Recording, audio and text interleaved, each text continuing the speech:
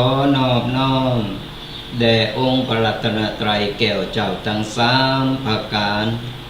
ที่เป็นที่เปิงอันสูงสุดของหมู่เฮาเจ้าพุทธทั้งหลายขอกราบไหว้สามายังพระมหาเถระพระเถระพระสังฆาธิการ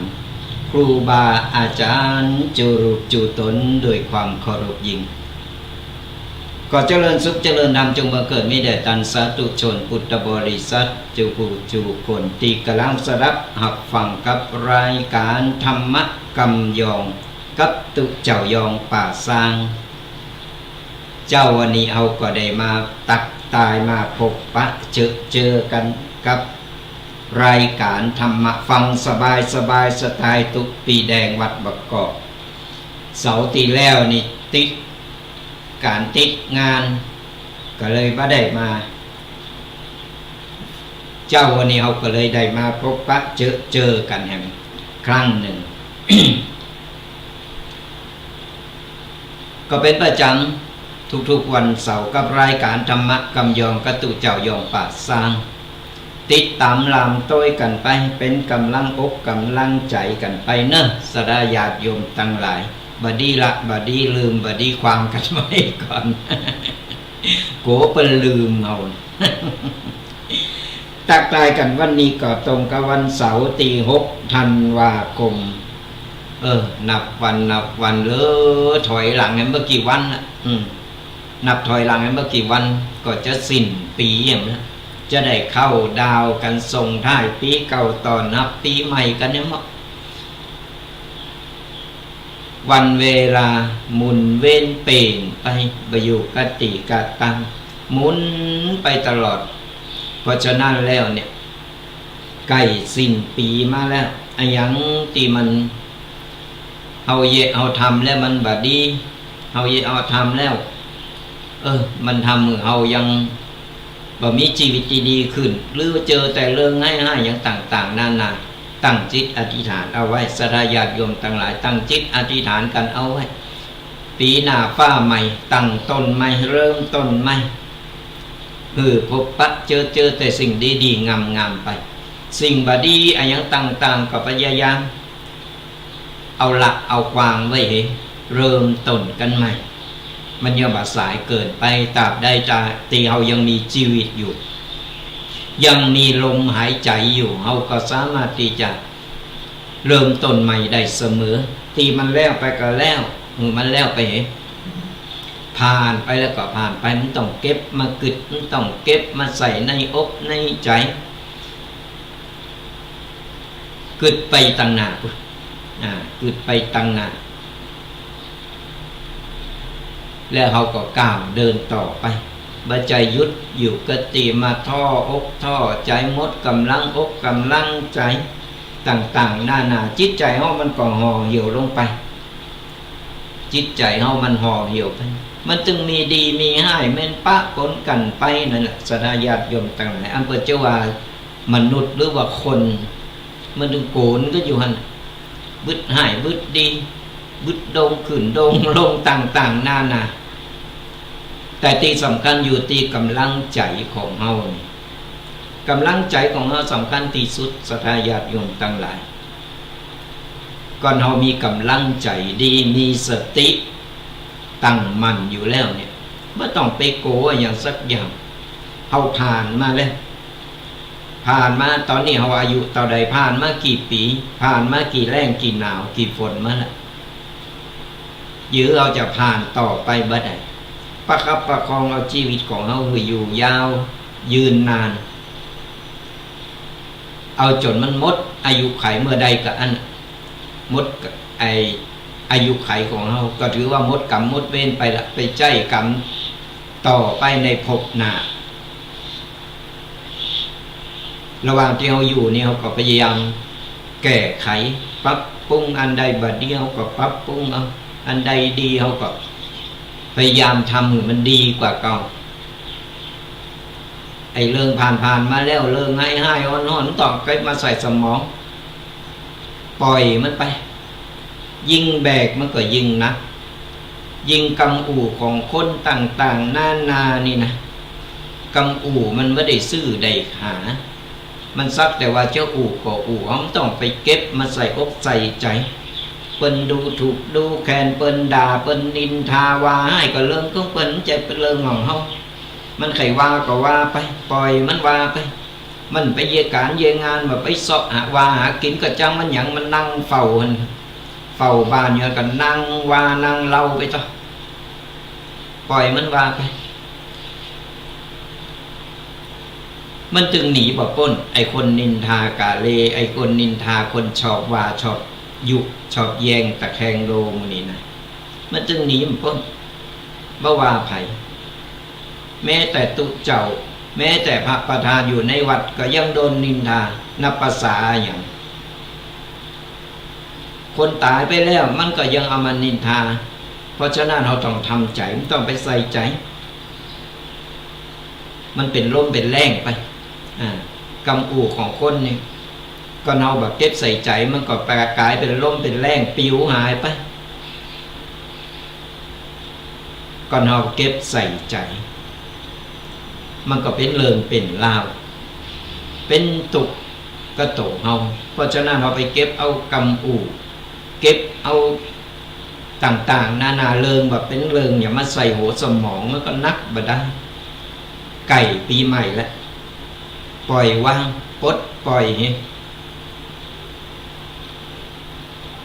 เราต้องปรับปรุงชีวิตเราว่าเจอว่านั่งถ่ารอถ่าปีใหม่ไปแล้วอายุก็ลดน้อยถอยลงไป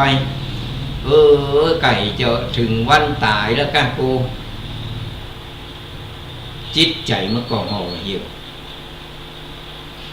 จะปีใหม่แล้วแสดงว่าเราโชคดีเรายังอยู่ถึงปีใหม่โชคดียังได้หัน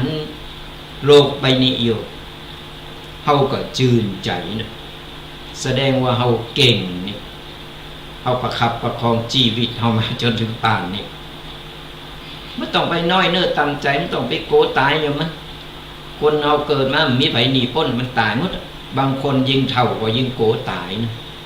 อีเมย์ยังไข่ตายเติมมันต้องหนีมันพ้นมันต้องไปโกตายถึงวันตายไปปุ๊บตายไปแล้วก็หมดละชีวิตบนโลกใบนี้เอาก็ไปใจชีวิตของเขาในภพชาติหน้าจะเกิดเป็นเนี่ยยังก็อยู่ที่หน้าบุญของแต่ละบุคคลไปเพราะฉะนั้นวันนี้เอาก็ได้มาอุมาเอ่ยกันได้เอาข้อคิดต่างๆมาให้ศรัทธาญาติโยมได้ฟังพอเป็นข้อคิดอย่างน้อยเนี่ยฟังธรรมะเขาก็ได้ข้อคิดอย่างหลายๆอย่างครูบาอาจารย์แต่ละรูปละตนเปิ้นก็นำเอาปกิณกะต่างๆมามาเอ่ยมาเล่าสู่กันฟังกับศรัทธาญาติโยมอย่างน้อยก็ได้ข้อคิดก่อนเราฟังแล้วอันนี้มันดีอันนี้มันถูกต้องเรานำไปปรับใช้ในชีวิตของเราในแต่ละวันแล้วเราก็สามารถนำไปบอกไปกล่าวกับลูกกับหลานได้นี่เป็นว่าธรรมะใดก็ตามถ้าเราฟังแล้วเราบัดนำไปปฏิบัติมันก็บ่เกิดผลประโยชน์ยังขึ้นมาก่อนเรานำไปปฏิบัติโดยฟังแล้วนำไปปฏิบัติมันก็เกิดผลประโยชน์กับเราได้บุญได้กุศลไปในโตศรัทธาญาติโยมต่างหลายเจ้าวันนี้ก็ได้ได้ได้ตักตายกับศรัทธาญาติโยมกันอากาศวันนี้เป็นจังได้พอง หลายตีหลายตังอากาศวันนี้ตังอำเภอป่าสร้างของเฮานี่ตังหลับปูนี่อยู่ที่20 องศาก็ยังบ่พอหนาวจะได้ 2-3 วันก่อนนี่โอ้ยศรัทธาญาติโยมตั้งหลายเหมือนเพิ่นเอาไปแช่ตู้เย็น สั่นงอกก็ได้ควันออกมามุ่งวันนี้ดีหน่อยวันนี้ยังรู้สึกร้อนๆหนาวหน่อยก็บ่ถึงก็หนาวจัดบ่ถึงก็ร้อน ก็อากาศก็สบายก็ดูแลสุขภาพกันตัวเนอะสุขภาพนี่สำคัญยิ่งคนเฒ่าคนแก่และเราอ่อนนี่นะภูมิต้านทานนี่มันภูมิต้านทานมันอ่อนเพราะฉะนั้นต้องหือความอบอุ่นกับร่างกายสำคัญนะสลาญาติโยมทั้งหลายเราอ่อนมาเดียวพอเริ่มเข้าหนาเมื่อไอก็แก๊กไข้หวัดใหญ่ก็ระบาดไปหมดแล้วเนอะระวังเนอะระวังโตกันโต้ยเราตั้งเราปูนนี่เพิ่นก็ระบาดเพิ่นว่าระบาดนักอยู่อาตมาภาพก็สมณเณรก็ปากันไปฉีดวัคซีนกันละป้องกันกันเอาไว้ก่อนจะได้ญาติโยมทั้งหลายเพราะว่าวันๆนี่เราต้องพบปะผู้คนเราต้องไปไปจ๋าบอกว่าไผเป็นวัดว่าเป็นอย่างได้เพราะฉะนั้นป้องกันไว้ก่อนเราป้องกันตัวเราไว้ดีแล้วดีกว่ามาแก่ทีหลังก่อนแก่ทีหลังนี่มันลำบากก็ล่มหมอนนอนเสื่อไปแล้วนี่โอ้ยมันถึงยิ่งหนาวนี่ไปได้เจ็บได้ไข้หรือว่าไปมีบาดแผลอย่างก็ตามมันหายจ้าสดาญาติโยมทั้งหลาย โอ้ยกว่ามันเอาบ่อยากปรารถนาบ่อยากจะเป็นแล้วบ่อยากจะพบปะเจอเพราะฉะนั้นต้องป้องกันดูแลสุขภาพกันกลางคืนก็นอนเอาผ้าห่มมือมันหนาๆความอบอุ่นกับร่างกายของเรานอนเจ้าหน่อยปวดท้องกลางคืนนี่มันยาวนะ กลางวันนี่กำเดียวก็มืดละกำเดียวก็มืดกลางคืนนี่พอนอนฟื้นแล้วฟื้นนั้นก็ยังมาแจ้งสัตว์ตื่นวะ บางคนก็รับเพลินห้องประหยัดตื่นว่ากันไปเนาะสดาญาติโยมทั้งหลายนี่แหละธรรมชาติมันมีดีมีให้ปะปนกันไปชีวิตคนเราก็เหมือนกันมันจึงมีดีมีให้ปะปนกันไปอยู่ที่ว่าเราพยายามจะมีสติตั้งสติคือดีว่าเรากำลังทำอันยังกำลังเย็ดอันยังเรามีสตินี่มันดีที่สุดนะก่อนไผขาดสติไปแล้วมันจึงบรรลัยมันจึงมีการเรื่องการราวมีการปัญหาขึ้นมาเพราะฉะนั้นก็ฝากดูแลกันตัวเรื่องสุขภาพก่อนจะเข้าไปฟังปกิณกะต่างๆวันนี้เรามีข่าวฝากมาประชาสัมพันธ์สดาญาติโยมกัน2ข่าวด้วยกันขอเชิญคณะสงฆ์และคณะศิษย์วัดของวัดพระพุทธบาทตากผ้าไผที่เป็นลูกศิษย์ลูกหาของเจ้าคุณพระบาท เจ้าคุณพระพุทธบาทพิทักษ์ที่เพิ่นได้มรณภาพไปแล้วขอเชิญขอเชิญสดาญาติโยมที่เป็นลูกศิษย์ลูกหาของหลวงพ่อเจ้าคุณพระบาทพระพุทธบาทพิทักษ์ตลอดถึงสดาญาติโยมที่เคารพนับถือได้ร่วมทำบุญเป็นกตัญญูกตเวทิตาคุณในวาระโอกาสสุดท้ายที่จะได้พระราชทานเพลิงศพบูชาพระคุณงานพระราชทานเพลิงศพพระเดชพระคุณเจ้าคุณพระพุทธบาทพิทักษ์อดีตรองเจ้าคณะจังหวัดลำพูนอดีตเจ้าคณะอำเภอป่าซางอดีตเจ้าอาวาสวัดพระพุทธบาทตากผ้าพระอารามหลวงจะมีขึ้นในวันระหว่างวันที่19ถึง25มกราคมพ.ศ. 2569ณ วัดพระพุทธบาทตากผ้าตำบลบะกอกอำเภอป่าซางจังหวัดลำพูนจะมีการพระราชทานเพลิงศพกันในวันระหว่างวันที่19เนอะสลาญาติโยมทั้งหลายเดินหน้านี่ระหว่างวันที่19ถึง25มกราคมพ.ศ. 2569ลูกศิษย์ลูกหาไผที่เคยไปมาหาสู่ก็ขอเชิญเจริญพรกันได้เนอะมารวมบุญ กตัญญูกตเวทิตาคุณเนี่ยในวาระสุดท้ายของการพระราชทานเพลิงศพพระเดชพระคุณเจ้าคุณพระพุทธบาทพิทักษ์อดีตรองเจ้าคณะจังหวัดลำพูนอดีตเจ้าคณะอำเภอป่าซางอดีตเจ้าอาวาสวัดพระพุทธบาทตากผ้าพระอารามหลวงก็ขอเจริญก่อนกันได้เนอะมาโฮมกินโฮมตาโอ้ยงานเฮามีตั้งแต่วันที่19ถึงวันที่25เนอะมกราคมที่จะเดินหน้าที่จะถึงนี่สระญาติโยมลูกศิษย์ลูกหาท่านใดที่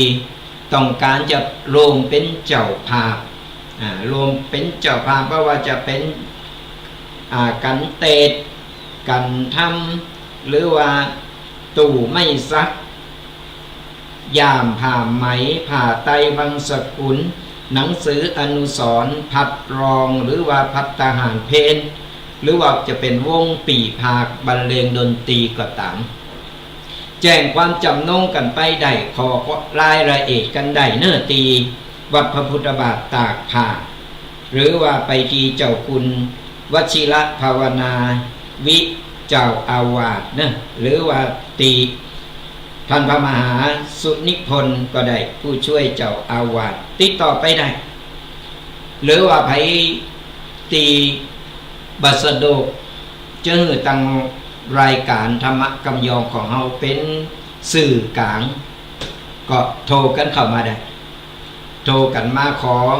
รายละเอียดกันแหมกำหนึ่งก็ได้เนอะสถาญาติโยมสะดวกตั้งใดไข่ลมเป็นเจ้าภาพแต่เมื่อมีโอกาสได้มาโรงงานตัวหรือถ้ามีโอกาสก็ขอเจริญก่อนกันไผบ่มีโอกาสก็ขอรายละเอียดกันได้โทรมาตามเบอร์เดิมเนอะ0826112245ก็สามารถโทรมาสอบถามรายละเอียดกันได้หรือไปสะดวกติดต่อไปทางวัดพระพุทธบาทตากผ้าก็ได้จะมีช่องทางใดที่ใครเป็นเจ้าภาพอย่างเมื่อว่าจะเป็นกันเจดกันโสดหรือว่าจะเป็นตู่ไม่ซักยามผ่าไหมผ่าไตบังสกุลหนังสืออนุสรณ์พัดรองหรือว่าพัดทหารเพลก็ตามเล็กๆน้อยๆก็เป็นบุญเป็นกุศลกันสระญาติโยมตั้งหลายติดตามหรือสอบถามรายละเอียดกันมาได้หรือไปในเพจของวัดพระพุทธบาทตากผ้าก็ได้สะดวกตั้งใดก็ติดต่อกันไปได้เนอะแจ้งความจำนงแจ้งความประสงค์กันไปได้งานของเราจะมีเริ่มวันจันทร์ที่19มกราคมพศ2569จนถึงวันพุธที่28มกราคมพศ2569สุมาอภัย2569เนื้อสดาญาติโยมต่างหลายก็บอกกันต่อๆกันไปประชาสัมพันธ์กันไปโดยงานพระราชทานเพลิงศพของเจ้าคุณพระพุทธบาทพิทักษ์วัดพระพุทธบาทตากผ้าจังหวัดลำพูนของเฮาก็บอกกันต่อกันไปโดยข่าวประชาสัมพันธ์แหนมเลิงหนึ่งก็ขอเชิญท่านผู้มีจิตศรัทธารวมทำบุญทอดผ้าป่าสามัคคีสร้างโรงภัตตาหารและอุปกรณ์ของโรงเรียนอินทวิทยาหรือว่าวัดบ้านโฮตำบลหนองหนามอำเภอเมืองลำพูนจังหวัดลำพูนทอดถวายในวันอังคารที่30ธันวาคมพุทธศักราช2568เวลา16 นาฬิกาหรือ4 โมงแรงขอเชิญกันเนสดาญาติโยมโรงเรียนอินทวิทยานี่ก็เป็นโรงเรียนของสามเณรของวันก่อนได้ไปเห็นอยู่ที่หันตอนนี้ยังบ่มีโฮงฉันหืดพระภิกษุสามเณรที่ไปเห็นอยู่หันได้มีตีฉันเป็นตีเป็นตาแล้วก็ซื้ออุปกรณ์ตัวหาสดาญาติโยมมีจิตสนาไข่ไปโฮมกินโฮมตาลไข่โฮมบุญตัวในวันที่30นะ วันที่30 ธันวาคมที่โรงเรียนอินทวิทยาหรือโรงเรียนบ้านโฮวัดบ้านโฮเนี่ยติลูกไปตังเหมืองจีเขาถึงเหมืองจีก็แจ้งความจำนงแจ้งความประสงค์กันไปได้หรือว่าบัสโดกติดต่อมาทางรายการก็ได้มาทางรายการของเฮาก็จะเป็นสื่อกลางเป็นสะพานบุญหรือสดาญาติโยมกันเพิ่นมีพระภิกษุสามเณรหลายตีหลายตางเป็นสามเณรตัวเล็กโตน้อยนี่ ก็ล็อกแปลกแรกหลายวัดหลายตีหลายตางเพิ่นไปเฮงกันอยู่เป็นสถานที่ลงเฮงของนักเรียนสามเณรประถมแต่ว่ายังขาดโฮงฉันขาดอุปกรณ์ต่างๆสามเณรที่วัดบักกอกแล้วก็หลายๆตีก็ไปเฮงอยู่ที่หันเหมือนกันสดาญาติโยมทั้งหลายโดยเฉพาะไอ้หมู่สามเณรหมู่เด้งของเฮานี่ก็ไปเฮงอยู่หันก็ขอเจริญพรกันได้เนอะหากสดาญาติโยมมีความประสงค์แจ้งความจำนงกันมาได้ผ่านรายการก็ได้โทรเข้ามาไม่ว่าจะเป็น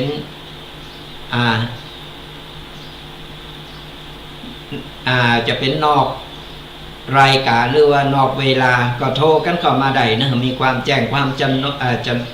งแจ้งความประสงค์กันได้หรือไปใครได้ซองไปช่วยแจกช่วยประชาสัมพันธ์ก็ติดต่อมาทางรายการได้เขาก็มีซองสำรองอยู่ที่นี่อยู่ก็จะได้หือสดาญาติโยมที่ฟังรายการ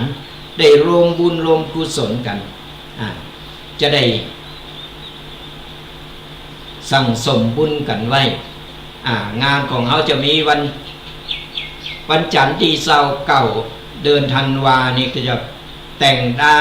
องค์ผ้ากฐินสามัคคีวันอังคารที่30 ธันวาคมเวลา 17 นาฬิกาก็จะมี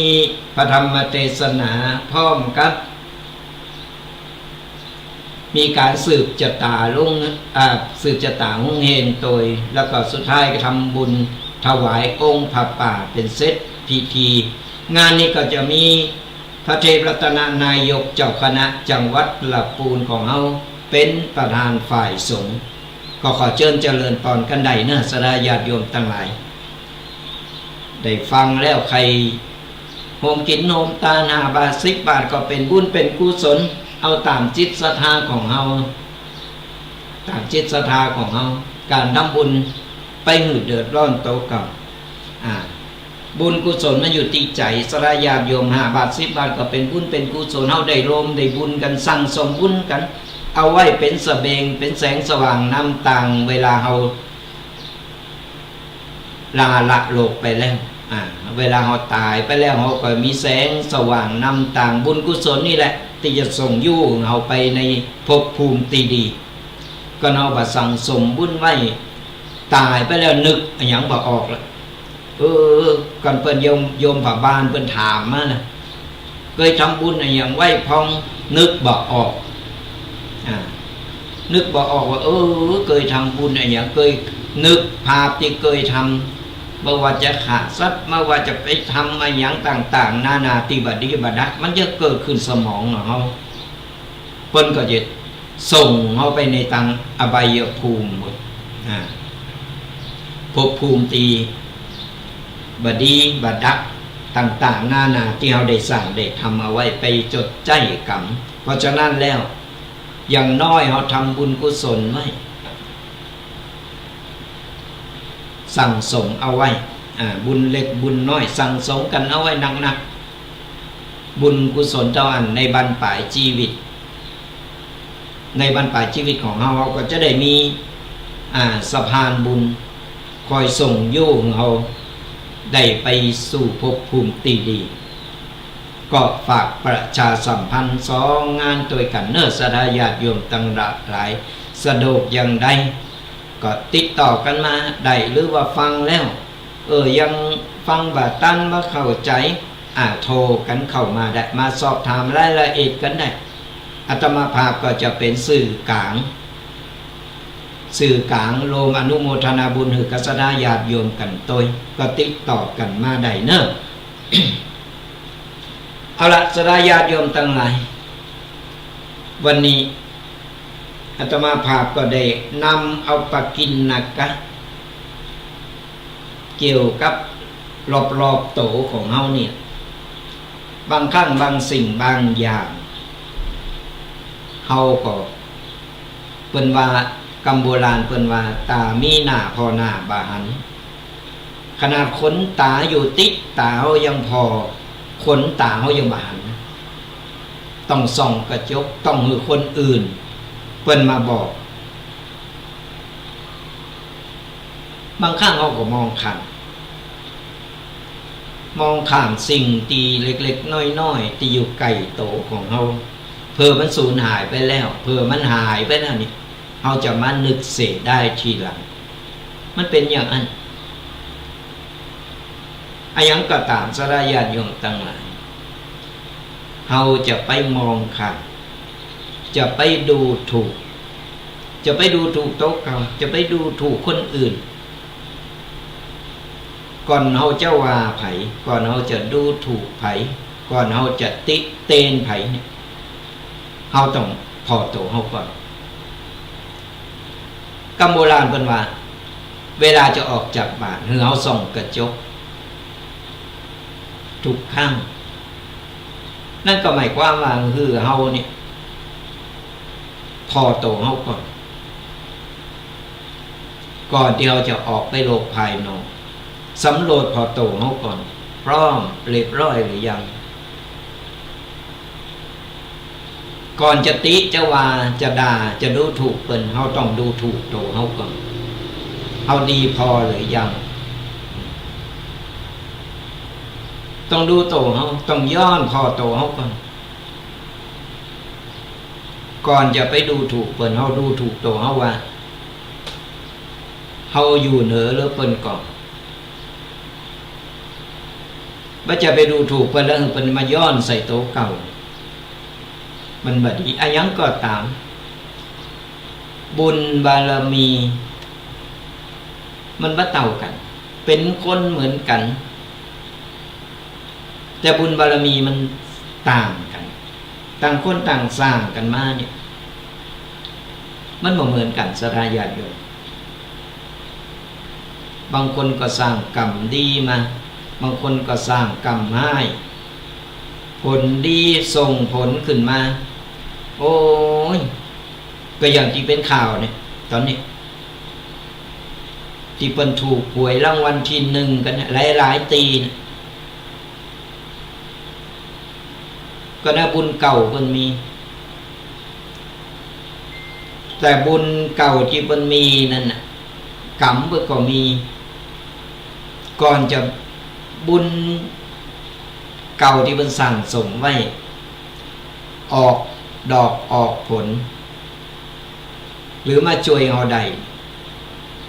ก็กรรมเฮาก็มีเฮาต้องใจกรรมเก่าเฮาหมดก่อนสร้างกรรมใหม่กรรมดีขึ้นมาใหม่เมื่อความดีมันล้นขึ้นมาแล้วมันก็ออกดอกออกผลหลายตีหลายตาเพิ่นถูกหวยกันเฮาก็อนุโมทนาบุญกับเพิ่นถูกรางวัลที่ 1กันบางคนก็โชคดีไปบางคนก็หลายเรื่องหลายเล่าทั้งนี้ทั้งนั้นก็ถือว่าเป็นบุญเป็นกุศลของเพิ่นล่ะแสดงว่าเพิ่นสร้างบุญสร้างกุศลไว้หนักแต่บุญเก่ากรรมเก่าของเพิ่นที่เพิ่นสร้างไว้มันลดน้อยถอยลงไปตึงบุญใหม่บุญเก่าของความดีสั่งสมมามันก็ล้นส่งผลขึ้นมามันต้องไปเสียได้เพิ่นอนุโมทนาบุญกับเพิ่นถือว่าเพิ่นมีบุญเก่าอยู่เพิ่นถึงได้เหมือนกันสระญาติโยมทั้งหลายอายังก็ตาม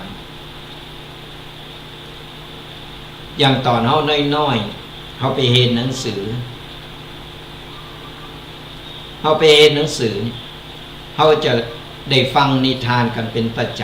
ำอีพ่ออีแม่ถ้าจะจำกันได้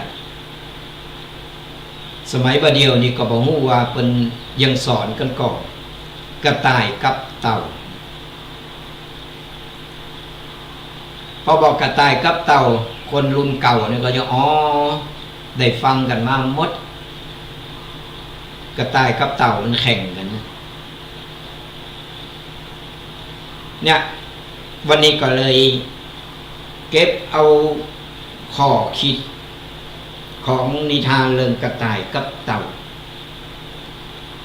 มาเล่าสู่สดาญาติโยมฟังเป็นข้อคิดกันได้ข้อคิดหลายๆอย่างสดาญาติโยมกันเฮาก็ฮู้อยู่แล้วว่ากระต่ายกับเต่าไผเป็นผู้แพ้ผู้ชนะแต่เฮาได้ข้อคิดจากเต่าแต่ข้อคิดหลายๆอย่างเฮาลองมาพินิจพิจารณาพอ1เอาได้ข้อคิดความสม่ำเสมอสำคัญกว่าความเร็วบ่จำเป็นต้องเก่งและก็เร็วที่สุดขอเพียงเอาก้าวไปทางหน้าอย่างมั่นคงตึงวันก็จะป้าเอาไปถึงจุดหมายปลายทางได้หรือว่าสู่เป้าหมายของเฮาได้อันยังก็ตามสดาญาติโยมทั้งหลายเฮาต้องไปแข่งบุญแข่งวาสนากับเพิ่นเฮาทำอย่างเฮาทำไปเถอะก้าวไปตั้งหน้าเหมือนเฮาก้าวขึ้นบันไดก้าวขึ้นทีละขั้นละขั้นอาจจะจ้าหน่อยแต่ก็ถึงเป้าหมายจะไปสำคัญโตเก่าว่าโอ้ยฉันเก่งฉันเร็วฉันเนี่ยเหมือนกับตายความผิดพลาดมันก็เกิดขึ้นเอาขึ้นบันไดเนี่ยก้าวขึ้นทีละขั้นละขั้นละขั้นขึ้นตึงวันเกิดความเคยชินแล้วก็ก้าวขึ้นบนบานได้เหมือนกันอาจจะจ้าหน่อยแต่ก็ถึงถ้าเอาลองกระโดดขึ้นไปกระโดดก้าวข้ามขึ้นนั้นบันไดเก่าคันเนี่ยแล้วกระโดดขึ้นไปมีโอกาสได้เจ็บมีโอกาสผิดพลาดมีโอกาสตกลงมาจะไปสำคัญตัวเก่าว่าเก่งว่ารู้เร็วว่าวิ่งเร็วหรือว่าสามารถทำฉลาดกว่าคนอื่นจะจ้าจะเร็วมันถึงเป้าหมายหมด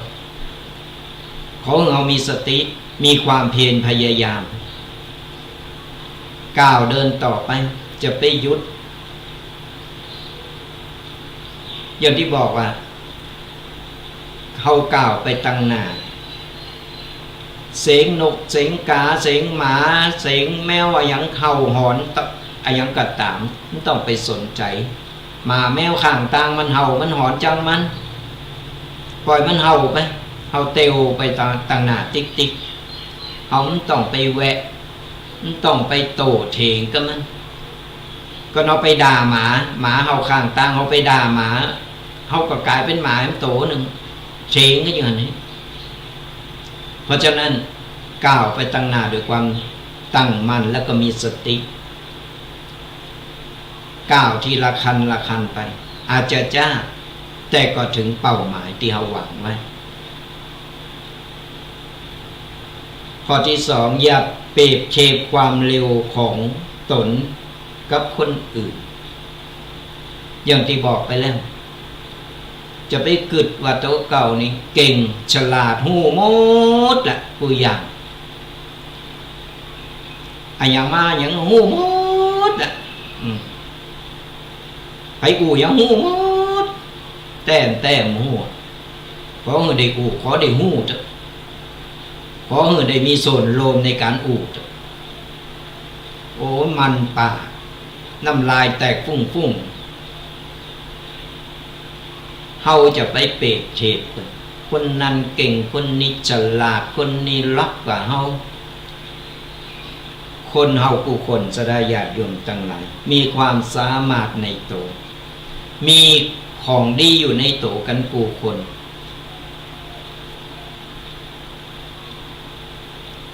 แต่อยู่ที่ว่าไผ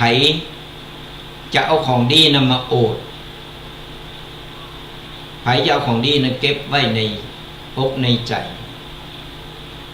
ไผจะเอาของดีนั้นออกมาใจบ่ใจหูม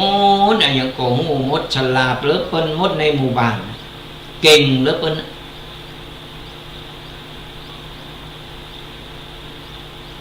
คนอื่นเพิ่นก็ฮู้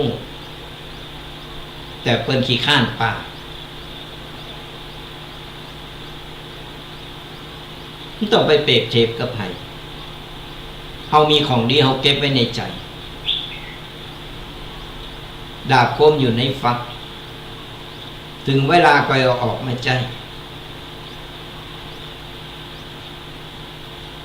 คนนี้ฉลาดโอ้ยเยกหยังก็ไปตั้งหน้าลุกตั้งหลังนี่ละควางไว้นะอีกก็มีคนประเภทอย่างอีกเพราะฉะนั้นต้องไปเปรียบเทียบกับไผเอาตามชีวิตของเฮานี่การดำเนินชีวิตของเฮานี่เฮาดำเนินชีวิตของเฮาด้วยตัวเองเฮาต้องไปเปรียบเทียบว่าต้องไปโลนไปวิ่งแข่งเพิ่นเฮาอยู่ตามสภาพของเฮาทุกๆคนมีจังหวะชีวิตของตัวเองเต่าบ่จำเป็นต้องวิ่งแข่งกับไผแค่เดินในเส้นทางของตัวเองก็เพียงพอแล้วเฮาใช้ชีวิตของเฮาค่อยๆเดินไปบ่ต้องไปโลนเหมือนกระต่ายหรือโลนแข่งกับหมาขนาดหมา4 ตีนมันโลนไปมันยังหูจักตาหูจักผะเลิดแต่เต่ามันใช้ชีวิตของมันเนี่ยดำเนินชีวิตตามวิถีทางของมันค่อยๆเตวไปมันจะไปไหนก็ถึงจุดหมายปลายทางมันจะไปหากินจะไปขึ้นห้วยลงหนองมันก็ไปถึงจนได้เหนื่อยมันก็พักมันก็หยุด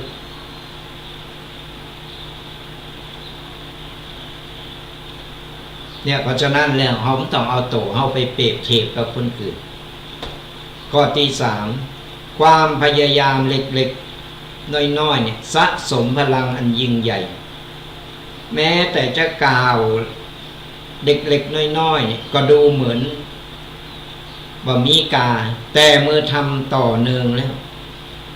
ก็เป็นอนาคตได้อายังก็ตามสดาญาติโยมทั้งหลายก็เรามีความตั้งอกตั้งใจแล้วมันทำได้หมดคนอื่นทำได้เขาก็ทำได้มันอยู่ที่ความพยายามการดำเนินชีวิตของแต่ละคนวิถีชีวิตของแต่ละคนใจชีวิตบ่เหมือนกันวันเวลาเท่ากัน24 ชั่วโมงแต่การบริหารดำเนินชีวิตของตัวเองของครอบครัวมันต่างกันเพียงแต่ว่าเราใจความพยายามเก็บเล็กผสมน้อยมันจะเกิดพลังและก็สู่ความสำเร็จของเราได้อย่างบ้านเฮาเนี่ยบ้านนอกคอกนาเหมือนเฮาทำให้ทำสวนก็มีโอกาสรวยได้มีโอกาสเป็นเศรษฐีได้เพราะอย่าง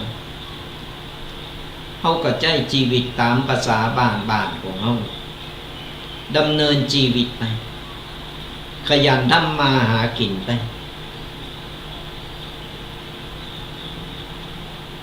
การใช้จ่ายได้มาเขาก็แบ่งเป็นสัดเป็นส่วนใช้จ่ายอย่างใดส่วนหนึ่งเก็บส่วนหนึ่งไว้ใช้ในครอบครัวแบ่งเป็นสัดเป็นส่วน เก็บเล็กผสมน้อยเมื่อเอายอดกระปุกยอดไอ้ออมสินวันละเล็กละน้อย5 บาท10 บาทสุดท้ายมันก็เต็มมันอยู่ที่ความพยายามอยู่ที่ใจของเฮาสดาญาติโยมเล็กๆน้อยๆก่อนเพลพยายามแล้วมันจะสั่งสมพลังอันยิ่งใหญ่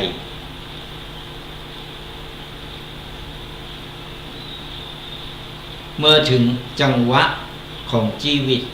เมื่อถึงโอกาสขึ้นมาปุ๊บสิ่งที่เราสั่งสมสิ่งที่เราได้ทำไว้มันก็จะสำเร็จผลมาข้อที่4ความอดทนคือพลังเงียบตีหนาโหที่สุดเต่าอาจจะเจิงจ้าแต่เพราะมันบาดท่อและก็บาดถอยสุดท้ายมันก็กลายเป็นผู้ชนะในระยะยาวความอดทนคือพลังที่เงียบในสถาญาติโยมทั้งไว้ว่าได้กอดจังมันขอเอามันขอเอาขยันเถอะมันตึงมีเก็บมันตึงบ่อดตายก็ยังว่าอันยังก็เดี๋ยวก่อนอันยังก็เนาะกึดยากแล้วมันจะเอาอย่างมากินมาใจเอาอย่างมาดูแลเอาอย่างมาเร่งชีวิตได้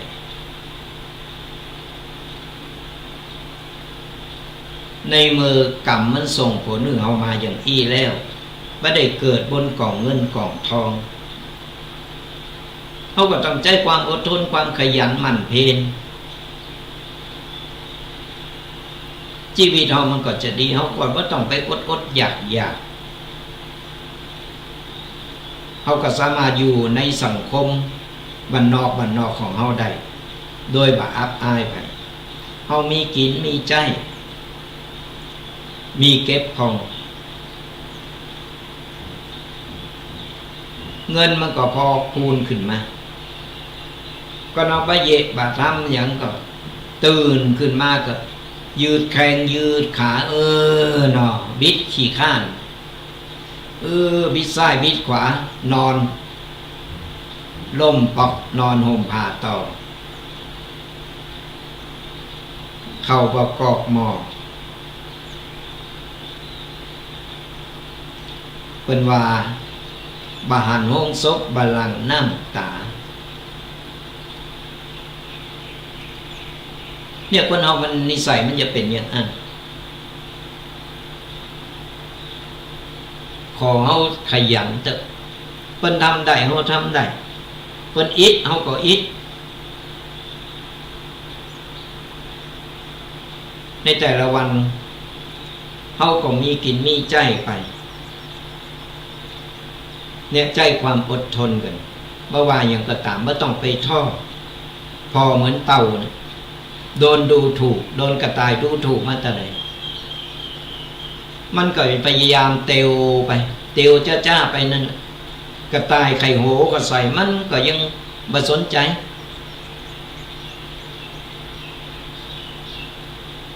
สุดท้ายเต่าก็ต้องชนะ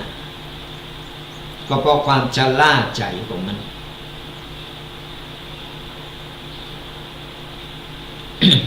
มาข้อที่4ข้อที่5สนาญาติโยมทั้งหลายความสำเร็จไม่ใจเริงบังเอิญแต่คือผลจากการยอมแป้เส้นชัยวัจใจของคนที่เริ่มต้นก่อนเสมอไปแต่เป็นของคนที่ประยุทธ์ในการเดินกลางตาง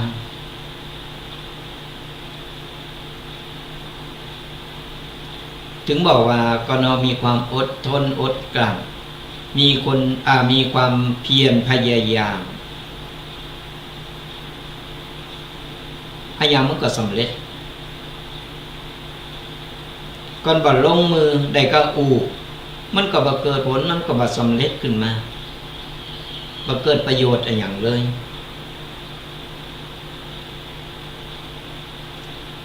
ก็เรามารอโจกจัตตารอบุญวาสนาก็เราบ่เริ่มก่อนแล้วไผจะมาเอามาจากไหนจะเอาบุญวาสนามาจากไหนเมื่อนักการเอาเพิ่นทำบุญเนอะบุญนั่นบุญนี่ลงบุญ5 บาท10 บาทก็ได้ยกมือไหว้ก็อนุโมทนาสาธุก็ได้บัดทำเอาไว้ก่อนเพิ่นไปบอกบุญว่าเอาไว้ก่อนเถอะ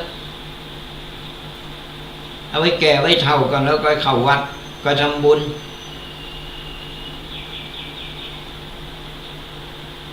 รอโจกวาสนาเข้าวัดเตอนึงก็ปุ่นไปสอบไปค้นไปขอของดีขอเลขขอหวยปุ่นก็บุญวาสนาตัวเก่าบ่สร้างบาตรทำบ่เคยทำบุญหันเปิ้นไปกุมบาตรบิดหลังต่ำนี่ด่าตำลาก็ด่าทุกเจ้าเห็นโอ้โหมดนี่มาถึงวันหอกหลายอันหลายอย่างแล้วจะเอาอย่างมาช่วยเอาอย่างมากั้นมันบ่มีอย่างที่จะบังเอิญถึงบอกว่าอย่างที่เปิ้นถูกแล้วมันทีหนึ่ง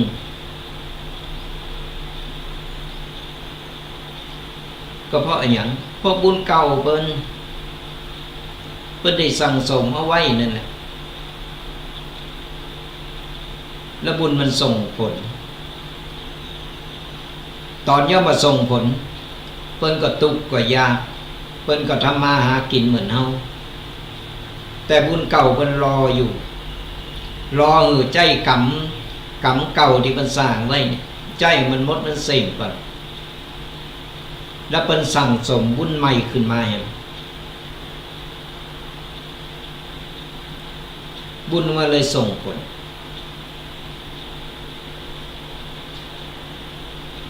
เส้นชัยของผู้คนมันมีอยู่แล้วมันมีเส้นชัยในชีวิตของแต่ละคนอยู่แล้วอยู่ที่ว่าเราจะใจความเพียรพยายามไปถึงเส้นชัยนั้นได้ก่อนต้องใจความเพียรพยายามความอดทนแล้วก็มีสติกำกับความสำเร็จมันจะเกิดขึ้นมาบุญและวาสนาวาสนามันเกิดมาจากไหนเกิดมาจากบุญบุญมาจากไหนมาจากที่การกระทำของเราใครได้บุญก็ต้องทำเองไปซื้อไปขายตามการมันจะมีขายด้วยพอซื้อบุญหน่อยแล้ว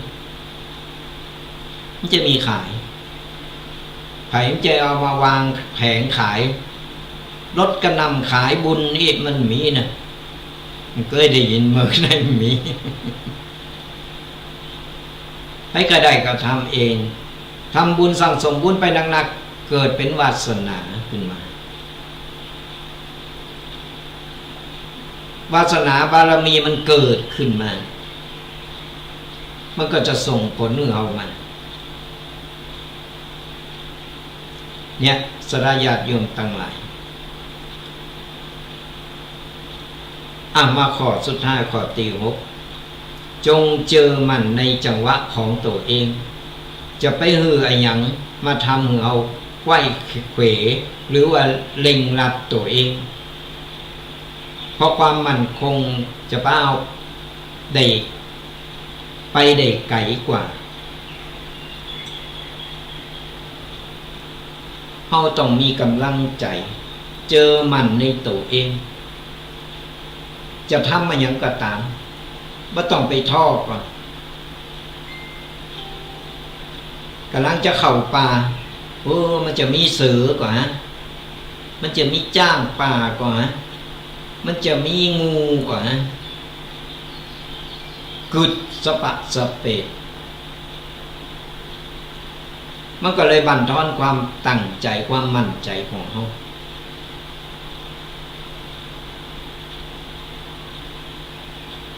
คือมันมีอยู่แล้วล่ะก่อนเราจะเข้าป่าสิงสาราสัตว์ต่าง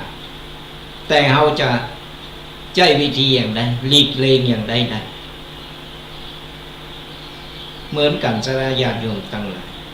เราต้องเจอมันในโตเราจะทำมาอย่างไม่ว่าจะทำการค้าการขายจะทำให้ทำโซนทำมาอย่างก็ตามในเมื่อเรา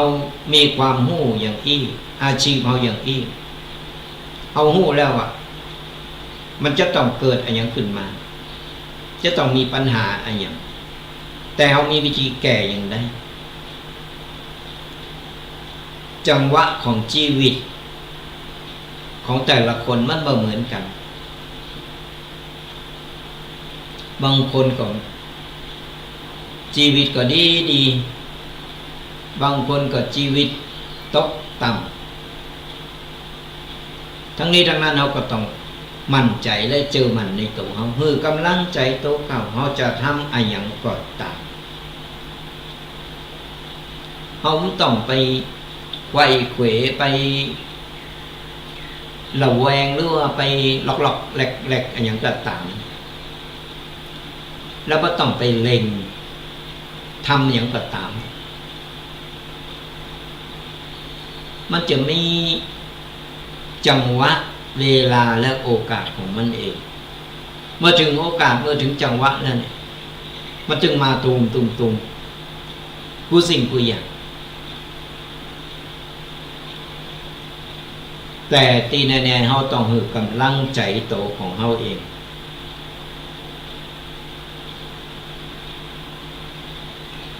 เราต้องก่อยๆกาบก่อยๆเตียวไปทีละคันทีละตอนและมีสติกำกับเข้าไปตัวใจชีวิตแบบง่ายๆของเราเนี่ยแบบบ้านๆของเราเนี่ยต้องไปหันจ้างขี่ก็ขี่ตัวจ้างมันบ่เกิดผลประโยชน์เนี่ยมันเยอะของเราเนี่ยอิดแบบนั้นเยอะของเราเนี่ยเผลอๆมาถึงเส้นชัยเพราะอย่างเพราะว่าเขาไปก้าวกระโดดตัวเปิ่นกวานแต่ละคนพอบางคนโอ้ยเป็นโดงเป็นกำลังดีเป็นขึ้นเมื่อนั้นได้ข่าวแห่งกรรมหนึ่งไปน้ำยาหน้ามือหลังมืออันนี้เขาเปรียบเทียบเขาไม่ได้ว่าเน็บแนมไผ่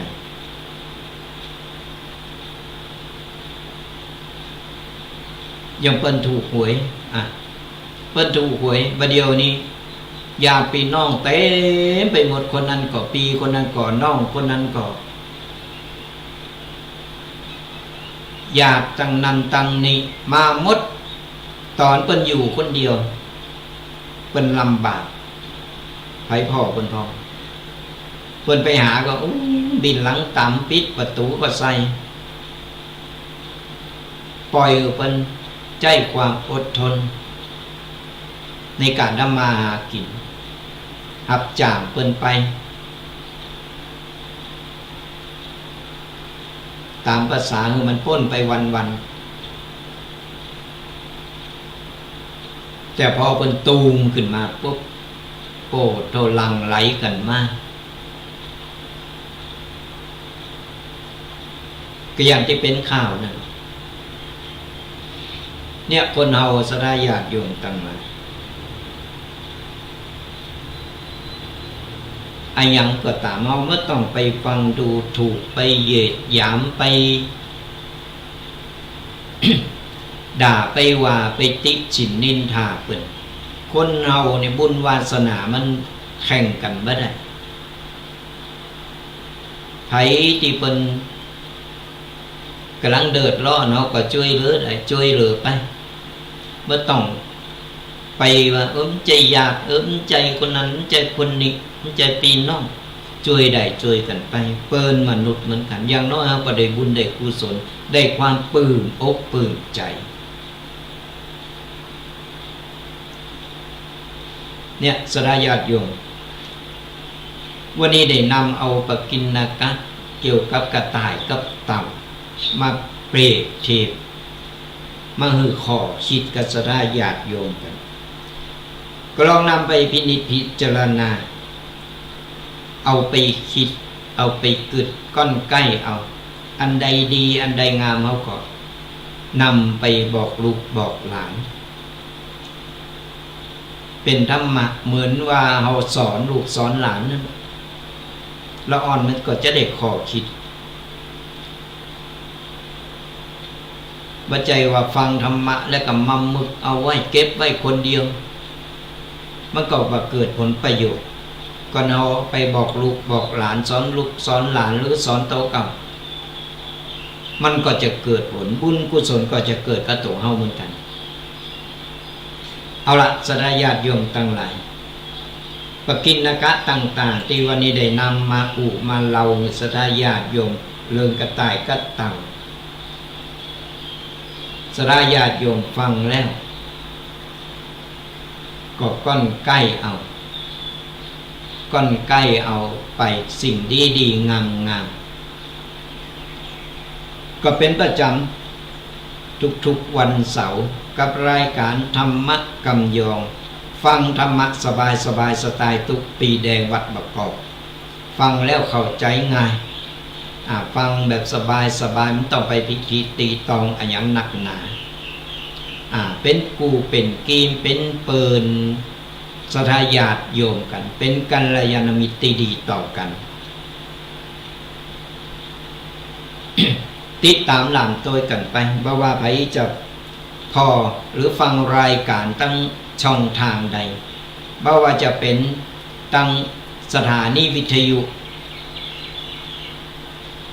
วัดฝายหิน104วัดฝายหินนี่ก็ตามหรือว่าจะเป็นเครือข่ายหรือไปสะดวกฟังทางวิทยุทาง Facebook ช่อง YouTube กลุ่มไลน์ต่างๆก็กดไลค์กดแชร์กดติดตามกันเพราะว่าคนที่เป็นฟังรายการหรือว่าคนที่เป็นบ่เคยได้ฟังเนี่ยเพิ่นได้มาฟังธรรมะและเพิ่นมีความเข้าอกเข้าใจก็เหมือนเฮาแชร์ธรรมะเหมือนการที่ว่าเฮาได้หือธรรมะก็เปิ้นเหมือนกันเฮาก็ได้บุญได้กุศลนี่บุญกุศลมันสามารถทำได้กุฏิกูตังบ่จำเป็นต้องมาทำบุญแต่ในวัดอย่างเดียวทำได้กุฏิกูตังพอธรรมะกดไลค์กดแชร์กดติดตามไปฟังธรรมะเฮาก็ได้บุญก่อนเฮากดไลค์กดแชร์เฮาก็ได้บุญได้กุศลไปแห่งจากที่เพิ่นกำลังตุกอกตุกใจหาตั้งออกบ่ได้เพิ่นได้ฟังธรรมะเพิ่นมีความปีติได้ข้อคิดต่างๆมันก็เกิดเป็นบุญเป็นกุศลเกิดขึ้นมาก็ฝากกดไลค์กดแชร์กดติดตามกันบ่ว่าจะฟังรายการตั้งใดบัดเดียวมันสะดวกสบายบ่ว่าจะเป็นตั้งวิทยุ104.5 วัดฝายหินหรือว่าจะเป็นตั้งช่อง YouTube ของตั้งสถานีวัดฝายหินหรือจะเป็น Facebook ตั้ง Facebook ไลฟ์สดนี่ก็สามารถเข้าไปพอได้พอย้อนหลังได้เดี๋ยวเป็นกลุ่มไลน์ต่างๆที่เป็นกลุ่มก็กดไลค์กดแชร์กดติดตามฟังรายการติดตามรายการกันไปเป็นกูเป็นกิ๊กได้ฮู้จักมักจีกันไว้มีบุญมีกุศลอย่างที่ไหนเฮาก็จะได้เอามาบอกกล่าวสลาญาติโยมกันจะได้บ่ตกบุญจะได้บ่ตกบุญกันก็ฝากกันตัว ขอประชาสัมพันธ์กันแห่งกรรมหนึ่งแต่เจ้าได้ประชาสัมพันธ์กันไปแล้วขอเชิญคณะศิษยานุศิษย์ของเจ้าคุณวัดพระพุทธบาทตากผ้าหรือว่าเจ้าคุณพระพุทธบาทพิทักษ์เจ้าอาวาสวัดพระบาทตากผ้าจังหวัดลำพูนของเรานะขอเชิญคณะสงฆ์คณะศิษย์วัดพระพุทธบาทตากผ้าตั้งบรรพชิตและคฤหัสถ์และลูกศิษย์ลูกหาของ หลวงปอเจ้าคุณพระพุทธบาทพิทักษ์ตลอดถึงญาติโยมที่เคารพนับถือทุกท่านได้ไปโรงงานบุญงานทำบุญเป็นกตัญญูกตเวทิตาคุณในวาระโอกาสสุดท้ายที่จะได้พระราชทานเพลิงศพเป็นบูชาพระคุณงานพระราชทานเพลิงศพพระเดชพระคุณพระพุทธบาทพิทักษ์ของเราอดีตรองเจ้าคณะจังหวัดลำพูนอดีตเจ้าคณะอำเภอป่าซางอดีตเจ้าอาวาสวัดพระพุทธบาทตากผ้าพระอารามหลวงระหว่างวันที่19ถึง25มกราคมพศ2569ตั้งแต่วันที่19ถึงวันที่25มกราคมนะเดินหน้าณวัดพระพุทธบาทตากผ้าตำบลบักกอกอำเภอป่าซางจังหวัดลำพูนก็ประชาสัมพันธ์บอกกันต่อกันไปโดยงานพระราชทานเพลิงศพของพระเดชพระคุณพระพุทธบาทพิทักษ์อดีตรองเจ้าคณะจังหวัดลำพูนอดีตเจ้าคณะอำเภอป่าซางอดีตเจ้าอาวาสวัดพระพุทธบาทตากผ้าพระอารามหลวงระหว่างวันที่19ถึง25มกราคมพศ2569ณวัดพระพุทธบาทตากผ้าตำบลบักกอกอำเภอป่าซางจังหวัดลำพูนไผสะดวกตีใครมาลงการลงงานตั้งอกตั้งใจมากก็ดีก็ขอเชิญเจริญพรกันได้เนอะระหว่างวันที่19ถึงวันที่25มกราคมงานของเขาก็จะจัดขึ้นเป็นงานพระราชทานเพลิงศพของท่านเจ้าคุณพระพุทธบาทพิทักษ์หรือว่าสราญาติโยมใครรวมเป็นเจ้าภาพจะเป็นว่าจะเป็นเจ้าภาพกันเตดเจ้าภาพกันโสดเจ้าภาพตู่ไม่ซักยามผ้าไหมผ้าไตรบังสกุลหนังสืออนุสรณ์พัดรองหรือว่าจะเป็นภัตตาหารเพลต่างๆก็ตามก็ติดต่อกันมาได้ติดต่อกันโดยตรงที่วัดพระพุทธบาทตากผ้าหรือว่าบอกว่าเบอร์โทรอย่างใดก็โทรเข้ามาถามได้นะจดเบอร์โทรแล้วไปถามรายละเอียดแจ้งความจำนงกันได้ที่คณะกรรมการที่วัดพระพุทธบาทตากผ้าหรือว่าจะเป็นบัญชีบำเพ็ญกุศลศพพระพุทธบาทพิทักษ์หมายเลขบัญชีก็โทรเข้ามาขอได้อาตมาภาพก็จะได้มีสำรองอยู่ในจะบอกกล่าวแต่ถ้าไปสะดวกก็ขอเชิญเจริญพรกันได้ตีวัดพระพุทธบาทตากผ้าไปถามรายละเอียดกันได้ใครเป็นเจ้าภาพไผที่เคยเป็นลูกศิษย์ลูกหาเจ้าคุณพระพุทธบาทพิทักษ์นี่ก็โอ้ยตนบุญของเฮาเห็นตนหนึ่งก็ไผเป็นลูกศิษย์ลูกหาหู้ข่าวแล้วก็ใครมาโฮมกินโฮมทานใครมาลงบุญเป็นเจ้าภาพต่างๆก็ขอเชิญเจริญพรกันได้ก่อนไผบัสโดกบอกหูจะติดต่อตั้งใดก็โทรเข้ามาถามได้ที่เบอร์โทรเดิมของตั้งห้องส่งวิทยุ0826112245ก็โทรกันเข้ามาได้โทรมาสอบถามรายละเอียดกันก็ฝากประชาสัมพันธ์กันตัวนะสราญาติโยมทั้งหลายและข่าวประชาสัมพันธ์เริ่มตี 2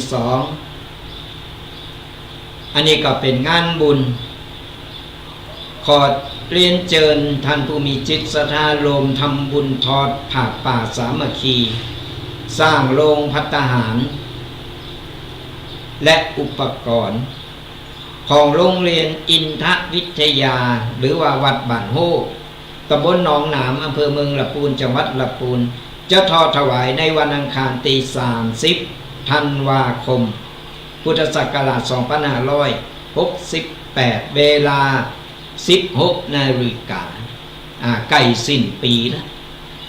ใครโฮมกินโฮมทานใครเอาบุญกุศล ที่วัดบ้านโฮที่โรงเรียนสมณเณรที่สมณเณรของวัดประกอบแล้วก็หลายๆตีไปเฮนอยู่ที่หันเป็นโรงเรียนสมณเณรน้อยสดาญาติโยมทั้งหลายพวกล็อกแป๊กแลกกันอยู่ สมณเณรปฐมเพิ่นจะเอาไปเฮนกันอยู่ที่หันไปโรงกันอยู่หลายตีหลายตั้งในจังหวัดลำพูนก็ประมาณ100 กว่าชีวิต100 กว่าตนที่ไปเฮนก็อยู่หันก็แต่ยังขาดโฮงฉันถึงวันนี้ก็ฉันตามตีต่างๆแต่ใครคือเป็นกิจลักษณะก็เลยจะสร้างโฮงฉันพร้อมอุปกรณ์ได้หือสามเณรน้อยสามเณรปฐมได้เมตีฉันเป็นกิจลักษณะก็เลยยังขาดจตุปัจจัยหลายอย่างอยู่ก็เพราะฉะนั้นแล้วขอเชิญนะเชิญลงกินโฮมตาลกันโฮมกินโฮมตาลกันได้ตามจิตศรัทธาสดาญาติโยมทั้งหลายหรือว่าไผมีใครได้ซองป่าจะเอาไปช่วยแจกก็ติดต่อมาได้ทางอาตมาภาพนะตี0826112245ก็งานนี้อาตมาภาพก็ไปโรงงานตัวไปโรงปักต้นไปเพราะว่าสมณเณรเฮาก็ไปเฮนอยู่ที่หันเพราะฉะนั้นแล้วไผมีจิตศรัทธาใครกินไก่ตาลก็เดี๋ยวเปิดสายหน้าไม้ก็สามารถโทรเข้ามาขอได้ขอรายละเอียดต่างๆว่าจะเป็นงานพระราชทานเพลิงศพหรือว่าจะเป็นงานตอดผ้าป่าของโรงเรียนอินทวิทยาเนี่ยก็ขอเจริญพรกันได้เน้อมาโฮมกินโฮมตาลกันได้สำหรับงานผ้าป่าของเฮากำหนดวันจันทร์ตี29เดินธันวาคมจะเป็นการแต่งด้าองค์ผ้าป่าสามัคคีกันและวันอังคารตี30เดินธันวาพุทธศักราช2568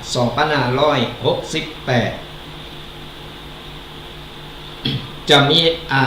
มีการแสดงพระธรรมเทศนาถึงผู้อุทิศคือกับผู้ที่ได้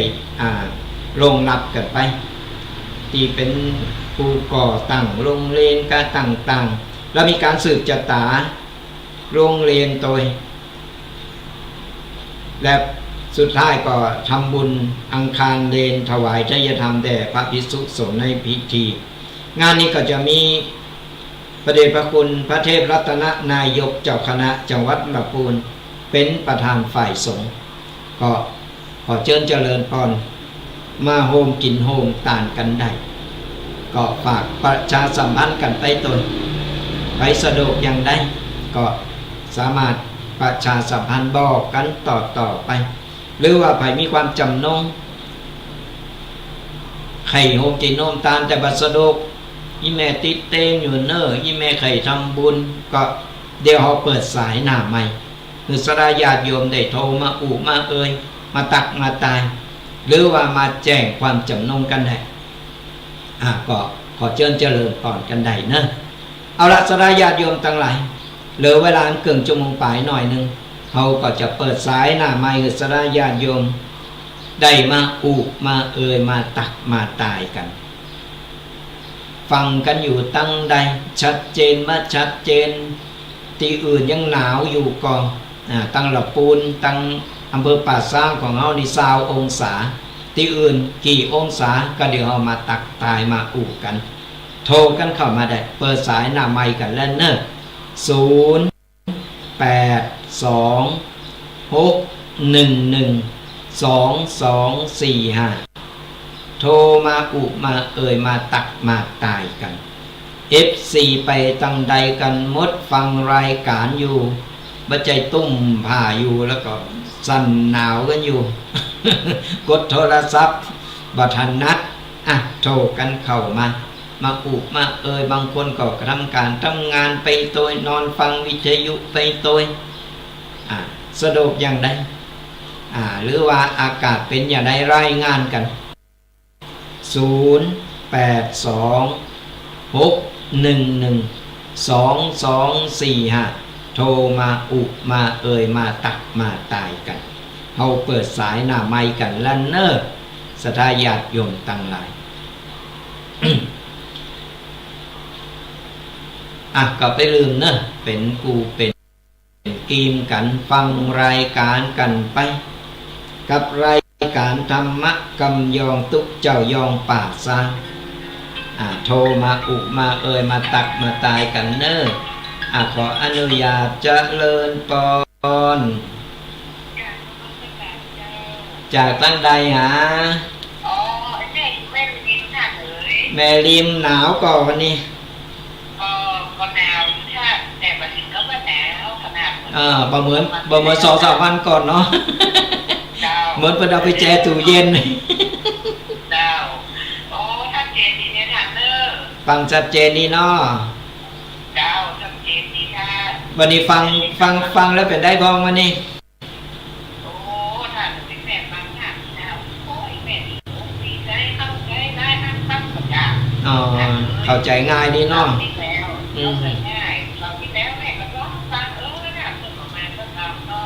เสาร์ที่แล้วติดงานอะไรมาแต่ยังกึดเติงกันอยู่เหมือนกันนะค่ะแม่เป็นกำลังใจค่ะเหมือนกันนะดูแลสุขภาพตัวนะเจ้าสาธุมาบุญรักษาแม่ริมมาแล้วตอนนี้ตั้งใดจะมาแหมก็มาแล้วเนอะเจริญปอน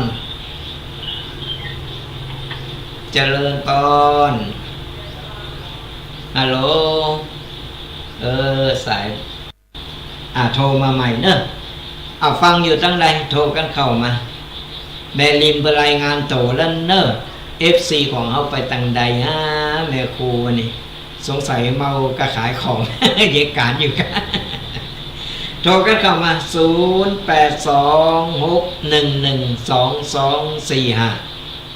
มาอุมา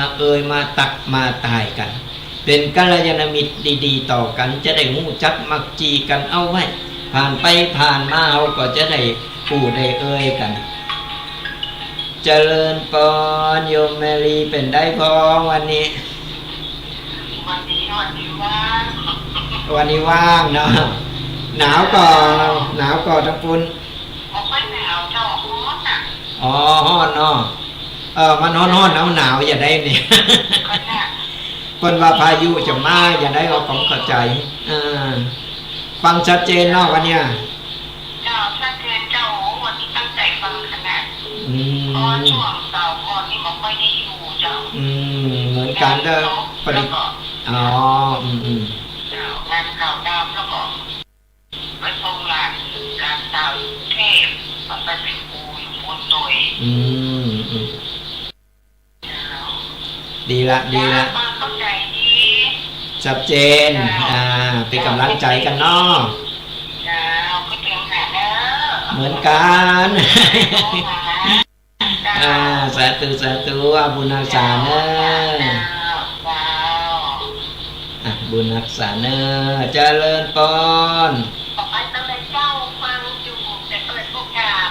เปิดโอกาสถือเพิ่นก่อนเนาะเลยสีแช่มไว้เนาะ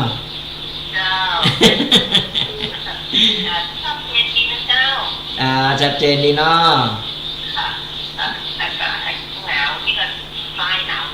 คลายหนาวเหมือนกันเริ่มฮ้อนหนาวแล้วทีนี้ใจ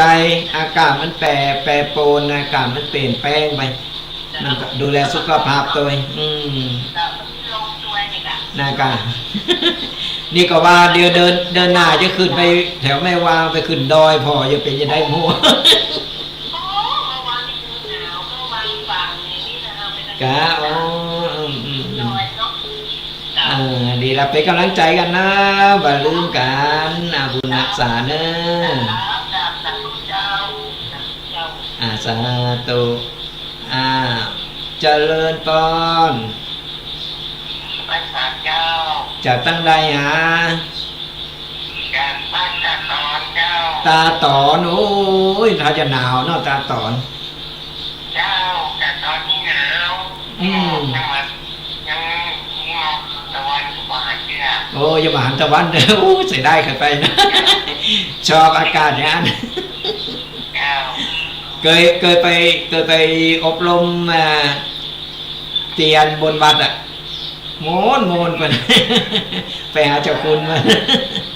โมนอบรมตะคุณฟังชัดเจนเนาะตาตอน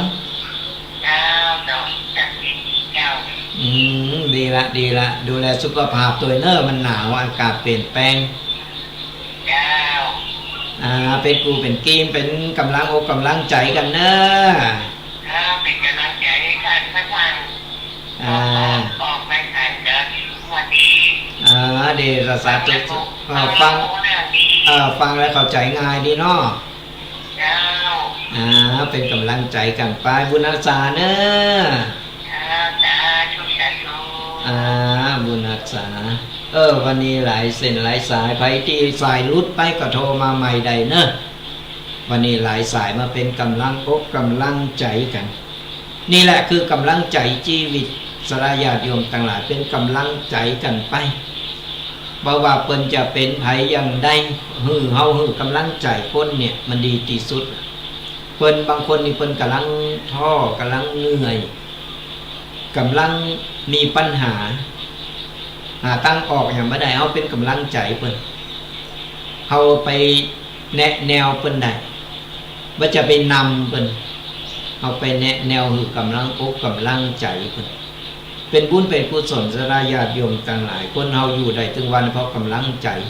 แม้แต่ตัวเฮาเองเฮาก็ต้องคือกำลังใจตัวเฮาตัว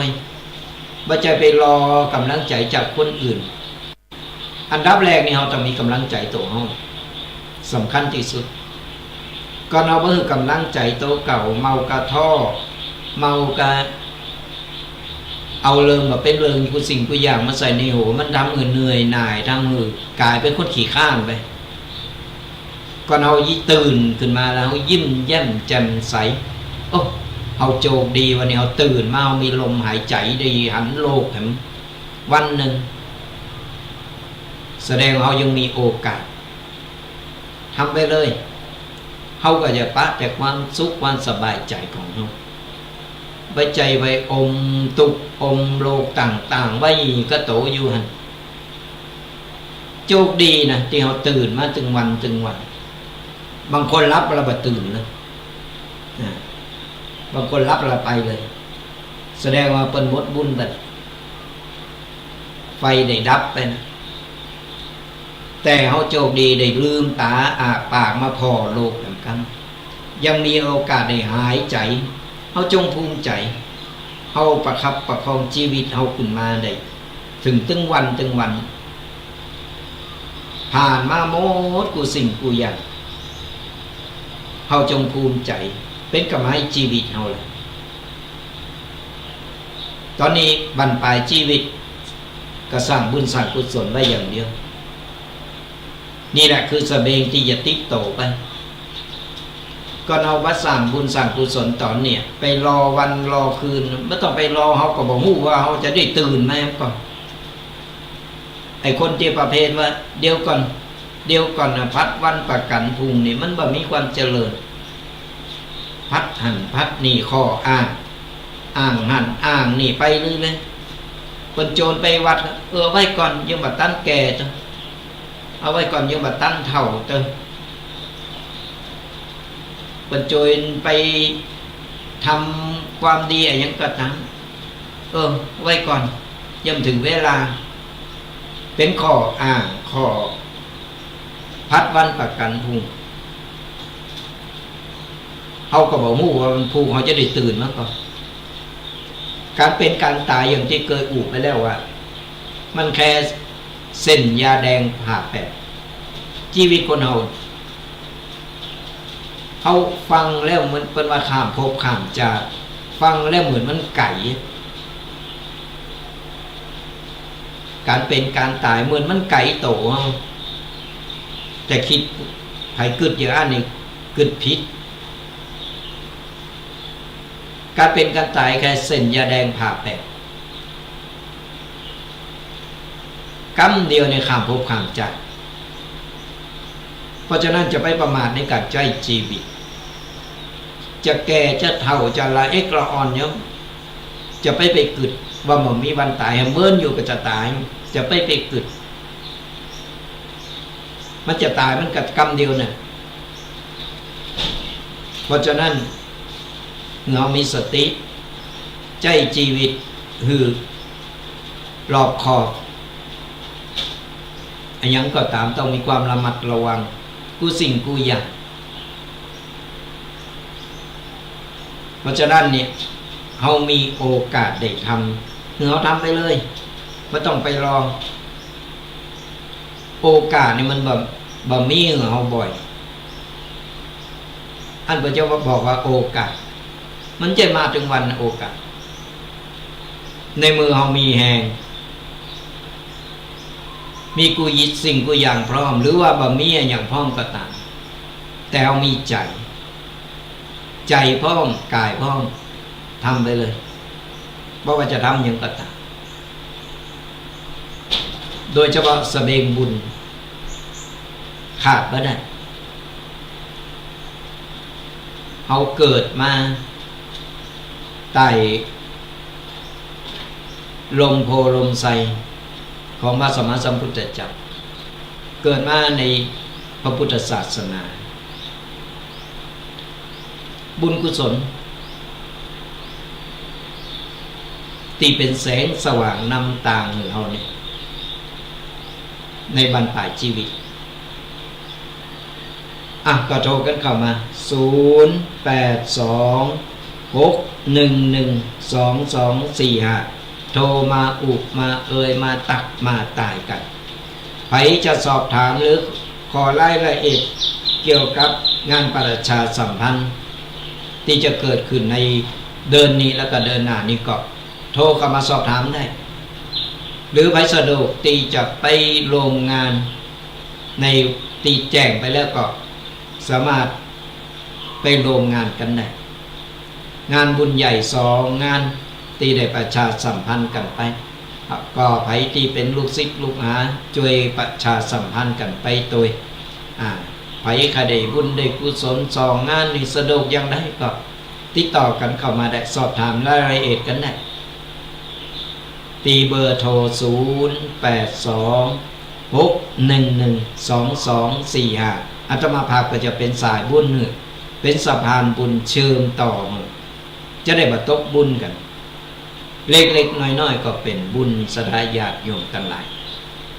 เล็กๆน้อยๆก็บุญกุศลเกิดขึ้นก็โตเฮาละโทรกันเข้ามาเนอะฟังกันอยู่ตั้งใดวันนี้รายงานโตกันหลายตีหลายตั้งยังมีหลายตีอยู่บอกว่าฟังรายการอยู่หรือว่าเมากะยีการก็โทรกันมาเนอะหรือว่าที่อื่นที่กำลังฟังรายการอยู่ก็ติดตามนำตัวกันไปกับรายการธรรมะกำยองกับตุเจ้ายองป่าซางตุปีแดงวัดบ่อกอกผ่านไปผ่านมาก็แวะเวียนกันมาได้ใครมาเอวมาเยี่ยมเยียนมาพอวัดเล็กๆน้อยๆวัดบ่ใหญ่บ่โตวัดบ้านนอกเฮานี่ก็มากันได้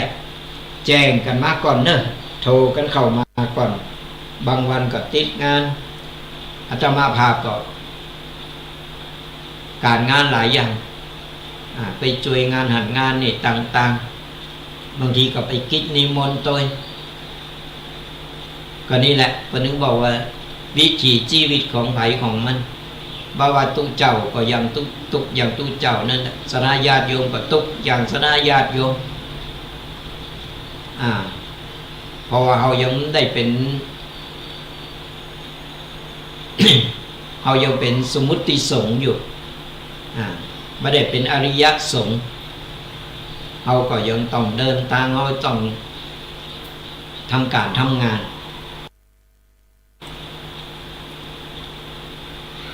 อย่างที่เป็นเดือดร้อนหลายๆตีหลายๆตั้งเราก็ช่วยได้ก็ช่วยกันไปเดี๋ยวเดินหน้านี่ก็ยังไม่ได้กำหนดการวันเวลาว่าวันใดแต่ไปเดินหน้าแน่นอนก็ว่ากลางเดินอาตมาภาพก็จะไปหมู่บ้านกะเลงแถว แม่วินตำบลแม่วินอำเภอแม่วางแถวนั้นเป็นหมู่บ้านกะเหรี่ยงอยู่บนดอยอาตมาภาพก็จะได้เพิ่นขอกันมาว่าเกี่ยวกับข้าวสารอาหารแห้งต่างๆเครื่องนุ่งห่มต่างๆอาตมาภาพก็จะได้ขึ้นไปเอาของไปแจกไปไผมีความประสงค์ก็โยมตัวก็ติดต่อกันมาได้นะสดาญาติโยมทั้งหลายอันนี้โครงการที่อาตมาภาพจะขึ้นไปบนดอยไปเอาของไปแจกข้าวสารอาหารแห้งเป็นเครื่องใจเครื่องนุ่งห่มพอใจใดอย่างน้อยเขาก็ได้ช่วยเหลือเพิ่นการช่วยเหลือซึ่งกันและกันสดาญาติโยมไข่โลมในโครงการนี้ก็ติดต่อกันมาได้แต่เดี๋ยวจะกำหนดการแห่งกำหนึ่งว่าจะไปวันใดเป็นหมู่บ้านกะเหรี่ยงสดาญาติโยมทั้งหลายเป็นหนาวเป็นหมู่บ้านกะเหรี่ยงอยู่แถวแม่วินก็เป็นปลูกผักปลูกไม้ปลอดสารพิษอะไรอย่างก็เป็นมาหากินก็เป็นแต่ว่าละเอ็กละอ่อนเครื่องนุ่งห่มต่างๆเป็นขนมนมเนยข้าวสารอาหารแห้งต่างๆนี่เขาก็จะโลบโลมแล้วก็นำไปแจกเป็นการปีช่วยน้องช่วยเหลือซึ่งกันและกันก็เดี๋ยวจะประชาสัมพันธ์กันไปเรื่อยๆโทรกันเข้ามาสดาญาติโยมทั้งหลาย0826112245ยังมีเวลาเหลือกันอยู่ใครถามรายละเอียดเกี่ยวกับที่ประชาสัมพันธ์กันไปแต่เจ้านี่ก็โทรมาสอบถามกันได้อาตมาภาพก็จะได้หือรายละเอียดกันไปโทรกันเข้ามาสดาญาติโยมทั้งหลาย ไปที่ฟังรายการอยู่หรือว่ากำลังเข้ามาฟังรายการว่าตุเจ้าตีไหนอย่างไรก็ติดตามกันไปทุกๆวันเสาร์ตั้งแต่เวลา 8 โมงจนถึง 10 โมงกับรายการธรรมะกำยองตุเจ้ายองป่าซางตุปีแดงวัดบักกอกก็ดำเนินรายการเป็นประจำก่อนบัดติดการติดงานเฮาก็ได้มามาเอ่ยกัน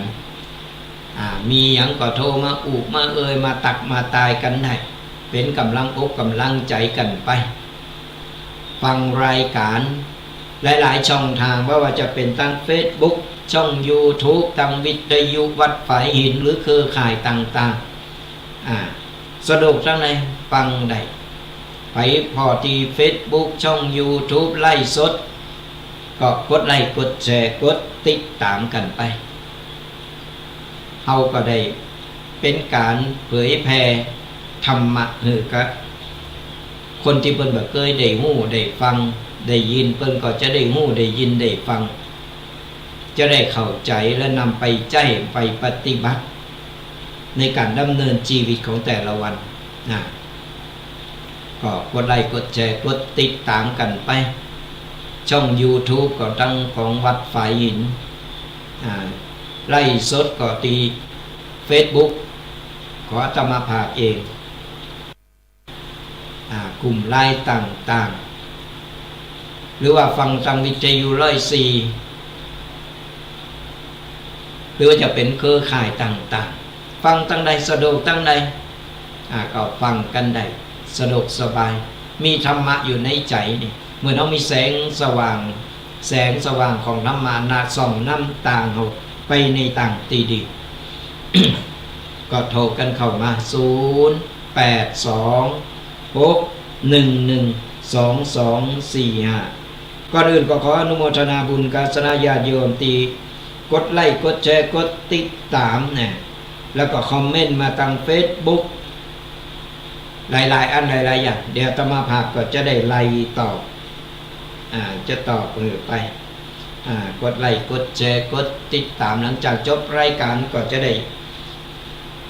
ไล่ตอบสดาญาติโยมกันก็เป็นกูเป็นกีมกันไป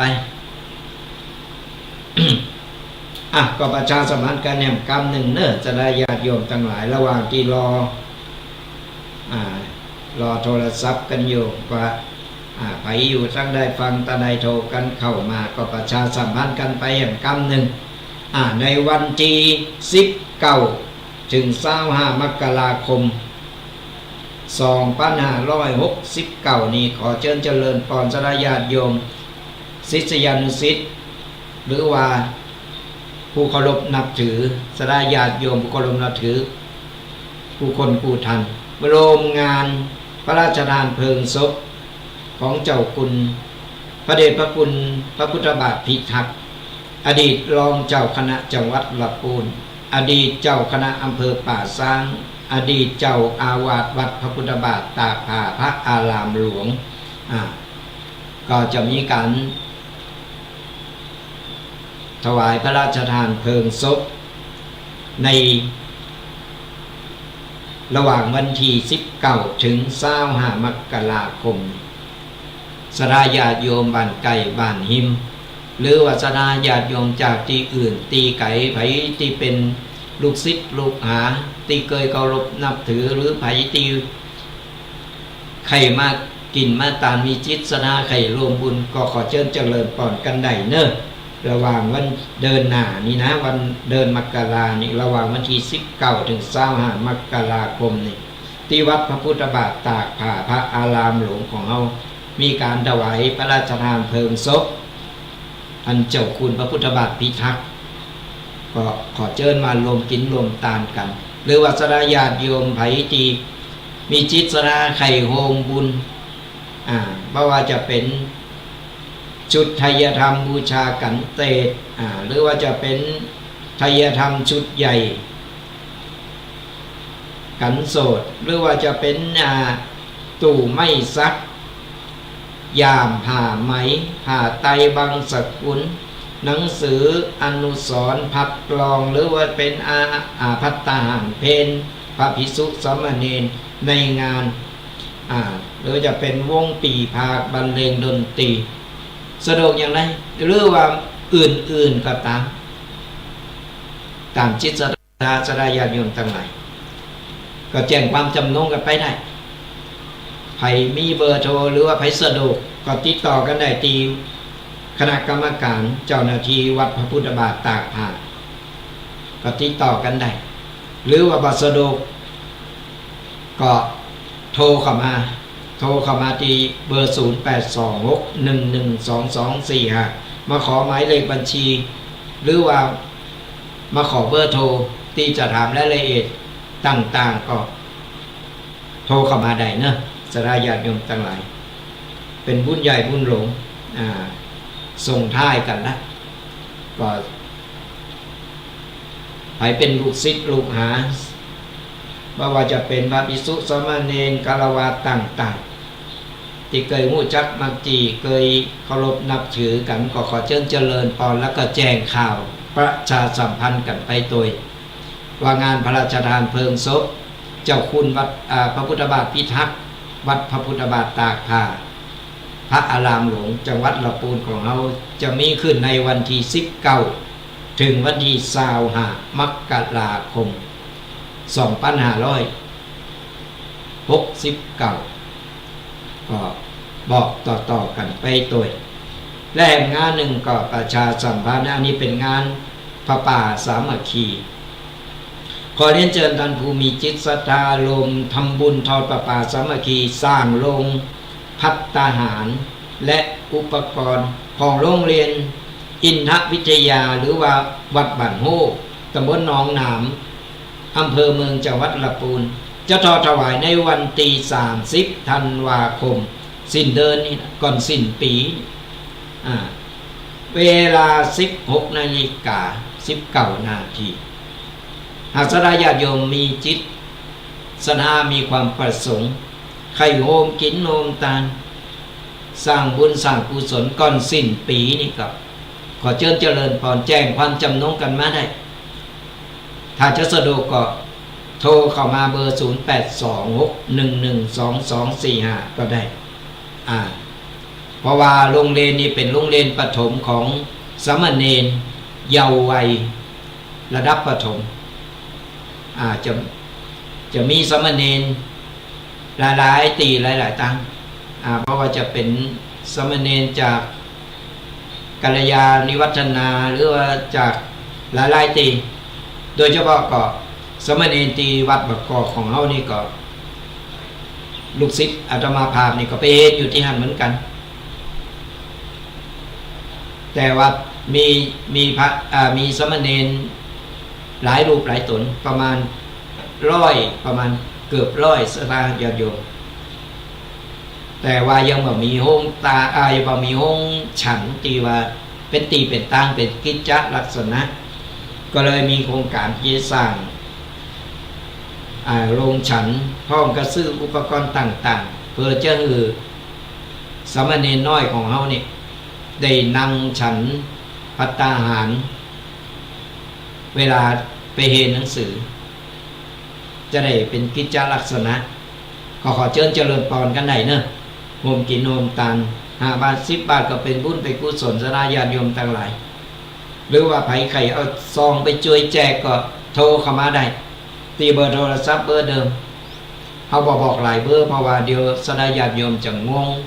แต่จดบัตรตั้งอย่างล้ำเหลือเบอร์อย่างล้ำเหลือเอาไปเอามาไปตีหวยหมดมันก็บดี ก็โทรเบอร์เดิมอาตมาภาพก็จะได้เบอร์โทรไปติดต่อกันหรือว่าจะไปออกห้องตาลในวันงานทอดประปาก็ได้อาจจะเป็นน้ำปันนะก็ได้ก็ขอเจริญพรกันไหนเนอะในวันที่30 ธันวาคม 30 ธันวาคมพุทธศักราช 2568ในวันนั้นก็ตั้งแต่เวลา 7 โมงไปก็จะมีการแสดงพระธรรมเทศนาอุทิศถวายแด่พระครูโกวิทอมรธรรมผู้ที่ก่อตั้งมุงเฮนและผู้ที่และคุณครูที่เป็นลงรับไปแล้วและมีการสืบชะตาผู้จัดการโรงเรียนและคณะครูสลาญาติโยมในพิธีและมีการนำบุญอาคารเดนถวายทายธรรมแด่พระภิกษุสงฆ์ในพิธีก็เป็นแล้วเวลา 16 นาฬิกาเป็นการทอดถวายพระป่าสามัคคีงานนี้ก็จะมีเจ้าคุณพระเทพรัตนนายกเจ้าคณะจังหวัดลำพูนของเรามาเป็นประธานฝ่ายสงฆ์นี่ก็สะดวกอย่างใดตั้งใดก็ติดต่อกันมาได้สอบถามรายละเอียดกันได้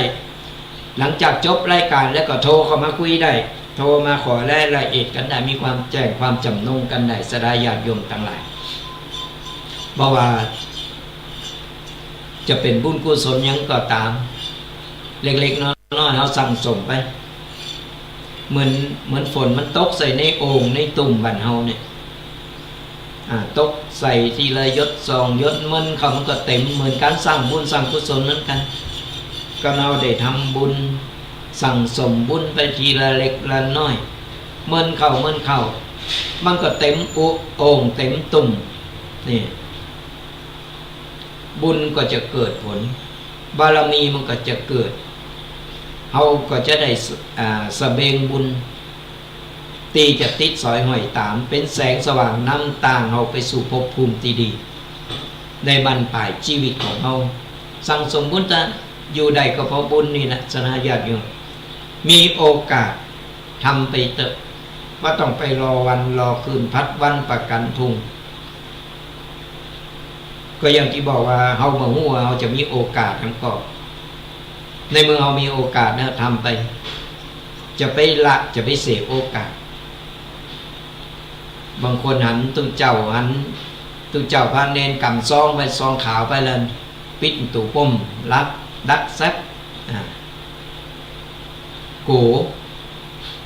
กบุญทั้งนี้ทั้งนั้นเราก็ต้องพอตัวต้องพอมันก็มีไอ้ประเภทที่ว่าไอ้เป็นห้องว่า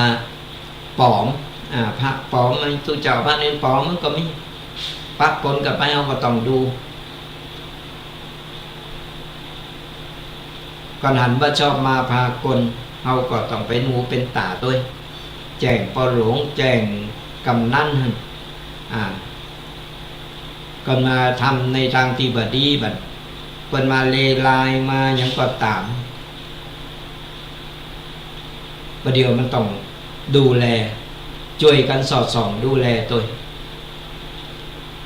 มันมีปะปนกันไปนั่นมันอยู่ที่ว่าถึงบอกว่าเรามีสติอยู่ตลอดเวลาผู้จักคิดวิเคราะห์แยกแยะเอายิ่งคนเฒ่าคนแก่พ่อแม่พ่ออุ้ยแม่อุ้ยที่อยู่บ้านคนเดียวเงินระมัดระวังกันมันมีหลายๆรูปแบบบางคนก็มาลายในมูลนิธิต่างๆเคยเจอแม้แต่ในวัดมันยังเข้ามาถามไปถามมามันใจสกังเพราะฉะนั้นมันไว้ใจไปบ่ได้ตึงวันแต่เอาระแวงนักล่ำมันก็บ่ดีมั้งเขาก็เอามาปอโคนหือเขาระวังจะไประแวงเกินยิงนี้ปล่อยแม่ที่ว่าอยู่บ้านคนเดียวเนี่ยก่อนหันว่าชอบมาพาคนก็ห้องเอิญข้างบ้านบอกมีไผก็แต่งเอิญไม่ในห้องนะห้องลูกห้องหลานมาออกมาเนาะมาพอแล้วมันไผมาเนี่ย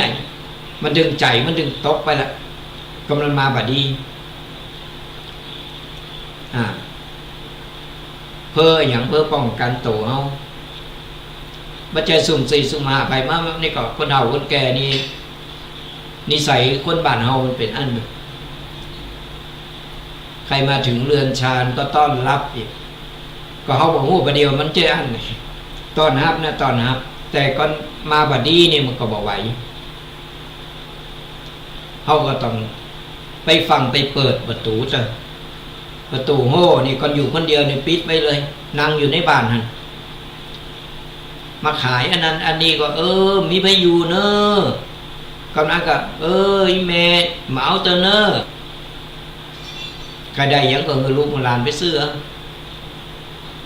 หันเปิ้นอู่ดีหน่อยเตียวปอกจอกเอาซักไม่เต้าไปเปิดก็ไปเปิดประตูเปิ้น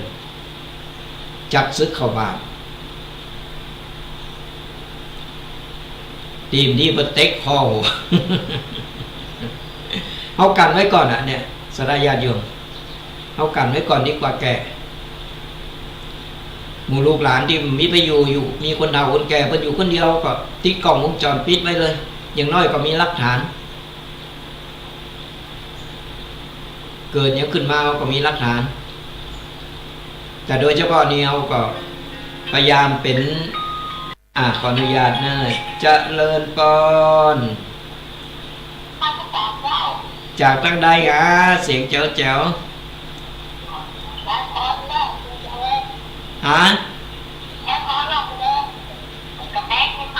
กับแป้งเชียงใหม่เป็นได้บ้างวันนี้หนาวก่อน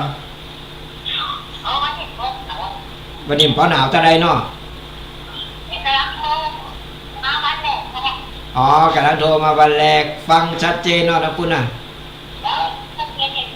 ชัดเจนจะดีวันนี้ฟังธรรมะแล้วเป็นได้บ้าง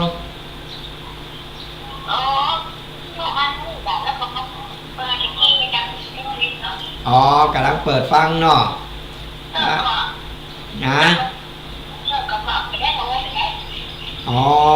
มันอยู่ที่คืนมันกันเนาะที่มันเป็นด้อยเป็นยังก่อน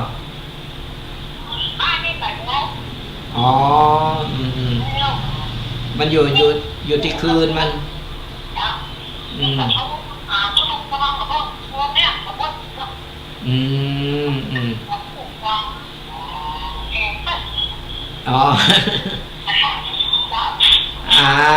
ดีละเป็นแฟนรายการกันไปเนอะเป็นปูเป็นกีมกันดูแลสุขภาพตัวเนอะ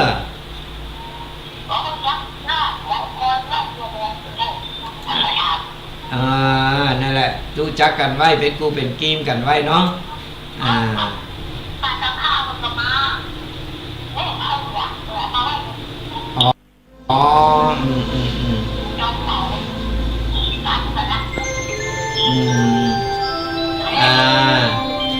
เป็นกูเป็นกีมันเป็นผู้รักษาเนอะท่านกำลังฟังสถานีวิทยุกระจายเสียง FM 104.5 เมกะเฮิรตซ์จากทางใดหะแม่อายหนาวก่อนตอนนี้ยังไปแล้วเนาะ2-3 วันก่อนเมื่อไปเอาไปแช่ตู้เย็น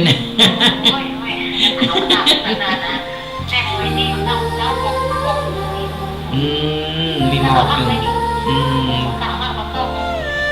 ดูแลสุขภาพตัวเนอะฟังชัดเจนเนาะก็หนาวร้อนๆอยู่นั่นแหละกันน่ะมันเอาแน่นอนว่าอากาศมันเปลี่ยนแปลงต้องดูแลสุขภาพ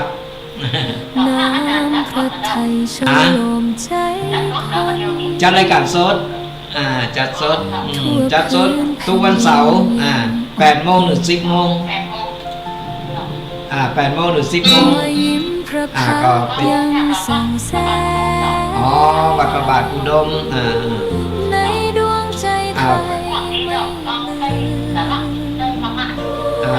เป็นครูเป็นกิ้งไปนะเป็นกำลังใจกันเนาะบุญรักษาเนอะบุญรักษาเหมือนกันนะดูแลสุขภาพตัวสาธุอาราธนาญาติโยมทั้งหลายอูไปอูมาพอได้ดีกันเดี๋ยวจะเกินเวลาเกินไปก็ไปปากันในวันเสาร์หน้าคนมาติดงานก็ได้มาอูมาเอ่ยกันต่อสุดท้ายนี้ก็ขออวยพรสละญาติโยมทุกคนจงหายทุกข์หายโศกหายโรคหายภัยหายเจ็บหายไข้นึกหวังสิ่งใดก็ขอเงินสมปรารถนากุศลกุประการเงินทองไหลมาเทมาอย่าได้ขาดสายของเงินต่อเงินทำการงานได้เจริญก้าวหน้าทำมาค้าขายร่ำรวยทำให้ทำสวนได้ผลผลิตเจริญงอกงามขายได้ราคาสุขภาพร่างกายแข็งแรงแข็งขาดปลอดภัยอายุมั่นขวัญยืนมีโชคมีใจคือบุญปกปักรักษาคุ้มครองกันผู้คนเนอขอเจริญพรแผ่นดินนี้ยังส่องสว่างด้วยพระคุณอันยิ่งใหญ่ขอเดินตามรอยเท้าแห่งพระแม่ไปด้วยศรัทธาไม่เสื่อมคลายขอพระแผ่บาทด้วยรักนิรันดร์น้ำตาหลั่งพันจากใจคนไทยแม้เสด็จสู่ฟ้าไกลแต่พระหฤทัยอยู่ในแผ่นดินนี้ดวงใจไทยทุกดวงขอพักดีขอถวายรักนี้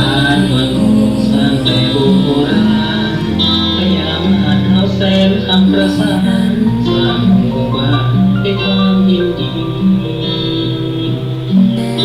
ทุกสิ่งเข้าตามร่วมมิตรไมตรีสร้างมาก่อแผ่นนี้จึงได้มีมาเห็นทุกวันก็ความเจริญในธรรมจะมีแด่ท่านผู้ฟังทั้งหลายและหลวงพ่อโพธิญาณกำลังนำเสนอเรื่องสมาสติเรื่องขันธปภัทรคือบทที่ว่าด้วยขันธ์ห้าในธรรมานุปัสสนาสติปัฏฐานคือในมหาสติปัฏฐานสูตรนั้นทรงสอนให้มอง3 ช่วงคือ 1 ตัวขันธ์แต่ละขันธ์ 2 ตัวความเกิด 3 ตัวความดับทีนี้เมื่อไปศึกษาโดยพิสดารท่าน จะกำหนดลักษณะของขันธ์ไว้อย่างละ50ก็เป็นศึกษาในรายละเอียดแต่ท่านผู้ฟังจะต้องจำหลักเอาไว้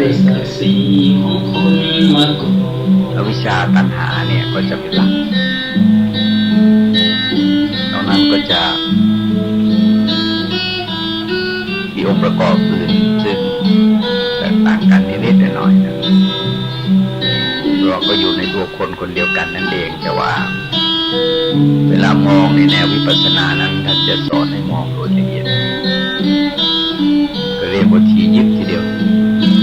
แต่จะเป็นการพัฒนาสติสัมปชัญญะความเพียรที่ต่อเนื่องกันเป็นกระบวนคือในส่วนของรูปขันธ์คือกองรูปที่ประกอบด้วยมหาภูตรูป4อุปาทายรูป24นั้นเมื่อกล่าวโดยลักษณะของการเกิดท่านบอกว่ารูปเกิดเพราะอวิชชาเกิดหรืออวิชชาเกิดเป็นเหตุให้รูปเกิดก็ได้นะมันเป็นกระบวนที่เขาเรียกว่ายกไปยกมาได้ยกจากหัวไปหางยกจากหางไปหัวยกจากหัวไปตรงกลางยกจากตรงกลางไปหางไปหัวได้รูปเกิดขึ้นเพราะตัณหาเกิดขึ้นอวิชชานั้นคือความไม่รู้อริยสัจจริงความไม่รู้อดีตไม่รู้อนาคตไม่รู้ทั้งอดีตอนาคตไม่รู้ในกฎของปฏิจจสมุปบาทตัณหาก็คือตัณหา3ได้แก่กามตัณหาจิตดิ้นรนทะเยอทะยานอยากในวัตถุกรรมทั้งหลายเพราะว่าตัณหาจิตดิ้นรนทะเยอทะยานอยากในความมีความเป็นวิภวะตัณหาจิตดิ้นรนทะเยอทะยานอยากในความไม่มีไม่เป็นแล้วก็รูปเกิดเพราะกรรมเกิดขึ้นกรรมนั้นหมายทั้งกุศลทั้งอกุศลแล้วก็อัปยากฤิแต่ตัวใหญ่จริงๆก็คือกุศลกับอกุศลเพราะการเกิดของคนมันเกิดดีกับเกิดไม่ดีก็เรียกว่าเกิดโดยบุญและบาปแต่ว่ากรรมในแง่ของความจริงมันก็มีทั้ง3นะฮะคือกุศลอกุศลอัปยากฤิทั้งคือตามกระแสของธรรมะเพราะธรรมะก็มี3กลุ่มคือกุศลอกุศลและอัปยากฤิวันกรรมมันก็มี3เหมือนกันแต่ว่ากรรมที่เป็นเหตุให้เกิดเนี่ยมันคือกุศลอกุศลนี่เป็นหลักแล้วก็รูปเกิดขึ้นเองโดยไม่มีเหตุไม่มีปัจจัยทีนี้ถ้ากล่าวโดยลักษณะของการแปรผันคือความเสื่อมสิ้นไปตลอดถึงความแตกดับไปนะก็ทั้ง5อย่างนี้มันดับไปกับรูปแต่บอกว่ารูปดับสิ้นไปเพราะวิชชาดับสิ้นไป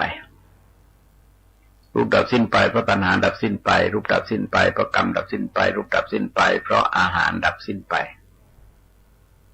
แล้วก็รูปดับสิ้นไปเพราะไม่มีปัจจัยคือดับไปเองโดยไม่มีปัจจัยเวทนาขันธ์ก็มีลักษณะอย่างนั้นเมื่อกล่าวในด้านเกิดคือเวทนาเกิดขึ้นเพราะวิชชาเกิดขึ้นเวทนาเกิดขึ้นเพราะตัณหาเกิดขึ้นเวทนาเกิดขึ้นเพราะผัสสะเกิดขึ้นเพราะกรรมเกิดขึ้นกรรมเกิดขึ้นเพราะผัสสะเกิดขึ้นเวทนาเกิดขึ้นเพราะผัสสะเกิดขึ้นเวทนาเกิดขึ้นโดยไม่อาศัยปัจจัยก็แสดงว่าในกระบวนการของเวทนาเนี่ยอวิชชาตัณหากรรมนี่เหมือนกันผัสสะนี่ที่จริงก็เป็นอาหารนะฮะเป็นอาหารชนิดหนึ่งเรียกว่าผัสสะอาหารทีนี้ในส่วนของความแปรผันแปรปรวนเปลี่ยนแปลงไปก็เป็นกระบวนการอีกว่าเวทนาดับสิ้นไปเพราะอวิชชาดับสิ้นไปเวทนาดับสิ้นไปเพราะตัณหาดับสิ้นไปคือข้อนี้ลองสังเกตนะฮะลองสังเกตดูง่ายๆนะว่าเช่นว่าเราไม่เคยไม่ยินดียินร้ายในอารมณ์อะไรสักอย่างหนึ่งความสุขหรือทุกข์ก็ไม่เกิดขึ้นกับเรา แล้วตัณหาที่จะอยากได้อย่างนั้นอย่างนี้อย่างโน้นก็ไม่เกิดขึ้นกับเรา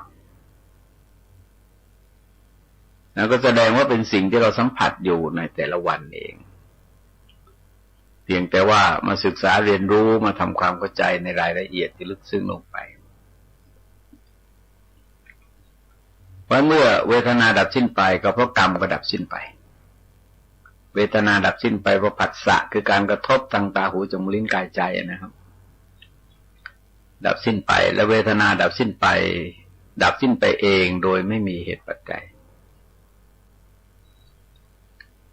นั่นคือสัญญาขันธ์คือกองของสัญญามันก็แบ่งออกเป็น10เหมือนกันคือสายเกิด5สายดับ5นะฮะคือสายเกิด5สายดับ5สัญญาเกิดขึ้นเพราะอวิชชาเกิดขึ้นสัญญาเกิดขึ้นเพราะตัณหาเกิดขึ้นสัญญาเกิดขึ้นเพราะกรรมเกิดขึ้นสัญญาเกิดขึ้นเพราะผัสสะเกิดขึ้นแล้วก็สัญญาเกิดขึ้นเองโดยไม่อาศัยปัจจัยแต่เราสังเกตว่าตรงนี้เหมือนกับเวทนาแต่มาต่างจากรูปอยู่หน่อยหนึ่งในด้านของความแตกดับเปลี่ยนแปลงไปก็เหมือนกันสัญญาดับสิ้นไปเพราะอวิชชาดับสิ้นไปสัญญาดับสิ้นไปเพราะตัณหาดับสิ้นไปสัญญาดับสิ้นไปเพราะกรรมดับสิ้นไปสัญญาดับสิ้นไปเพราะผัสสะดับสิ้นไปสัญญาดับสิ้นไปเองโดยไม่มีปัจจัยพอมาถึงสังขารคือสังขารอย่างนี้พวกกุศลธรรมอกุศลธรรมอัปยากตธรรมนะฮะสังขารเนี่ยสังขารในขันธ์5ก็ได้กุศลอกุศลอัปยากฤตแต่ว่าสังขารทั้งหลายเกิดขึ้นเพราะอวิชชาเกิดขึ้นสังขารทั้งหลายเกิดขึ้นเพราะตัณหาเกิดขึ้นสังขารทั้งหลายเกิดขึ้นเพราะกรรมเกิดขึ้นสังขารทั้งหลายเกิดขึ้นเพราะปัจจัยเกิดขึ้นสังขารทั้งหลายเกิดขึ้นเองนะฮะโดยไม่มีอาศัยปัจจัยพวกนี้แบบเดียวกับเวทนาแบบเดียวกับเวทนาคือองค์ประกอบยังก็เหมือนกับเวทนาเหมือนกับสัญญาสังขารดับสิ้นไปเพราะวิชชาดับสิ้นไปสังขารดับสิ้นไปเพราะตัณหาดับสิ้นไปสังขารดับสิ้นไปเพราะกรรมดับสิ้นไปสังขารดับสิ้นไปเพราะผัสสะดับสิ้นไปสังขารดับสิ้นไปเพราะดับสิ้นไปเองนะฮะโดยไม่มีปัจจัยพอถึงเวทนาก็มีลักษณะเช่นเดียวกันไม่ใช่คือวิญญาณนะฮะวิญญาณขันธ์ก็มีลักษณะเช่นเดียวกันวิญญาณในที่นี้เป็นวิญญาณขันธ์คือกองของวิญญาณเพราะเมื่อวิญญาณเกิดขึ้นเนี่ยเพราะวิชามันเกิดขึ้นเพราะวิญญาณเกิดขึ้นเพราะวิญญาณเกิดขึ้นเพราะตัณหาเกิดขึ้นวิญญาณเกิดขึ้นเพราะกรรมเกิดขึ้นวิญญาณเกิดขึ้นเพราะนามและรูปเกิดขึ้นนามรูปเกิดขึ้นน่ะโดยไม่แม้อาศัยปัจจัย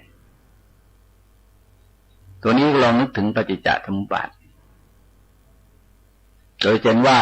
คือปฏิจจสมุปบาทเองก็มองจากหัวก็ได้มองจากหางก็ได้นะครับมองจากตรงกลางย้อนกลับไปหัวไปหางก็ได้ก็หมายความว่าในการมองอย่างนี้ก็ไปตัดตอนเอาที่วิญญาณเกิดขึ้นเนี่ยเพราะอวิชชาวิญญาณเกิดขึ้นเพราะตัณหาวิญญาณเกิดขึ้นก็เพราะกรรมวิญญาณเกิดขึ้นก็เพราะนามรูป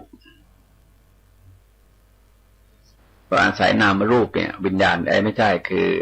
วิญญาณเนี่ยเป็นเหตุให้เกิดนามรูปเพราะอาศัยกันไปอาศัยกันมา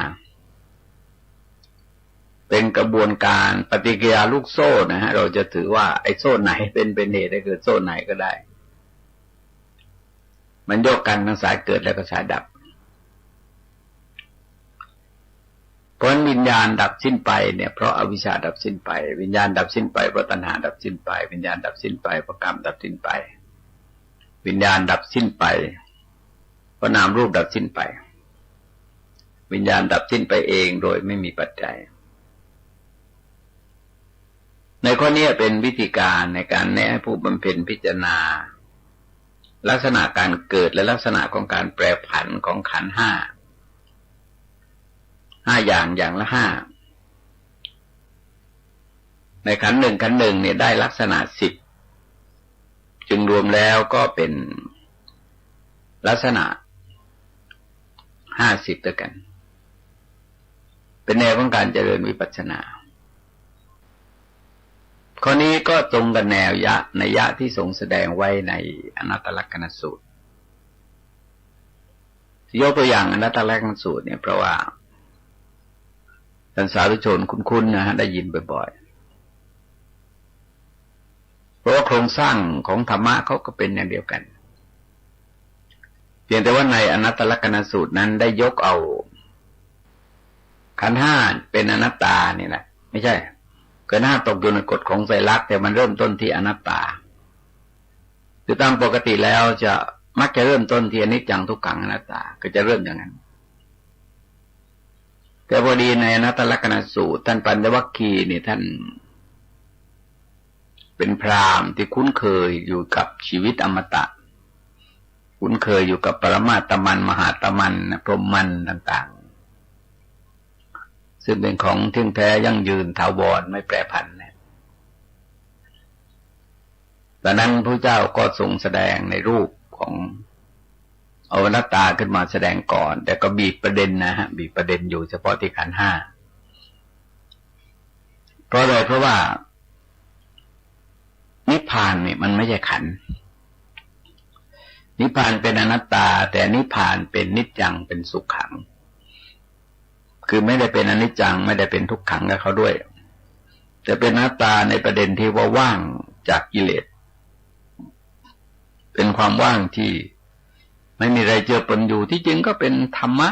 ฝ่ายกุศลนะฮะปัญญาบริสุทธิ์กรุณาก็ในช่วงแรกเนี่ยทรงแสดงให้เห็นว่าโดยสรุปนะฮะโดยสรุปว่าขันธ์ห้านั้นเป็นอนัตตาถ้าขันธ์ห้าจะเป็นอัตตาตัวตนแล้วขันธ์ห้าก็จะไม่พึงเป็นไปเพื่ออาพาธสัตว์ทั้งหลายจะได้ในขันธ์ห้านั้นตามใจหวังว่าขอขันธ์ห้าของเราจงเป็นอย่างนี้เถิดขอขันธ์ห้าจงเป็นอย่างนั้นเลยอย่าได้เป็นอย่างนั้นเลยแต่เพราะขันธ์ห้าเป็นอนัตตาขันธ์ห้าจึงเป็นไปเพื่ออาพาธแต่สัตว์ทั้งหลายจะไม่ได้ในขันธ์ห้าตามที่ใจตนหวังว่าขอขันธ์ห้าของเราจงเป็นอย่างนี้เถิดขอขันธ์ห้าของเราอย่าได้เป็นอย่างนั้นเลยแล้วเสร็จแล้วก็ทรงแสดงในรูปของการตั้งคำถามให้คิดว่าดูก่อนภิกษุทั้งหลายเธอทั้งหลายจะสำคัญความข้อนี้เป็นไฉนขันธ์ห้าเที่ยงหรือไม่เที่ยงภิกษุปัญจวัคคีย์ก็กราบทูลว่าไม่เที่ยงพระเจ้าข้าสิ่งใดไม่เที่ยงสิ่งนั้นหรือเป็นทุกข์ท่านก็ตอบว่าเป็นทุกข์พระเจ้าข้าสิ่งใดไม่เที่ยงเป็นทุกข์มีความแปรปรวนเปลี่ยนแปลงไปเป็นธรรมดาเนี่ยเป็นการสมควรไหมที่จะไปยึดถือว่านั้นเป็นของเรานั่นเป็นเรานั้นเป็นตัวตนของเราภิกษุปัญจวัคคีย์ก็กราบทูลว่าโนเหตังพันเตไม่เป็นการสมควรเลยพระเจ้าข้าคือประเด็นตรงนี้คือประเด็นเอตังมะมะเอโสมัจจมิเอโสเมตตาเนี่ยเอตังมะมะไปยึดถือว่ามันนั่นของเราของเราของเราของเราเราเห็นว่าเอาเข้าจริงเนี่ยชีวิตเรายังไม่เป็นของเราเลยทรัพย์ของเราก็ไม่เป็นของเราจริงมันเป็นการครอบครองโดยไม่มีโอกาสครอบครองจริงมันเป็นของชั่วครั้งชั่วคราวเหมือนของที่ยืมเข้ามาแล้วเขาก็ทวงเขาก็ต้องส่งคืนเข้าไปในโอกาสอันควรเพราะสิ่งเหล่านี้ก็มีลักษณะอย่างนั้นมันมีความแปรผันไปโดยประการต่างๆแต่ว่าเพราะวิชาเป็นปัจจัยนะฮะจึงเกิดตัณหาขึ้นมาทำให้เรามืดบอดในนั้นเหตุผลสติปัญญาก็ไขว่คว้าเพื่อถือครองครอบครองกันด้วยประการต่างๆหรือยังนึกอยู่ว่าเอาก็จริงแม้แต่การบวชเนี่ยบวชเนี่ยเพื่อเว้นนะที่จริงก็เพื่อเว้นเพื่อลดเพื่อละเพื่อจางเพื่อกลายเพื่อบรรเทาสรรพกิเลสทั้งหลายแต่พอเอาก็จริงแล้วมันก็บางทีก็เพิ่มกิเลสขึ้นมาเพิ่มความได้ความมีความเป็นขึ้นมา แทนที่จะลดละบรรเทาจางคลายลงไปเป็นการทวนกระแสคือสวนทางกับพระนิพพานเพราะว่าไปเพิ่มของเราขึ้นมาเยอะแต่ทั้งที่ก็รู้นะฮะว่ามันไม่เป็นของเราจริงคือยังมองถึงสังคมสงฆ์เราที่โดยโครงสร้างเนื้อหาสาระเนี่ยมันมาจากพระไตรปิฎกพระธรรมวินัยถ้าเรายึดหลักของพระธรรมวินัยไม่ไปใช้ความสำคัญกับกฎหมายที่ชาวบ้านซึ่งมีกิเลสเนี่ยสร้างขึ้นมามากเกินไปมันก็จะทำให้มีปัญญารู้เท่าทันถึงภารกิจหลักที่เราจะต้องทำคือภารกิจหลักของพระจริงๆเนี่ยคือการศึกษาการปฏิบัติการเผยแผ่การดูแลรักษาศาสนาก็เท่านั้นเองแต่เราก็ไม่ใส่ใจที่จะเอาจริงเอาจังกับเรื่องเหล่านี้พยายามขวายคว้าดิ้นรนเพื่อได้เพื่อมีเพื่อเป็นเพื่อครอบครองเพื่อถือครองเพื่อความเป็นเจ้าเข้าเจ้าของในสิ่งทั้งหลายโดยไม่ได้มองว่าสิ่งเหล่านี้ที่จริงมันไม่เป็นของเราจริงเราจะครอบครองไปเถอะเสร็จแล้วก็คือการต้องทิ้งสิ่งเหล่านี้ไปต้องพลัดพรากจากไปไม่มีอะไรที่จะอยู่ได้กันตลอดเราไม่จากเขาเขาก็จากเราอย่างช้านี่ก็จากกันที่ตายอย่างบางทีโรคภัยไข้เจ็บนี่เกิดขึ้นกับเราเยอะเหลือเกินนะแต่ถึงจุดหนึ่งเราตายมันก็ตายด้วยเพราะว่าชีวิตทั้งหลายนี่มีอย่างนี้เป็นธรรมดาคำว่าเอตังเอโสมัสสมินั้นเป็นเราเป็นนั้นเป็นนี่เราเป็นพระครูเป็นราชาคณะเป็นนายอำเภอเป็นข้าหลวงเป็นอะไรต่างๆก็ว่ากันเยอะแยะไปหมดเลยแล้วก็จริงเราก็ไม่ได้เป็นจริงมันเป็นการสมมติบัญญัติเป็นกติการะเบียบทางสังคมที่สร้างขึ้นสมมติแต่งตั้งมอบหมายแล้วเราก็รับผิดชอบตามที่เราได้ถูกแต่งตั้งมอบหมายให้เป็นในขณะนั้นๆแต่ถึงจุดหนึ่งเราก็ไม่ได้เป็นจริงเราละทิ้งทุกสิ่งทุกอย่างที่เรายึดถือว่าเราเป็นอย่างสิ่งที่ของเราทั้งหลายเนี่ยพระเจ้ารับสั่งมาเป็นการบ่นเพ้อว่านั่นของเราเนี่ยแท้จริงตัวของเรายังไม่ได้เป็นของเราสิ่งเหล่านั้นจะเป็นของเราได้ยังไงหรืออย่างที่ท่านกล่าวไว้เป็นคำกลอนสอนใจไว้ว่ายศได้ลาภไปไม่ได้แน่มีเพียงแต่ต้นทุนบุญกุศลทรัพย์สมบัติทิ้งไว้ให้ปวงชนแม้ร่างตนก็ยังเอาไปเผาไฟเมื่อเจ้ามามีอะไรมาด้วยเจ้าจะเอาแต่สุขสนุกเสียไหนจะมามือเปล่าเจ้าจะเอาอะไรเจ้าก็ไปมือเปล่ามาเจ้ามามานะก็เหมือนกันนะเราก็ไม่ได้เป็นจริงเครื่องประดับเหรียญตราต่างๆพัดยศอะไรต่างๆในที่สุดเราก็ต้องทิ้งแล้วก็เอาอะไรไปไม่ได้แต่ว่าถ้ามีปัญญาเข้ากำกับเนี่ยมันเป็นเครื่องมือในการทำงานคือเปิดโอกาสให้เราได้ทำงานเปิดโอกาสให้เราแสดงความรู้ความสามารถถ้าเราไม่มีฐานะชั้นยศอะไรซึ่งสมมติบัญญัติกันในแง่กติกาของสังคมเนี่ยมันก็จะไม่มีโอกาสในการทำงานเพื่อชาติบ้านเมืองเพื่อพระพุทธศาสนาเป็นส่วนรวมแต่ถ้าเราขาดปัญญาเป็นเครื่องมือในการตรวจสอบในการพิจารณาแล้วเนี่ยมันแทนที่จะได้ประโยชน์เนี่ยมันจะกลายเป็นทุกข์ไปและรัฐเองให้การสงเคราะห์สนับสนุนบำรุงเราก็ไม่คุ้มค่าเกิดประโยชน์ที่ควรจะได้ไม่ได้จริงๆในข้อต่อไปก็ส่งเป็นเรียกว่าเอโสเมอัตตาคือนั่นเป็นตัวตนของเราเราเป็นรูปเป็นเรามีในรูปมีในเราก็ไปยึดไปถึงเวทนาสัญญาสังขารวิญญาณรวมแล้วก็เป็น20ให้เราสังเกตเราเป็นขันธ์ห้าเป็นเรามีอยู่ในขันธ์ห้าขันธ์ห้ามีอยู่ในเราพอไปย่อยออกไปมันก็กลายเป็น20ก็เรียกสักกายะคือตัวตนที่ไปยึดถือไว้20ประการด้วยกันในช่วงต่อมาเนี่ยทรงสอนได้มองเป็นภาพรวมว่าพ ราะเหตุนั้นแหละภิกษุทั้งหลายขันธ์ห้าอย่างใดอย่างหนึ่งที่เป็นอดีตก็ดีอนาคตก็ดีปัจจุบันก็ดีหยาบก็ดีละเอียดก็ดีเลวก็ดีประณีตก็ดีนะอยู่ไกลก็ดีอยู่ใกล้ก็ดีขันธ์ห้าก็สักแต่ว่าขันธ์ห้ามันไม่ใช่ของเราจริงๆเราไม่ได้เป็นอะไรจริงๆและไม่เป็นตัวเป็นตนของเราจริงๆข้อนี้อันเธอทั้งหลายพึงเห็นด้วยปัญญาชอบตามความเป็นจริงได้อย่างนี้เราสั่งว่าภิกษุทั้งหลายอริยสาวกพิจารณาเห็นอยู่อย่างนี้ย่อมเบื่อหน่ายในรูปเบื่อหน่ายในเวทนาเบื่อหน่ายในสัญญาเบื่อหน่ายในสังขารเบื่อหน่ายในวิญญาณเมื่อเบื่อหน่ายก็จะคลายกำหนัดพอคลายกำหนัดจิตก็พ้นเมื่อจิตพ้นก็เกิดญาณผุดขึ้นมาว่าเราหลุดพ้นแล้วดังนี้จากนั้นก็จะรู้สถานะของตัวเองว่าชาติคือความเกิดเนี่ยเราไม่เกิดอีกแล้วกิจที่ควรทำเกี่ยวกับการละบาปบำเพ็ญบุญทั้งหลายเนี่ยก็ไม่ต้องทำแล้วเพราะไม่มีบาปต้องละไม่มีบุญที่จะต้องเพิ่มนะมันมีความสมบูรณ์ด้วยบุญไปแล้วแล้วกิจอื่นในทำนองเดียวกันอย่างเนี้ยอย่างเกี่ยวกับการละบาปบำเพ็ญบุญก็ไม่มีอีกต่อไปเพราะ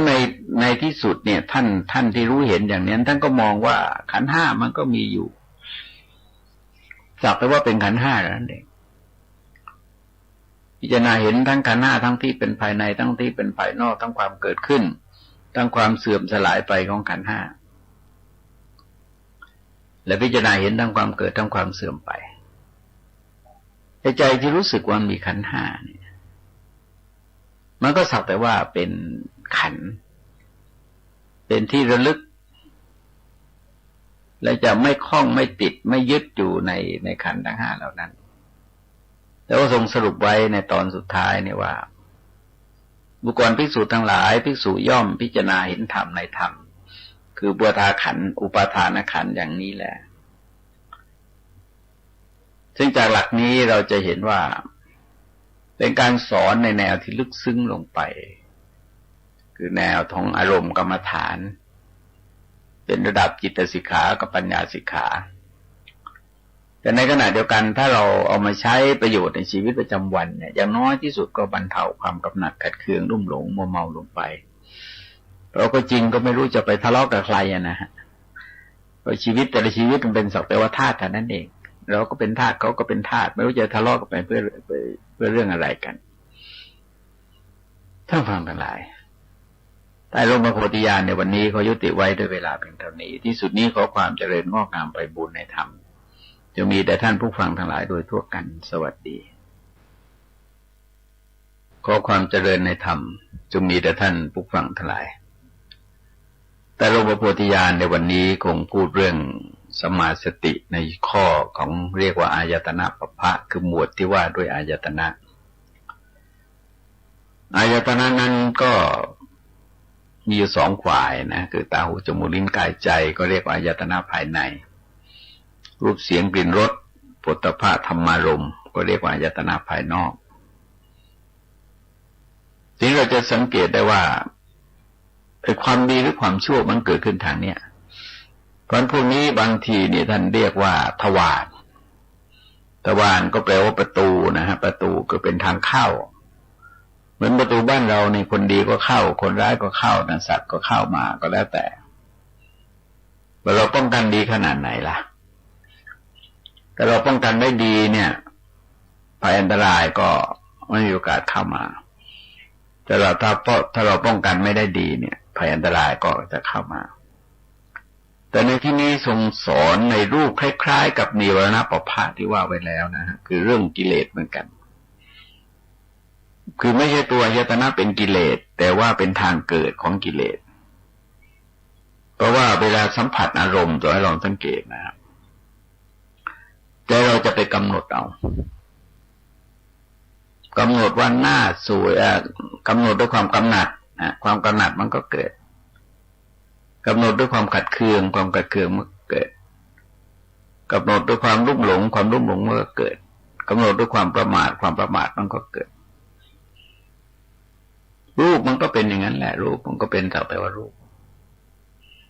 แต่ใจเราไปตีค่าไปสร้างความรู้สึกต่อมันเองตามที่เราเก็บความรู้สึกต่อมันไว้ภายในใจแล้วก็มีปฏิกิริยาออกมาเมื่อไปสัมผัสกับมันมันจะให้เกิดกิเลสก็ได้เกิดธรรมะก็ได้เกิดเฉยๆก็ได้แล้วเราก็ทำได้อยู่ในชีวิตประจำวันนี่แหละเราสังเกตว่ารูปเป็นอันมากที่ไม่มีอิทธิพลอะไรต่อใจเราเลยเสียงร้องเพลงเสียงอะไรต่ออะไรเนี่ยบางทียกตัวอย่างว่าเราเปิดวิทยุฟังเนี่ยเราเปิดหมุนไม่เฉยๆหมุนผ่านหน้าปัดเต็มที่เลยแล้วก็ดับไม่ยอมฟังนั้นแสดงว่าเราไม่ให้ความสำคัญกับสิ่งเหล่านั้นไม่มีอะไรที่น่าสนใจนะฮะถ้าลองดูที่เราได้ฟังอย่างอาตมาเองเวลาเดินทางเนี่ยจะฟังนะดูรายการอะไรที่มันได้เรื่องได้ราวเป็นสาระแก่นสารแล้วก็ให้เด็กกับนักพี่ก็เปิดฟังพอเราก็อ่านหนังสืออะไรก็ไม่ได้อยู่ในรถเนี่ยมันก็ได้เท่าที่ได้แต่ถ้าให้ไปอยู่ที่กุฏิแล้วก็นั่งฟังวิทยุนี่คงไม่เอาต้องเสียเวลาเป็นไว้แต่ว่ามันมีข่าวคราวมันมีเรื่องราวอะไรสำคัญที่ควรจะรู้ไว้เราก็ให้ความสำคัญแต่หมายความว่ามันต้องมีความสำคัญในตัวมันก่อนโดยจึงยอมรับความสำคัญของมันแต่ว่าต้องฟังในฐานะที่เป็นข้อมูลทางการศึกษาเรียนรู้ในฐานะที่เราเป็นสมาชิกคนหนึ่งของโลกในเหตุการณ์ต่างๆเกิดขึ้นในโลกก็ควรจะรู้บ้างเพื่อสื่อสารติดต่อกับเขาได้อย่างวันก่อนเนี่ยมีคนสอบถามเรื่องกรณีที่เกิดขึ้นที่สหรัฐอเมริกาเนี่ยถามว่าจะมีการทำสงครามกันไหมมันก็บอกว่าอยู่ที่จะคิดยังไงอยู่ที่ใครจะคิดยังไงคือถ้าเราคิดแบบพุทธเนี่ยครั้งนี้เป็นความสูญเสียของมนุษยชาติที่รุนแรงมากแล้วก็เป็นการกระทำต่อประชาชนตาดำๆธรรมดาไม่ได้พกพาศาสนาวุธเครื่องประหารไม่รบทับจับศึกอะไรกับใครนะแต่ทีนี้ถ้าหากว่าเราจะเพิ่มความรุนแรงมันก็มีคนตายเพิ่มขึ้นดังคนเหล่านั้นก็อีกแหละคือคนที่ไม่รู้อิโหนอิเหน่อะไรแล้วก็พลอยสูญเสียบาดเจ็บล้มตายคนเฒ่าคนแก่เด็กเล็กต่างๆผู้หญิงเป็นนักบวชอะไรก็พลอยตายกันไปเป็นแถวไม่อยู่ที่เราคิดยังไงเฉยๆหรือคิดให้มันสูญเสียเพิ่มขึ้นก็ได้อย่างมีคราวหนึ่งที่เหตุการณ์ลุ่มเรืออะไรนะลุ่มแม่น้ำโขงนะรักษาริมฝั่งแม่น้ำโขงที่มีพันจ่าอากาศเอกของเราไม่ใช่พันจ่าเอกของเราถูกยิงตายคนหนึ่งแล้วก็ไม่ได้ศพ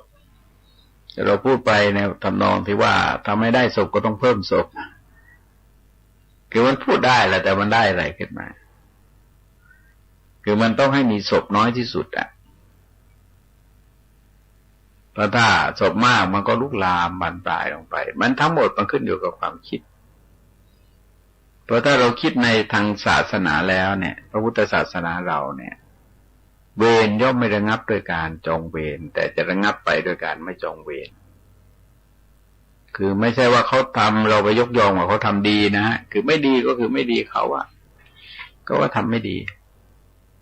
แต่เราไปทำไม่ดีด้วยเราก็เป็นคนไม่ดีด้วยแต่ความคิดเนี่ยจะเป็นเรื่องใหญ่ปัญหาเสร็จแล้วมันมาหาบทสรุปได้ว่าปัญหาว่าคุณคิดยังไงที่ได้เกิดการอยู่ร่วมกันด้วยสันติก็ได้คิดได้เพิ่มความรุนแรงแล้วเดือดร้อนกันทั้งโลกก็ได้เราจะเห็นว่าเวลานี้โลกมันคล้ายๆกับถูกยอดส่วนลงไปมันก็เทือนกันหมดเหตุการณ์เกิดอเมริกาเราก็นั่งดูเหมือนก็เกิดที่บ้านเราก็มีข่าวว่าอาจจะถึงมีสงครามก็มีข่าวปัญหาเรื่องน้ำมันขึ้นราคาปัญหาเรื่องตลาดหุ้นปั่นป่วนปัญหาเรื่องการอพยพเคลื่อนย้ายแต่ละอย่างมันก็สร้างความทุกข์เดือดร้อนให้แก่มนุษยชาติทั้งนั้นเพราะความคิดบางอย่างเนี่ยเมื่อเราผ่านยุคผ่านสมัยผ่านความเจริญก้าวหน้ามาเนี่ยมันต้องคิดเองบ้างนะฮะ ไม่ได้คิดตามก๊อปปี้ที่คนอื่นก็ก๊อปปี้มาให้คิดว่าปู่ย่าตายายท่านสอนให้คิดยังไงก็ต้องคิดอย่างนั้นไปทุกเรื่องมันเป็นไปไม่ได้หรอกบทเรียนในอดีตเนี่ยมันเป็นบทเรียนที่เราชอบที่จะนำมาใช้ในปัจจุบันว่าปัญหาเหล่านั้นเนี่ยเกิดสร้างความสูญเสียสร้างความเดือดร้อนวุ่นวายกระจายไปในส่วนต่างๆของโลกกี่ครั้งกี่หนแล้วทำไมจะต้องคิดอย่างนั้นลองดูตัวอย่างที่เราอาจจะนึกถึงเรื่องวรรณคดีก็ได้นะไม่ไปเกี่ยวข้องกับคนอะไรเราติดต่างสมมติว่าในเรื่องรามเกียรติ์เนี่ยในช่วงแรกถ้าหากว่านนทกแกรู้จักคิดว่าที่พระนารายณ์ต้องเสด็จมาปราบเนี่ยเพราะเราก็ไปฆ่าคนเยอะเราก็ผิดมันก็ควรจะอยู่กันตรงนั้นได้แล้วไม่ควรจะคิดจะจองล้างจองผลาญกันเวรก็ยุติตรงนั้น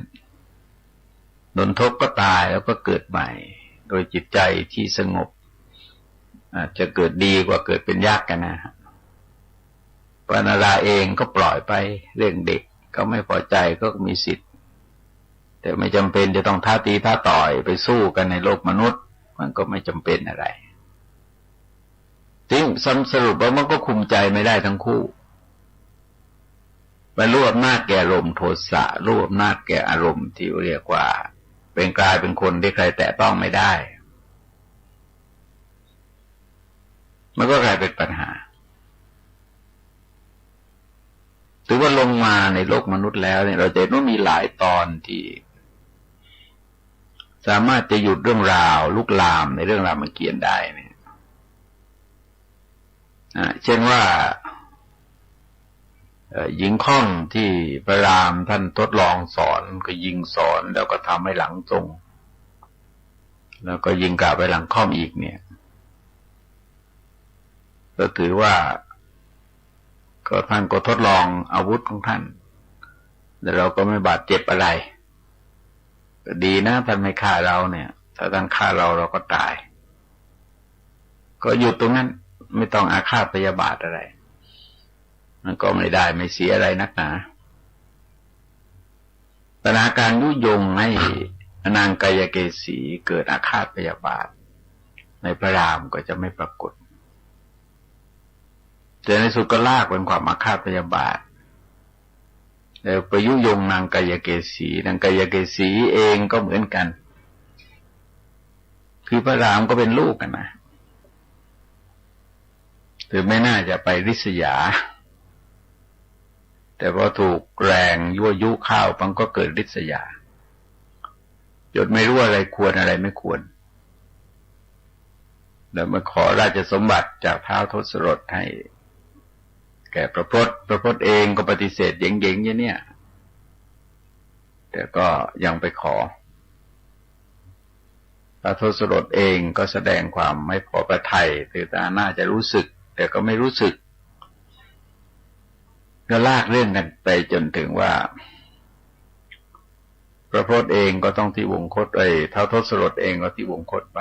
ด้วยความคับแค้นพระทัยพระรามเองก็ถูกเดินป่าเรื่องทั้งหมดเนี่ยเป็นเรื่องความคิดแต่นั้นนะเราสังเกตทีนี้ว่าพระรามไปอยู่ป่าแล้วเนี่ย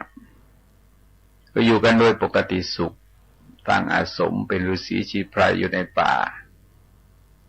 ก็สามารถจะครองชีวิตอยู่ได้ตามปกติสุขพอสมควร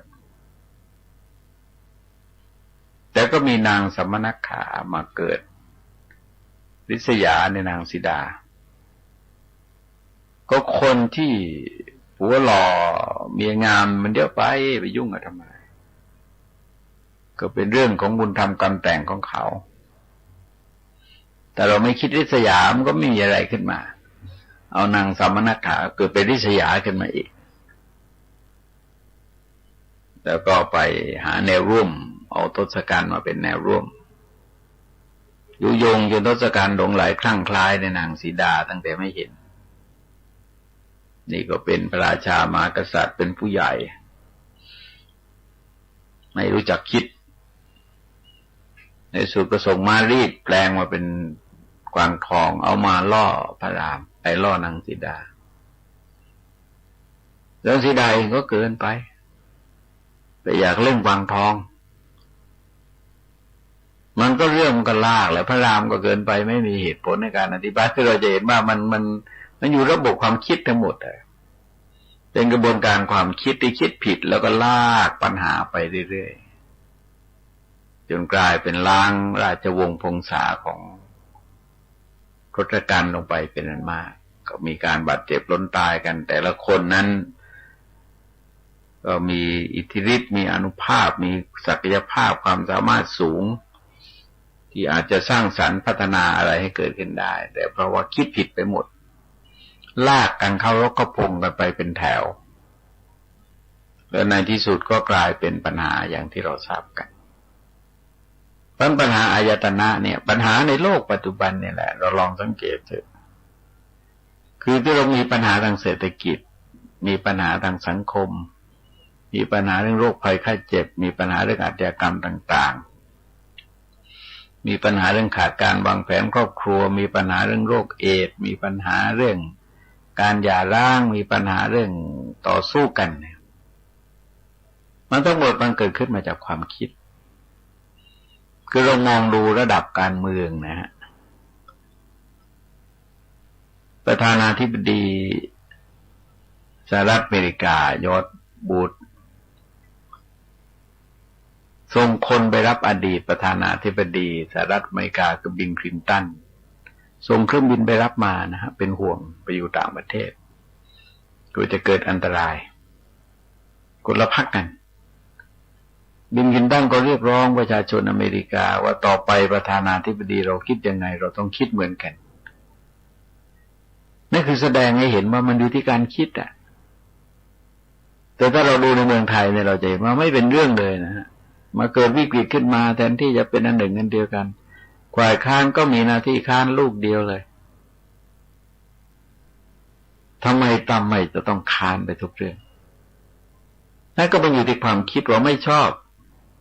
คือฉันต้องเป็นเองคนอื่นเป็นไม่ดีทั้งนั้นเลยฉันต้องเก่งกว่าคนเดียวฉันมืออาชีพคนอื่นไม่ใช่มืออาชีพแล้วก็เป็นมาแล้วนะฮะเป็นมาตั้งเยอะเป็นต่อกันมาเมื่อกี่ปีแล้วนะฮะเราจะเห็นว่าคนเหล่านี้แต่ก็ไม่ดีได้อะไรขึ้นมาอันนี้คือเป็นเรื่องของความคิดที่ไม่ได้ดูตัวเองไม่ได้แก้ไขที่ตัวเองไปคิดจะไปแก้ไขที่คนอื่นอยู่ตลอดด้วยความคิดทางเศรษฐกิจเนี่ยสมมติว่าบ้านเมืองเรานี่ขาดเงินตราต่างประเทศถ้าคนไทยเราช่วยกันคิด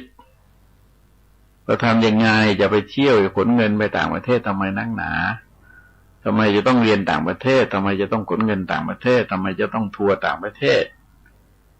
เก็บเงินไว้ในบ้านในเมืองเราได้ไหมเที่ยวก็เที่ยวในเมืองไทยคุณยังไม่รู้เลยว่าตรงไหนเป็นอะไรเนี่ยบ้านของเราเองจังหวัดของเราเองนะเรายังไม่รู้เรื่องเลย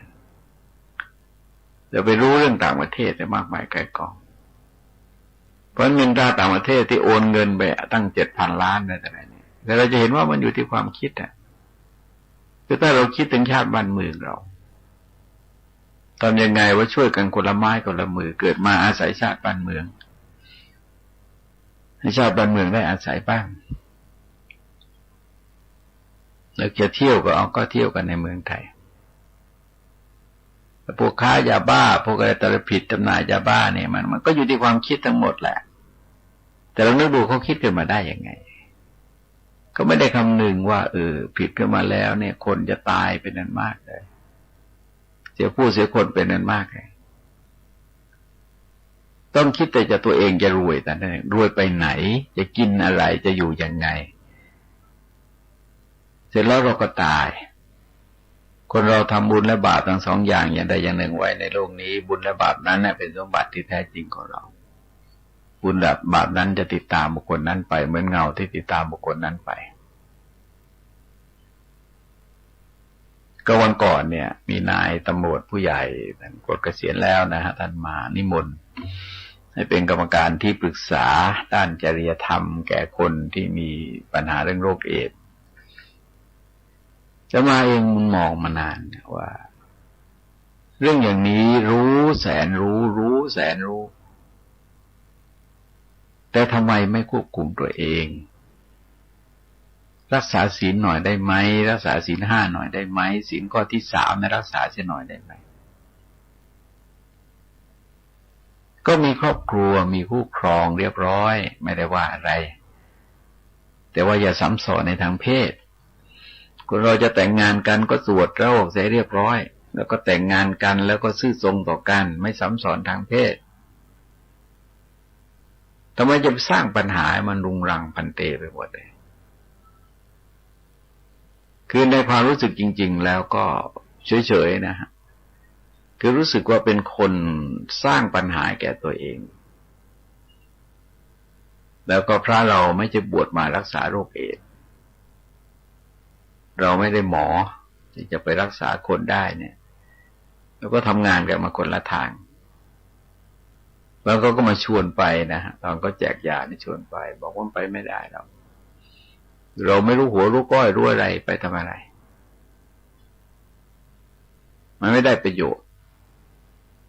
คือมันต้องมีความชัดเจนแล้วก็ไม่ใช่หน้าที่ของเราด้วยนะฮะ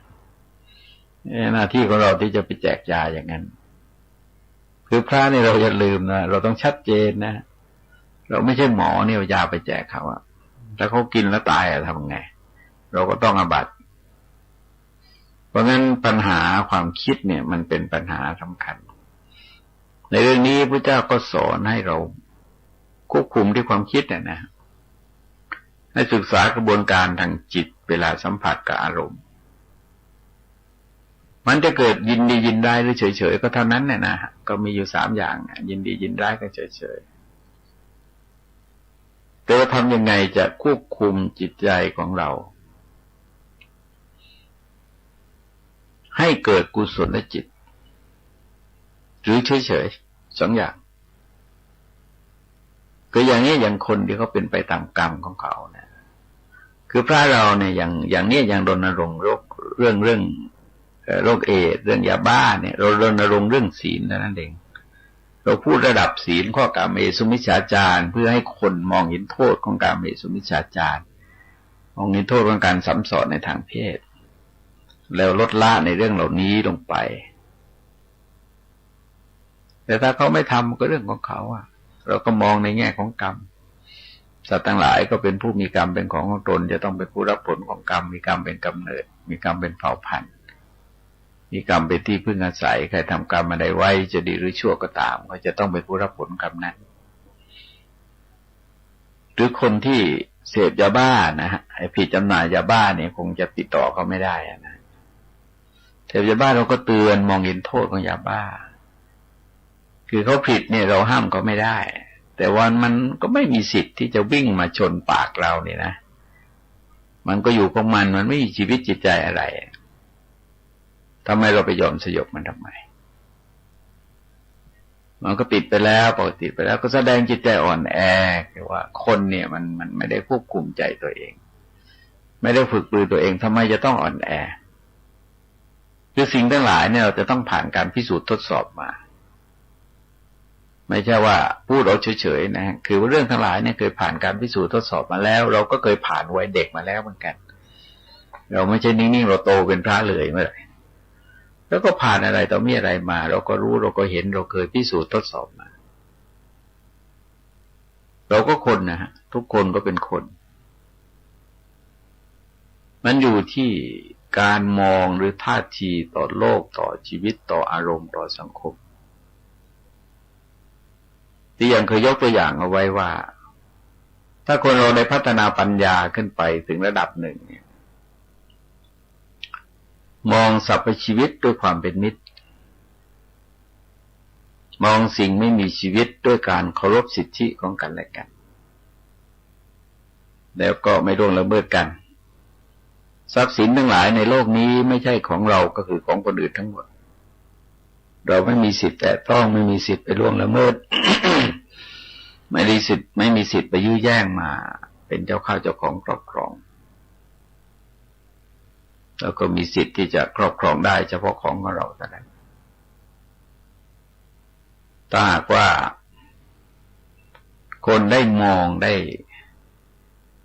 ฉุกคิดสักนิดหนึ่งเฉลียวคิดสักนิดหนึ่งแล้วก็ไม่ให้ความสำคัญกับสิ่งเหล่านั้นเนี่ยกิเลสแต่มันเข้ามาทางตาหูจมูกลิ้นกายใจแต่ธรรมะก็เข้ามาถึงตาหูจมูกลิ้นกายใจแต่ต้องคันตัวยิ่งตัวใจนะฮะตัวใจเป็นตัวรับสิ่งที่ผ่านมาทางตาหูจมูกลิ้นกายแล้วแกก็จำไว้แล้วแกก็นำมาคิดนำมาเนียวนึกนำมาตรึกนึกมาปรุงคิดปรุงแต่งกันด้วยประการต่างๆซึ่งถ้าหากว่ามีการฝึกปรือตัวเองรู้จักข่มใจตัวเองวินิจฉัยตัดสินอารมณ์ที่มากระทบนะอย่างน้อยที่สุดในอดกลั้นต่ออารมณ์เหล่านั้นมันอาจจะมีการยั่วยวนปรุงแต่งมีระบายสีมีสีสันอะไรต่ออะไรมากมายเนี่ยเราก็อดกลั้นอดทนต่ออารมณ์ที่ยั่วยวนตรงนั้นยั่วตรงนั้นไม่ให้จิตใจเราอ่อนไหวหวั่นไหวไปตามอารมณ์ที่มากระทบนั่นก็เป็นเรื่องที่อยู่ในวิสัยที่จะทำได้ว่าแนวยตนาประภาสเนี่ยจริงเป็นแนวชีวิตแนวอินทรีย์สังวรนะเราคิดแนวระดับอินทรีย์สังวรคือสำรวมระวังอินทรีย์ไม่ดูซะบ้างไม่ฟังซะบ้างไม่พูดซะบ้างไม่คิดถึงซะบ้างเอาควบคุมไม่ได้เนี่ยแล้วก่อนจะทำก่อนจะพูดอะไรก็มีสติมีสัมปชัญญะในการควบคุมตัวเองอย่างที่ท่านบอกว่าปากเป็นปูหูตะกร้าตาตะแกรงปากไม่แพร่งหูไม่อ้าตาไม่เห็นเป็นหลักธรรมนำให้หัวใจเย็นคนควรเป็นเช่นนี้บ้างในบางคราวนั่นเองต้องฟังทั้งหลายแต่ลงมาโพธิญาณในวันนี้ขอยุติไว้ด้วยเวลาเพียงเท่านี้ที่สุดนี้ขอความเจริญงอกงามไปบูรณนธรรมจงมีแด่ท่านผู้ฟังทั้งหลายโดยทั่วกันสวัสดี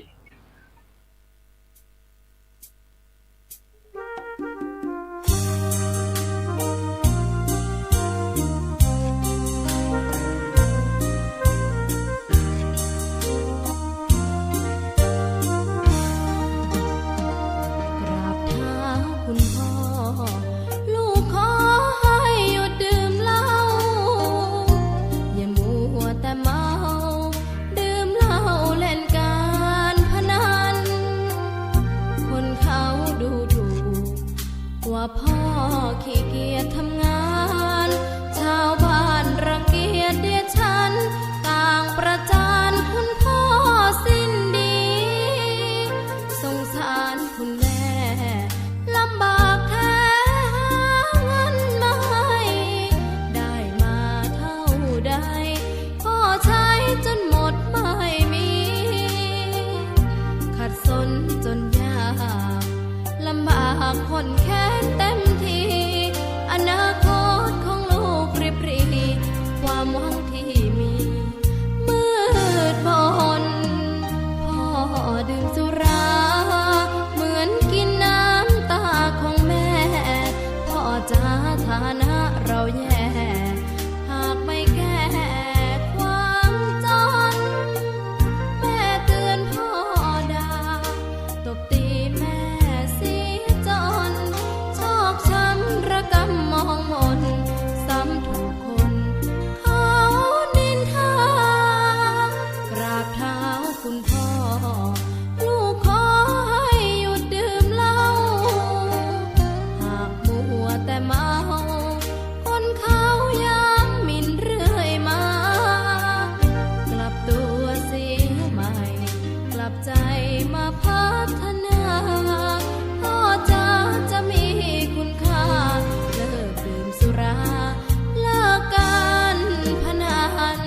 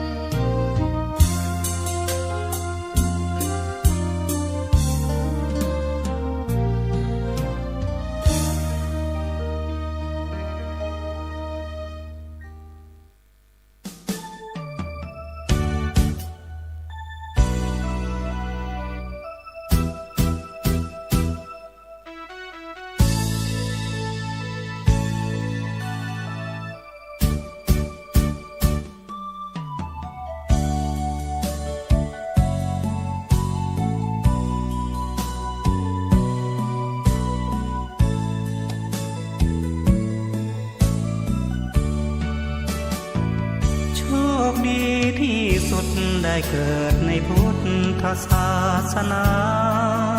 เรามีองค์พระสัมมาเป็นศาสดาแห่งการหลุดพ้นเวียนว่ายตายเกิดภพภูมิกำเนิดเกิดกายวกวนเป็นเดรัจฉานเปรตคนตามจิตกุศลบาปบุญที่ทำไม่กลับมาเกิดเป็นธรรมประเสริฐพระพุทธเจ้าทรงตรัสรู้สอนเราให้เข้าใจในผลของกรรมกรรมดีหรือชั่วพึงรู้ตัวก่อนการกระทำบันทึกรหัสความจำวัดผลกรรมที่เจตนาต้องการหลุดพ้นหวังวนของกฎแห่งกรรม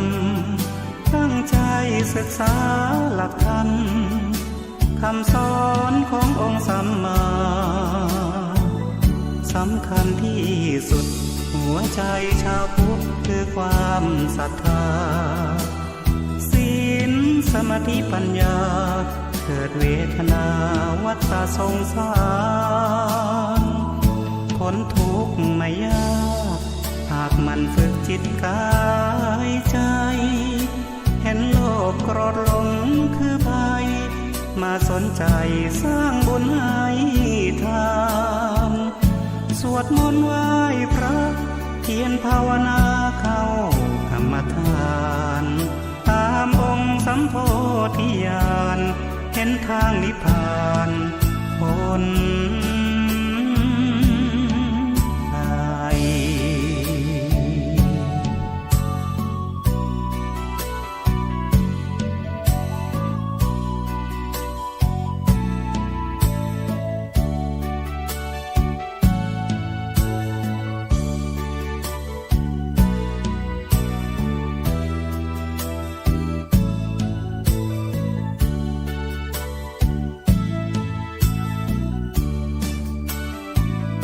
ต้องการหลุดพ้น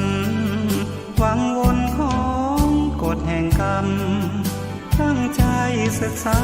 หลักธรรมคำสอนขององค์สัมมาสำคัญที่สุดหัวใจชาวพุทธคือความศรัทธาศีลสมาธิปัญญาเกิดเวทนาวัฏสงสารพ้นทุกข์ไม่ยากหากมันฝึกจิตกายใจ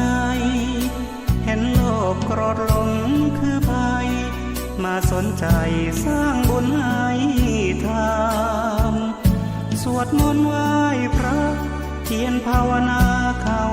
กรรมฐานตามองค์สัมโพธิญาณเห็นทางนิพพานพ้น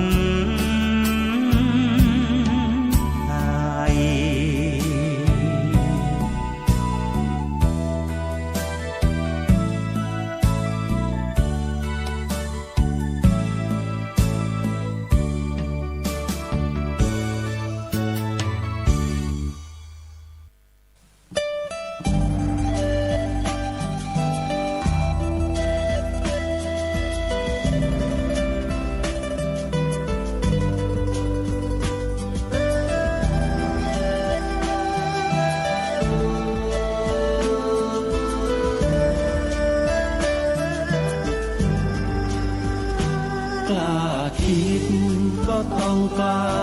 ทำอย่ากลัวถ้าทำความดี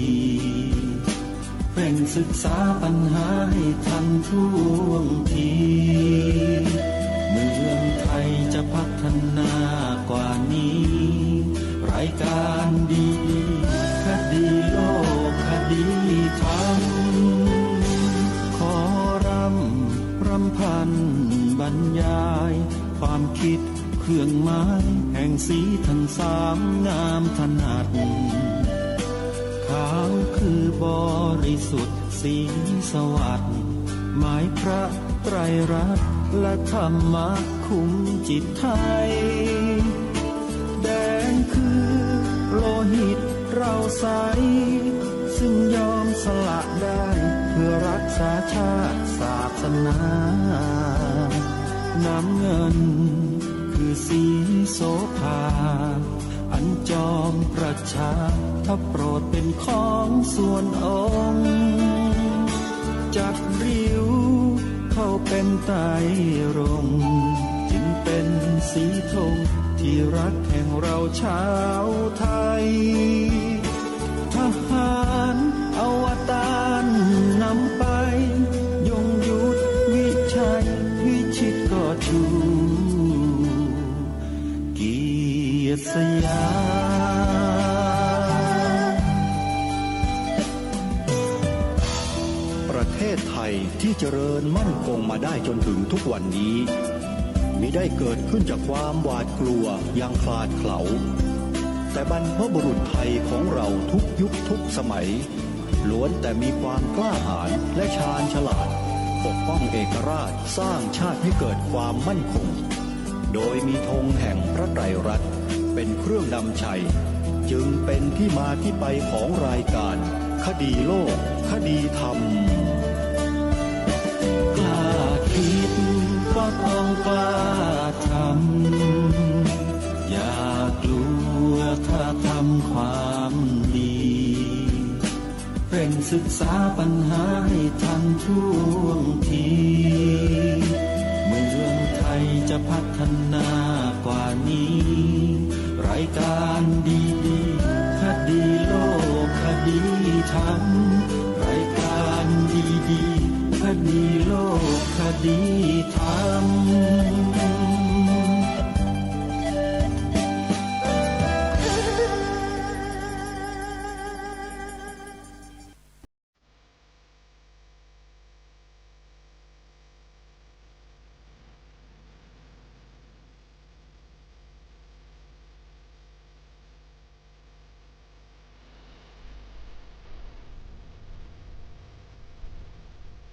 ขอกราบถวายความนอบน้อมแด่พระรัตนตรัยถวายความเคารพพระมหาเถระพระเถรานุเถระทุกท่านขอความสุขความเจริญในธรรมจงบังเกิดมีแด่ท่านสาธุชนที่กำลังติดตามรับฟังรายการจากสถานีวิทยุแห่งนี้ทุกท่าน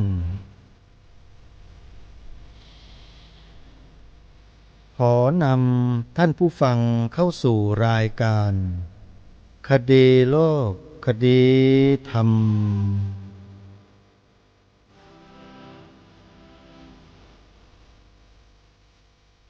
พบกันวันนี้วันแรม1 ค่ำเดือนอ้ายวันนี้ตรงกับวันเสาร์ที่6 ธันวาคมพระพุทธศักราช2568รายการคดีโลกคดีธรรมมีให้ท่านผู้ฟังติดตามรับฟังเป็นประจำทุกวันทางสถานีวิทยุแห่งนี้ท่านสามารถใช้โทรศัพท์มือถือดาวน์โหลดแอปพลิเคชันที่ชื่อว่าวิทยุพุทธศาสนาทั่วไทยเพื่อรับสถานีวิทยุพระพุทธศาสนาจำนวน48สถานีไว้ในโทรศัพท์ของท่าน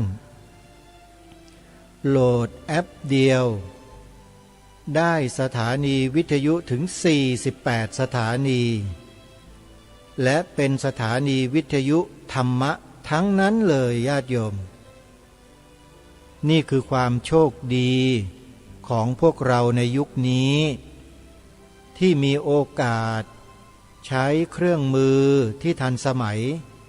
ที่ใครๆก็ใช้ได้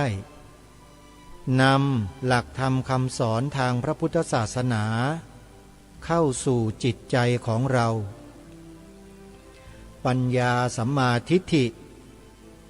เกิดจากการฟังเป็นอันดับแรกพระสัมมาสัมพุทธเจ้า มื่อทรงอุบัติขึ้นในโลกพระองค์ตรัสรู้ธรรมและทรงแสดงธรรมถ้าหากว่ามีแต่ผู้แสดงไม่มีผู้ฟังธรรมนั้นก็จะหายไปก็จะไม่มีใครสืบสารต่อยอดพระธรรมคำสอนนั้นแต่อาศัยพระมหากรุณาคุณของพระสัมมาสัมพุทธเจ้าพระองค์ตรัสแสดงธรรมนี้แก่สาวกชุดแรกคือปัญจวัคคีย์ทั้งห้าให้บรรลุธรรมสำเร็จเป็นพระอรหันต์กันทั้งห้ารูปแล้วพระพุทธองค์ก็ทรงประทานการอุปสมบทให้ด้วยเอหิภิกขุอุปสัมปทาเพียงแค่กล่าวคำว่าเธอจงเป็นภิกษุมาเถิดแค่นี้แหละปัญจวัคคีย์ทั้งห้าก็ได้เป็นพระภิกษุสงฆ์ทันทีญาติโยมนี่คือในยุคเริ่มต้นของงานการเผยแผ่ธรรมะที่พระสัมมาสัมพุทธเจ้าทรงเผยแผ่ด้วยพระองค์เองต่อจากนั้นมาก็เกิดบรรดาสาวกทั้งที่เป็นอริยบุคคลตั้งแต่ชั้นพระอรหันต์ลงมา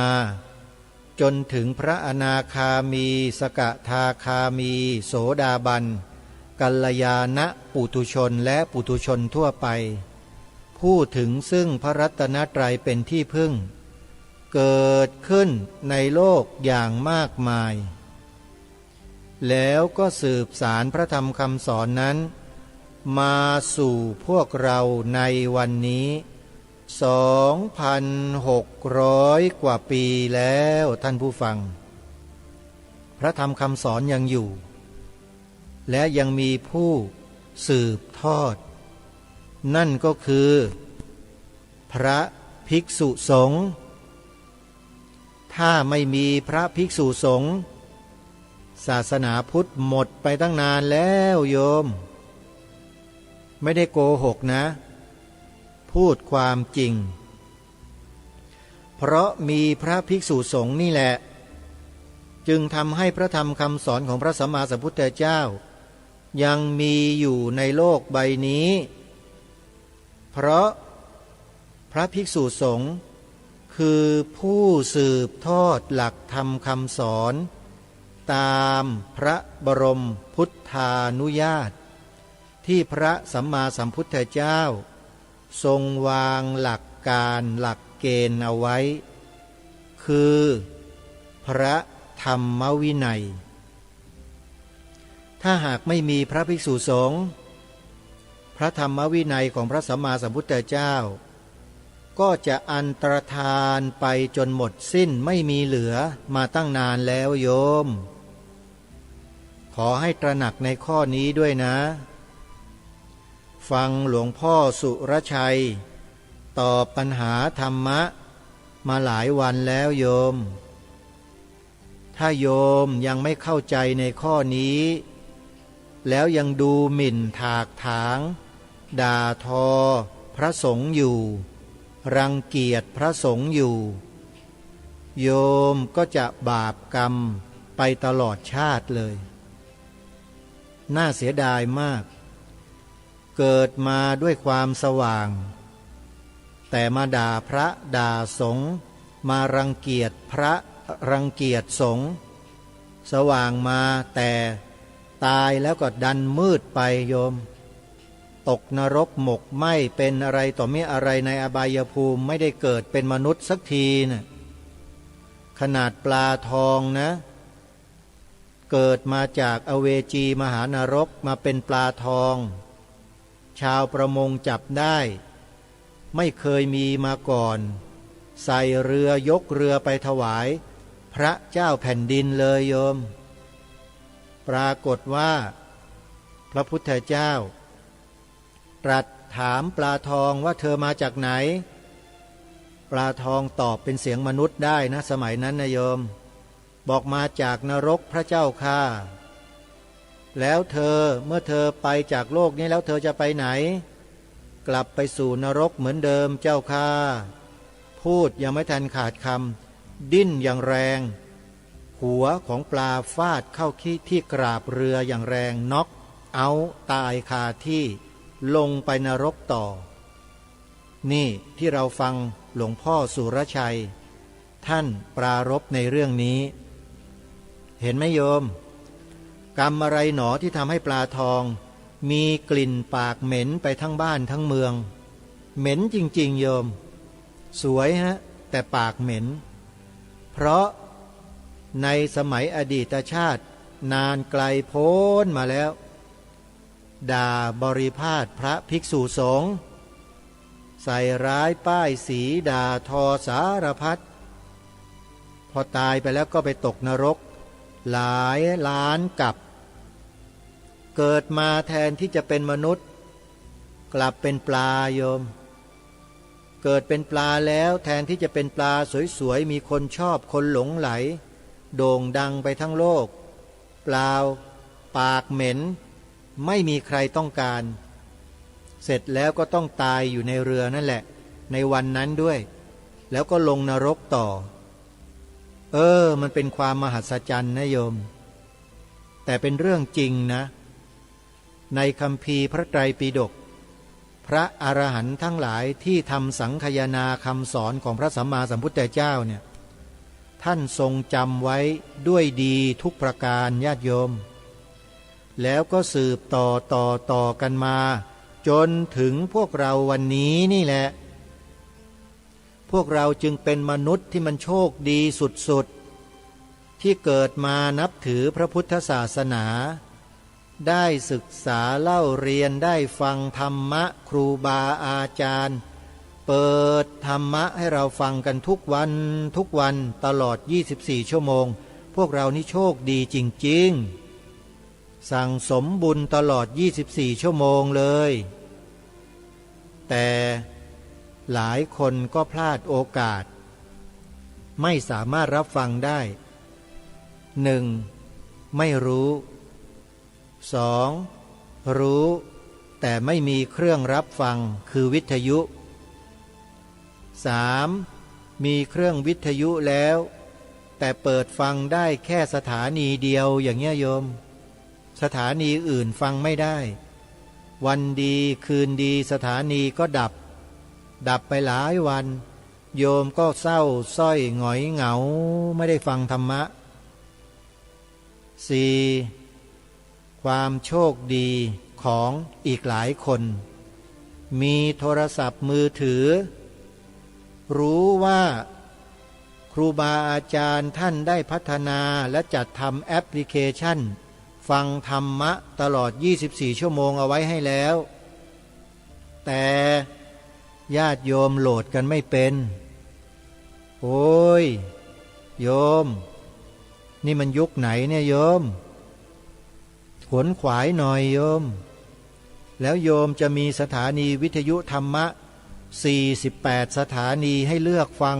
อย่างอิ่มหนำสำราญธรรมะเลยโยมจริงๆแอปพลิเคชันที่ชื่อว่าวิทยุพุทธศาสนาทั่วไทยจดทันไหมวิทยุพุทธศาสนาทั่ว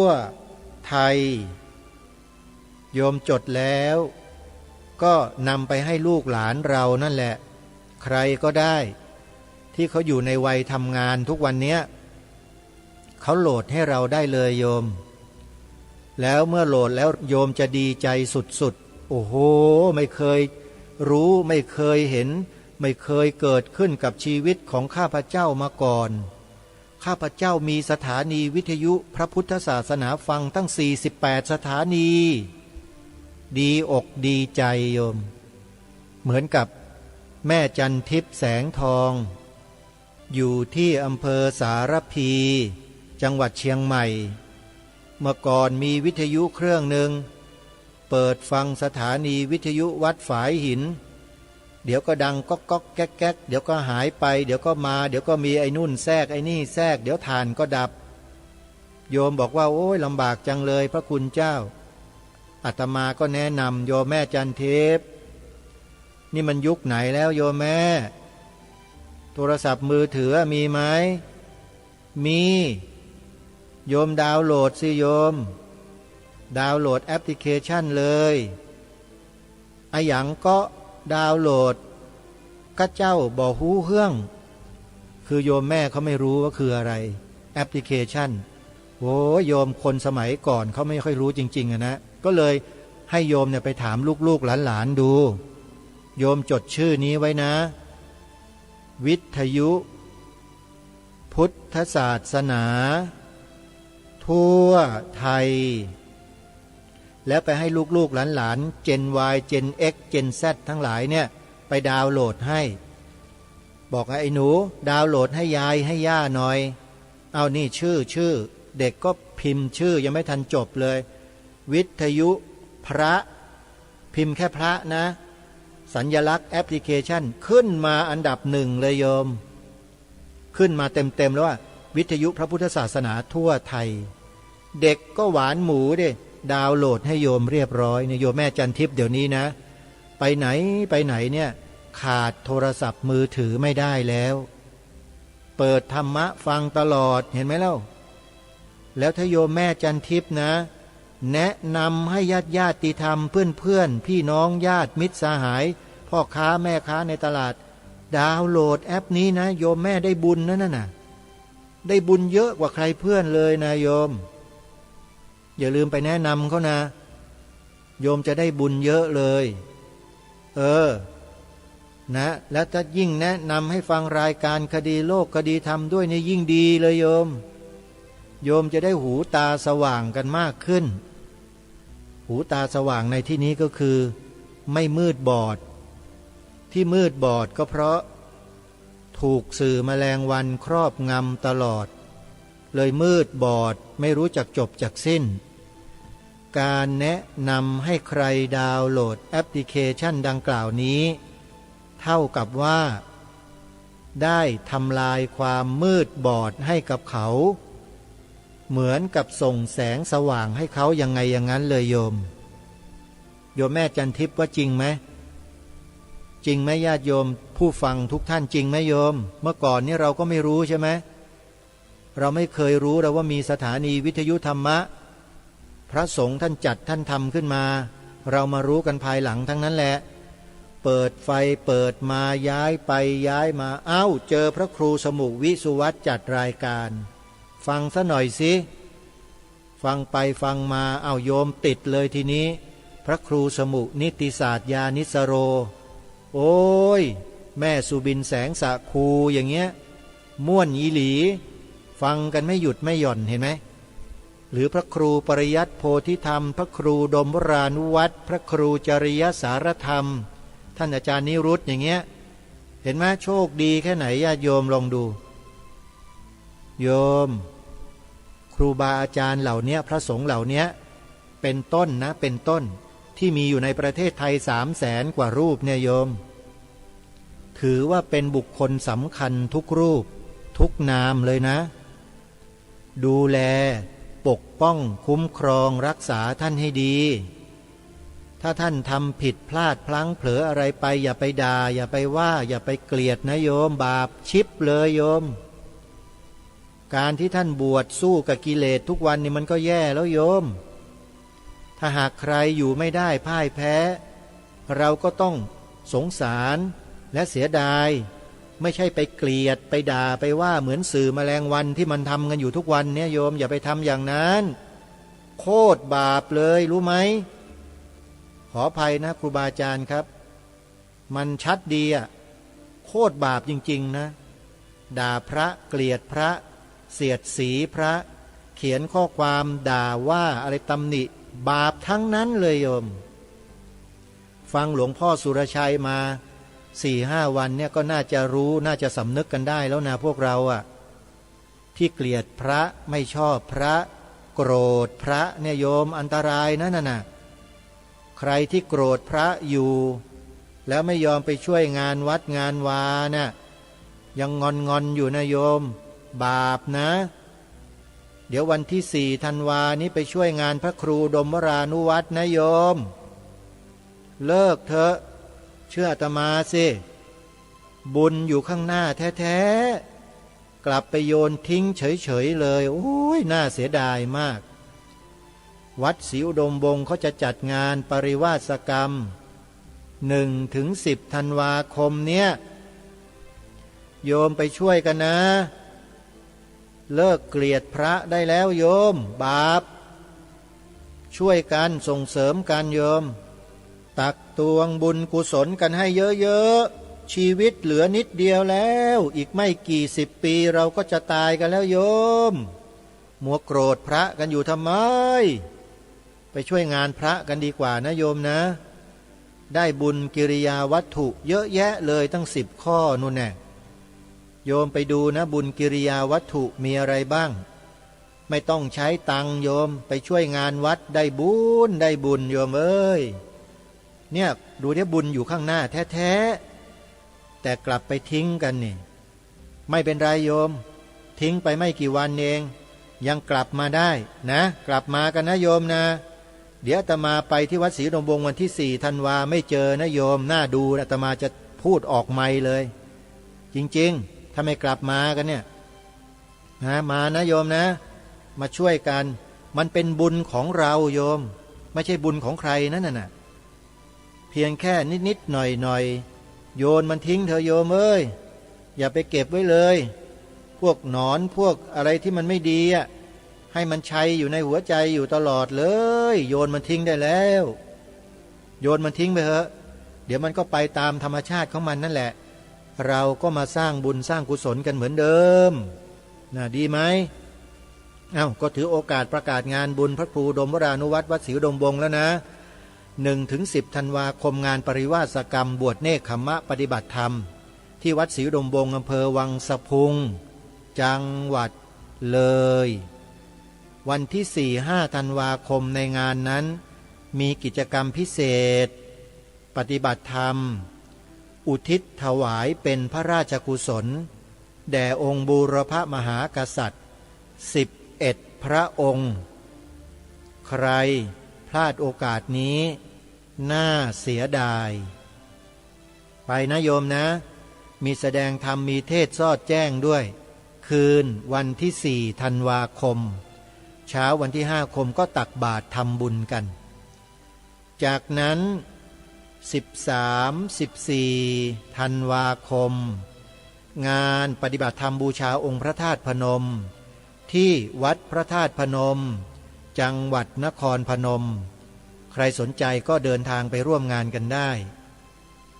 จากนั้นงานปฏิบัติธรรมสัญจรที่พระธาตุนาดูลวันที่17-18 มกราคมพระพุทธศักราช 2569 ต้นปีหน้าเป็นการจัดงานปฏิบัติธรรมสัญจรครั้งแรกของปีไปนะโยมนะอาตมาจะมีของดีแจกญาติโยมด้วยเป็นของที่ระลึกจาก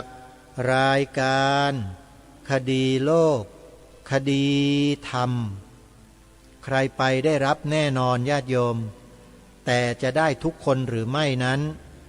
มีเงื่อนไขมีเงื่อนไขนะบอกก็ได้โยมเงื่อนไขไม่ยากเลยท่องจำบทพระราชนิพนธ์ความหมายธงไตรรงค์ได้ทันทีนะหรือถ้าท่องไม่ได้ก็มีข้อยกเว้นถ้าท่องประโยคทั้งหมดไม่ได้เพียงแค่กล่าว2 ประโยคที่ทางรายการรณรงค์มาโดยตลอดจำได้ไหมโยมใครกล่าว2 ประโยคนี้ได้ รับของรางวัลไปเลยโยมไม่มีข้อแม้แค่ท่องได้2 ประโยคนี้เท่านั้นอันนี้ลดหย่อนมาให้แล้วนะนี่คือเงื่อนไขนิดเดียว2 ประโยคนะโยมใครที่ฟังมาโดยตลอดท่องได้แน่นอนแต่ถ้าใครที่ไม่เคยท่องเสียใจด้วยโยมแต่ไม่สายไปถามคนที่เขาท่องได้นะโยมแล้วโยมก็ท่องจำไว้ประโยคที่1พระพุทธศาสนาเป็นศาสนาประจำชาติไทยของเราประโยคที่2สีขาวในธงชาติไทยหมายถึงพระพุทธศาสนาเท่านั้นใครท่อง2 ประโยคนี้ได้รับไปเลยของรางวัลจากรายการคดีโลกคดีธรรมที่งานปฏิบัติธรรมสัญจรพระธาตุนาดูล 17-18 มกราคมพระพุทธศักราช 2569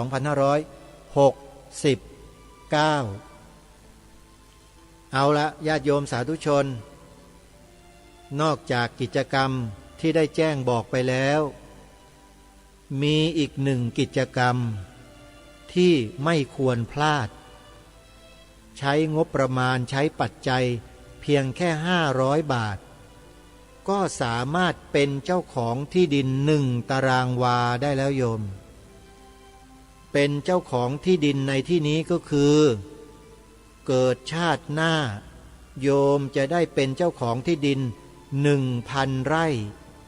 จากการทำบุญซื้อที่ดิน500 บาทต่อ1 ตารางวาถวายวัดป่าจริยธรรมเมื่อวานอาตมาทำไปแล้วนะ2 ตารางวา 1,000 บาทโยมใคร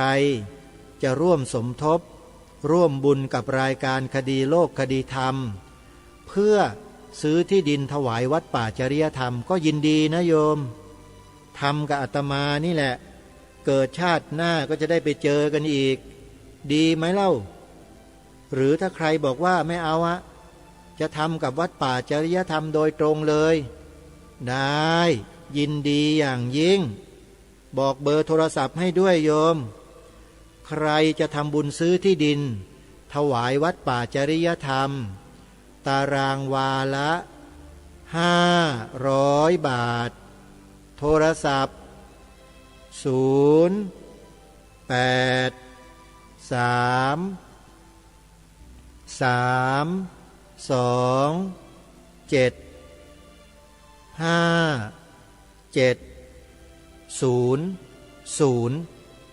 โทรไปเลยโยมช้าหมดนะช้าหมดจริงๆนะโยมในประเทศไทยเนี่ยมีผู้ฟังรายการวิทยุที่กำลังฟังอยู่เนี่ยจำนวนน่าจะเป็นพันคนละโยมนี่คืออย่างน้อยๆนะแต่จะมีกี่คนได้ทำบุญซื้อที่ดิน500 บาทอาตมาว่าคนมีบุญเนี่ยมีอยู่น้อยมากเลยโยมนะมีน้อยถ้าไม่รีบทำนะอดทำนะโยมขอบอกนะหาทำยากนะเนี่ยทำบุญซื้อที่ดินให้วัดเนี่ยโยมและแค่ตารางวาแค่500 บาทเท่านั้นเองอาตมาทำไปแล้ว2 ตารางวาสบายใจแล้ว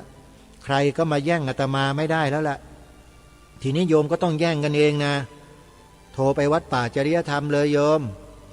แต่ถ้าใครต้องการแบบเร็วๆด่วนๆเห็นเป็นรูปธรรมก็ผ่านทางรายการคดีโลกคดีธรรมมาก็ได้นะโยมนะอนุโมทนาบุญด้วยกันแล้วก็งานเปิดถ้ำประกายเพชรงานเปิดถ้ำประกายเพชรวันที่7 ธันวาคมวัดถ้ำประกายเพชรอยู่ที่ตำบลนาดอกคำอำเภอนาด้วงจังหวัดเลยโยมแทบจะไม่เคยได้ยินการประชาสัมพันธ์ประกาศงานบุญวัดถ้ำประกายเพชรเลยใช่ไหมเพราะไม่มีใครประกาศใช่ไหมโยมอาตมาประกาศให้ทำไมประกาศอาตมาลงไปดูถ้ำประกายเพชรมาแล้วโยมขอบอกได้เลยว่า มหัศจรรย์ธรรมชาติสร้างสรรค์ผลงานเอาไว้สุดยอดมากๆใครไม่ไปเนี่ยนะขอบอกได้เลยว่าเกิดมาแล้วเสียดายเหลือเกินชีวิตนี้ไม่ได้ไปถ้ำประกายเพชรสวยสดงดงามระยิบระยับกันทั้งถ้ำเลยโยมถ้าไม่ได้ไปเห็นด้วยตาตัวเองนี่พูดไม่ได้นะเนี่ยกล้าพูดเลยโยมไปแล้วอยากจะไปอีกขอบอกเลยแล้วปีหนึ่งเขาเปิดให้ลงไปครั้งเดียวนะโยมไม่ได้เปิดพร่ำเพื่อนะจะบอกให้ฝรั่งวันนั้นอาตมาไปเนี่ยฝรั่ง2 คนมาจากต่างประเทศเขาเห็นถ้ำประกายเพชรจากต่างประเทศบินมาประเทศไทยแล้วก็เดินทางรอนแรมมาจนกระทั่งเจอถ้ำประกายเพชรปรากฏว่าเจ้าหน้าที่ไม่เปิดให้ลงเพราะผิดระเบียบมันเป็นกติกาของชุมชนเขาโยมเป็นสมบัติอันล้ำค่าของชุมชนจะเปิดให้เข้าโดยที่ไม่มีระเบียบแบบแผนไม่มีวินัยเนี่ยไม่ได้เพราะฉะนั้นใครจะเดินทางไปดูถ้ำประกายเพชรด้วยตนเองไปแบบไม่มีการแจ้งล่วงหน้าเนี่ยขอแสดงความเสียใจไว้เบื้องต้นอดแน่นอนยกเว้นโทรมาหาอาตมาแล้วเดี๋ยวอาตมาจะบอกให้เปิดให้ไม่ได้เก่งหรอกโยมแต่เจ้าอาวาสน่ะเป็นลูกศิษย์อาตมาเองเจ้าอาวาสวัดถ้ำประกายเพชรทุกวันนี้ท่านสุทธินันท์น่ะนั่นน่ะเป็นสหธรรมิกก็แล้วกันรุ่นน้องรู้จักกันมานานแล้วอาตมาก็ไม่รู้นะว่าท่านไปเป็นเจ้าอาวาสอยู่ที่นั่นนะตะพัดตะผูไปเป็นได้ยังไงและอาตมาไม่ประกาศให้ท่านอาตมาก็แย่แล้วโยมและที่ประกาศเนี่ยเพราะไปเห็นมาด้วยตาตัวเองแล้วว่าเป็นความมหัศจรรย์จริงๆไม่เคยเจอไม่เคยปรากฏไม่เคยเห็นที่ไหนมาก่อนโยมขอบอกเลยนะว่าหาชมหาดูได้ยากมากนี่คือสิ่งที่ทางรายการอยากจะให้พวกเราเนี่ยไปกันสักครั้งหนึ่งโยมงานนี้เขาจัดกันเฉพาะช่วงเช้านะวันที่7 ธันวาคมศกนี้แหละนะ7 ธันวาคมนะแล้วไม่ได้เปิดทุกปีด้วยอาตมาถามเจ้าอาวาสแล้วไม่ได้เปิดทุกปีนะพระอาจารย์ถ้าวันที่7วันไหนตรงกับวันเสาร์อาทิตย์เขาจะเปิดปีนั้นนะเปิดแต่ถ้าไม่ตรงเสาร์อาทิตย์เขาไม่เปิดเอาสิแต่ถ้าใครขอเป็นกรณีพิเศษเปิดได้ลงไปดูได้แต่ต้องอยู่ในระเบียบวินัยเท่านั้นพูดซะนานเลยเดี๋ยวครูบาอาจารย์ท่านบ่นเอาประกาศอะไรนักหนาถ้ำประกายเพชรก็เป็นธรรมชาติที่มหัศจรรย์นะครูบาอาจารย์ผมว่าพวกเราเนี่ยน่าจะไปเห็นกันสักครั้งหนึ่งนะครับนะขอเชิญชวนเลยนะเป็นความงดงามทางธรรมชาติที่มหัศจรรย์อีกแห่งหนึ่งของประเทศไทยของเราถูกปกปิดมานานมากๆมีพระธุดงค์ท่านเคยไปเห็นแล้วท่านก็มาบอกเล่ากับบรรดาลูกศิษย์ลูกหาปรากฏว่าพอไปแล้วเข้าไม่ได้ปิดชาวบ้านเขาหวงมากสมบัติของแผ่นดินสมบัติของชุมชนโยมนะใครสนใจก็เดินทางไปร่วมงานกันเช้าวันที่7 ธันวาคมมีการทำบุญใส่บาตรด้วยนะที่วัดถ้ำประกายเพชรวันที่7เนี่ยนะก็ขอเชิญชวนทุกท่านเอาละญาติโยมเวลาก็ล่วงเลยมาพอสมควรแล้วหลวงพ่อสุรชัยฉันทสูโรรอญาติโยมอยู่ลองดูซิวันนี้หลวงพ่อท่านจะพูดเรื่องอะไรขอให้เราตั้งใจฟังนะโยมได้สาระ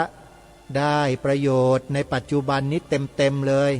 ไปติดตามรับฟังพร้อมๆกันได้นะบัดนี้ ทำบุญกับขอทานต้องได้แค่ปลื้มไม่อาจที่ทำให้ปลื้มหรอกนะจะทำบุญกับใครดีทำบุญกับพ่อแม่ทีนี้คนพอไม่มีพระไม่มีศาสนาเนี่ยไม่มีการปลูกฝังต่อมสำนึกอะไรได้มากเท่าไหร่ก็จะกลายเป็นว่าเหลือแต่ส่วนของความสำนึกส่วนบุคคลไป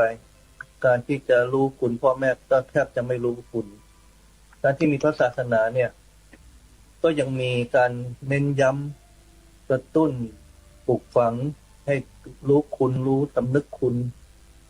ที่เป็นคุณตามจริงของพ่อแม่ครูอาจารย์ของสิ่งที่มีคุณทั้งหลายแต่พอไม่มีกระบวนการที่ปลูกฝังหรือกระตุ้นเร้าเนี่ยมันก็จะมีเรื่องของแสงสีเสียงที่ทำให้เกิดขาดความเคารพแล้วนะขาดความสำนึกดีคือผู้คนก็ไม่คิดจะทำบุญทำคุณหรอกกล่าวว่าสมัยของโลกที่เสื่อมทรามแล้วเนี่ยในอีกนานนะไม่ใช่อย่างเวลานี้นะผู้คนไม่มีการทำความดีไม่มีแม้กระทั่งคำพูดไม่ต้องกล่าวถึงการกระทำความดี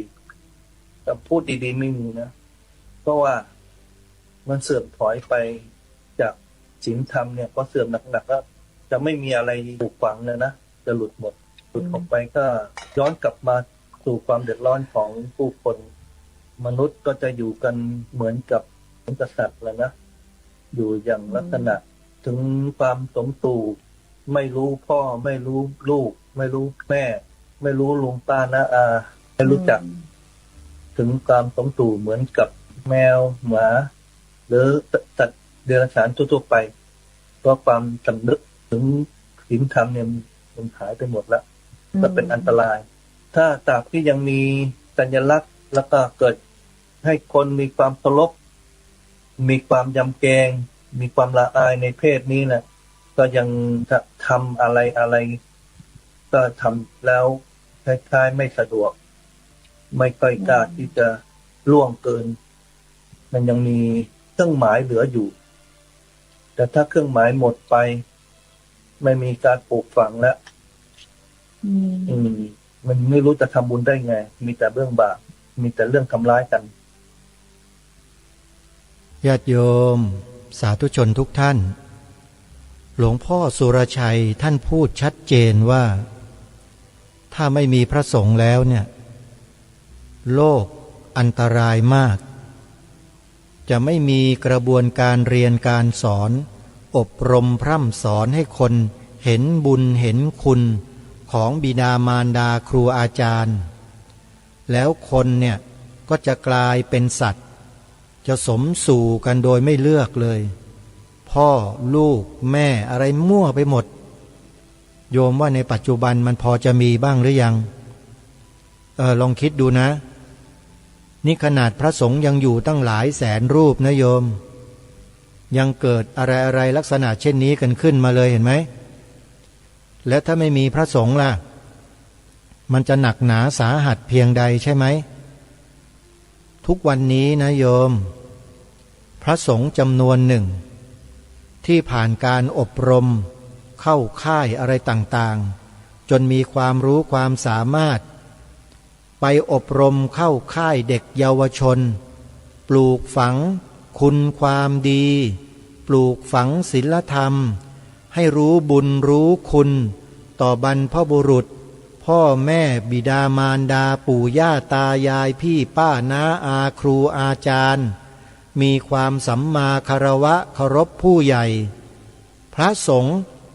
สอนทั้งนั้นเลยโยมทั่วประเทศเนี่ยเพราะฉะนั้นตราบใดที่ยังมีพระสงฆ์ท่านยังทำงานอย่างนี้อยู่เราวางใจได้ว่าประเทศของเราเนี่ยยังไม่ขาดคนดีหรอกโยมแต่ถ้าวันใด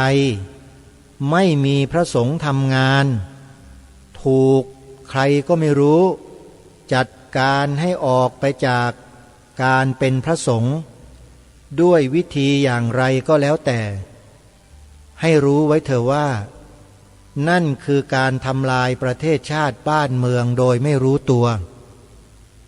จริงไม่จริงญาติโยมพระสงฆ์หนึ่งรูป โยมว่าทำคุณประโยชน์ให้กับสังคมมากมายแค่ไหนโยมลองนึกดูนะพระสงฆ์หนึ่งรูปทำคุณประโยชน์ให้กับชาติบ้านเมืองให้กับสังคมมากมายแค่ไหนตัวอย่างมีเยอะแยะมากมายเลยใช่ไหมนั่นแหละแต่เมื่อวันหนึ่งพระสงฆ์ที่ทำคุณประโยชน์ต่อชาติบ้านเมืองถูกทำลายด้วยกรณีใดก็แล้วแต่อันนั้นหมายความว่าประเทศไทยก็ถูกทำลายลงไปด้วยถึงแม้ว่าจะไม่ทำลายโดยตรงแต่เป็นการทำลายทางอ้อมคือทำลายบุคลากรที่สร้างสรรค์สังคมช่วยเหลือสังคมประคับประคองสังคมให้อยู่รอด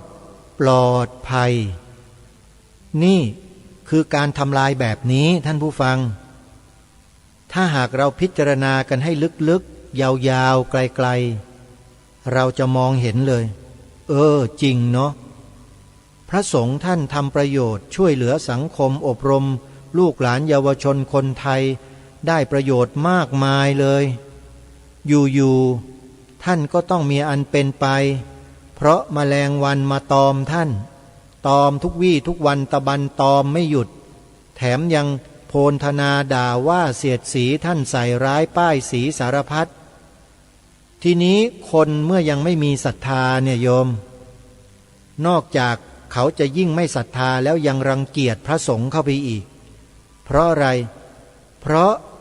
ถูกกล่าวหาใส่ร้ายป้ายสีถูกนำเสนอผ่านสื่อตลอดมีใครบ้างที่จะเกิดความเมตตากรุณาและเห็นใจพระเหล่านั้นนะโยมคนทั่วๆไปเนี่ยเขาไม่เห็นใจหรอกมีแต่จะซ้ำเหยียบย่ำซ้ำทำลายยิ่งขึ้นถูกไหมนี่ขนาดพระสงฆ์ยังมีอยู่นะพฤติกรรมแบบนี้มันยังเกิดขึ้นในบ้านในเมืองของเราเลยและถ้ายิ่งไม่มีพระสงฆ์ละโยมเป็นไงบ้านเมืองมันจะแย่กว่านี้ไหมล่ะขอให้เห็นนะโยมขอให้มองเห็นขอให้เข้าใจเถอะช่วยกันประคับประคองดูแลพระสงฆ์ของเราเนี่ยให้ท่านมีกำลังทำงานของท่านนะรูปหนึ่งเนี่ยโยมทำงานแล้วเกิดประโยชน์มากมายเลยโยมไปดูเถอะพระที่ท่านทำงานน่ะโยมจะเห็นอย่างชัดเจนเลยนะอันนี้ต้องขอฝากพวกเราด้วยอย่าไปหลงเชื่อสื่อทุกวันนี้โยมสื่อทุกวันนี้บางสื่อคืออาวุธของฝ่ายตรงข้ามอาตมาพูดชัดแล้วนะสื่อบางสื่อเป็นอาวุธของฝ่ายตรงข้ามเขาไม่นำเสนอเรื่องราวดีๆของพระหรอกโยมสื่อพวกนี้มีแต่ข่าวเสียหายทำลายล้างอย่างเดียวนั่นแหละขอให้เราได้จำเถอะว่าสื่อมันคืออาวุธของฝ่ายตรงข้ามถ้าเราช่วยกันส่งเสริมไปดูไปติดตามเราก็ทำบาปไปด้วยเหมือนกันโยมใครตามดูสื่อพวกนี้อยู่เป็นบาป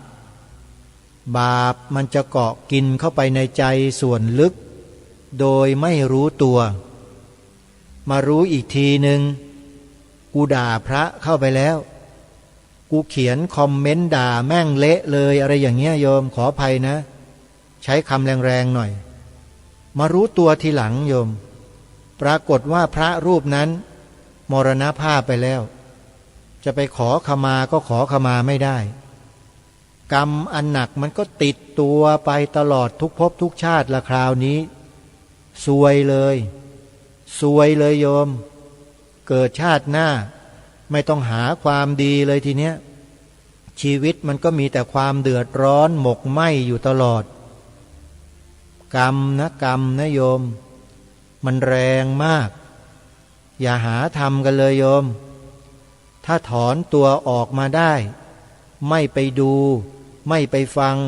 สื่อแมลงวันยิ่งดีโยมเลิกอาตมาเลิกฟังเลิกดูมานานแล้วโยมมันไม่มีสาระอะไรเลยมีแต่จะทำลายสติปัญญาสมาธิความศรัทธาของเราหมดไม่มีเหลือเลยโยมอันนี้คือความจริงนะพระไม่ได้พูดโกหกเพราะศึกษาเล่าเรียนเหตุปัจจัยมา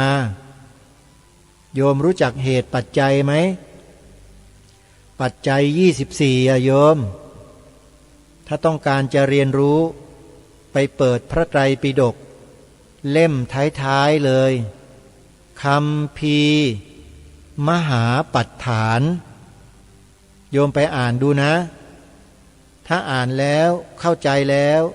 มาสอนอาตมาได้นะโยมอาตมายินดีฟังชอบมหาปัฏฐานเนี่ยมหัศจรรย์พันลึกสุดๆและไม่มีศาสดาหรือเทวดาพรหมที่ไหนจะกล่าวแสดงปัจจัย24ได้อย่างละเอียดสุขุมคัมภีรภาพลึกซึ้งมหัศจรรย์พันลึกเหมือนอย่างพระสัมมาสัมพุทธเจ้าของเราไม่มีแน่นอนนอกจากพระสัมมาสัมพุทธเจ้าของเราเท่านั้นฝากไว้ท้ายรายการนะโยมทำบุญกันใครที่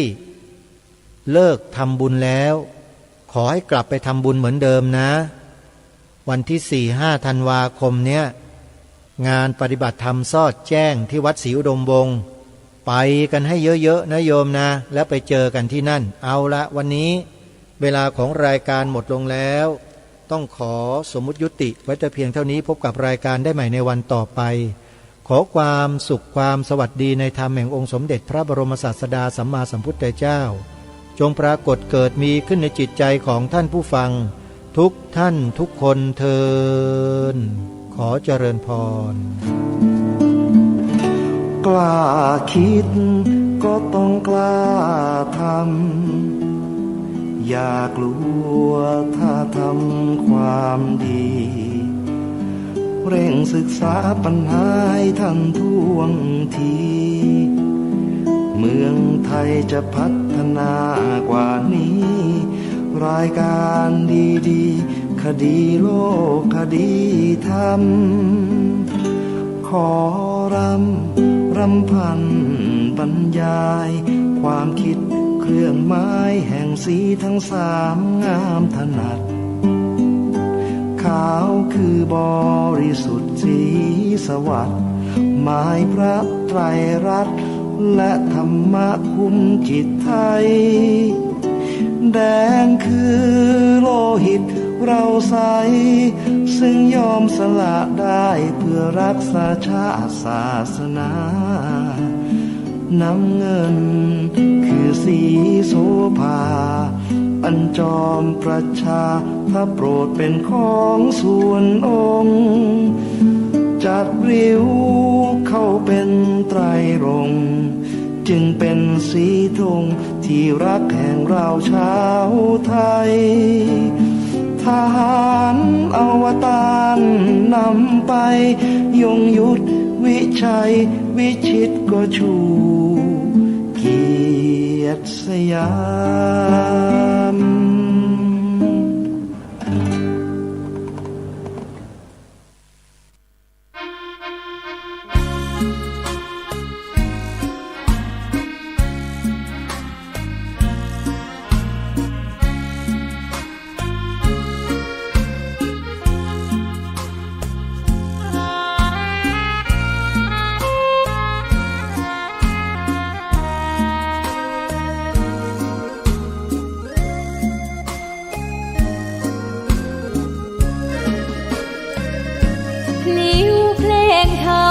ถูกถ้อยคำเข้าถึงจิตใจ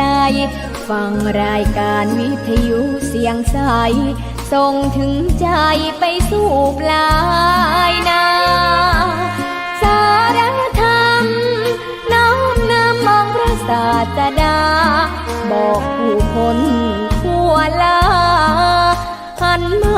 เข้าวัดฟังธรรมคลื่นเสียงนี้เป็นคลื่นธรรมะจากใจส่งถึงบ้านไกลบ้านไกลฟังได้สุขใจล้ำยามดึกดื่นค่อนคืนมีงานต้องทำเป็นคลื่นสารธรรมเน้นย้ำธรรมะเพื่อนใจเสียงคลื่นธรรมบอกหลักธรรมให้คลายความเหงาฟังเสียงธรรมะเบาเบาบอกเล่าถึงคนบ้านไกลสื่อธรรมะบอกลดละละวางด้วยใจสื่อไปถึงสวงในเข้าใจหลักธรรมหลักดีพลิ้วเพลงธรรมผูกสัมพันธ์จิตใจร่าเริงฟังสาระธรรมะบันเทิงรื่นเริงในชีวิตยามวันว่างเดินทางไปเยี่ยมสถานีนัดพบกันน้องพี่วันนี้วันดีวันเสาร์สวดมนต์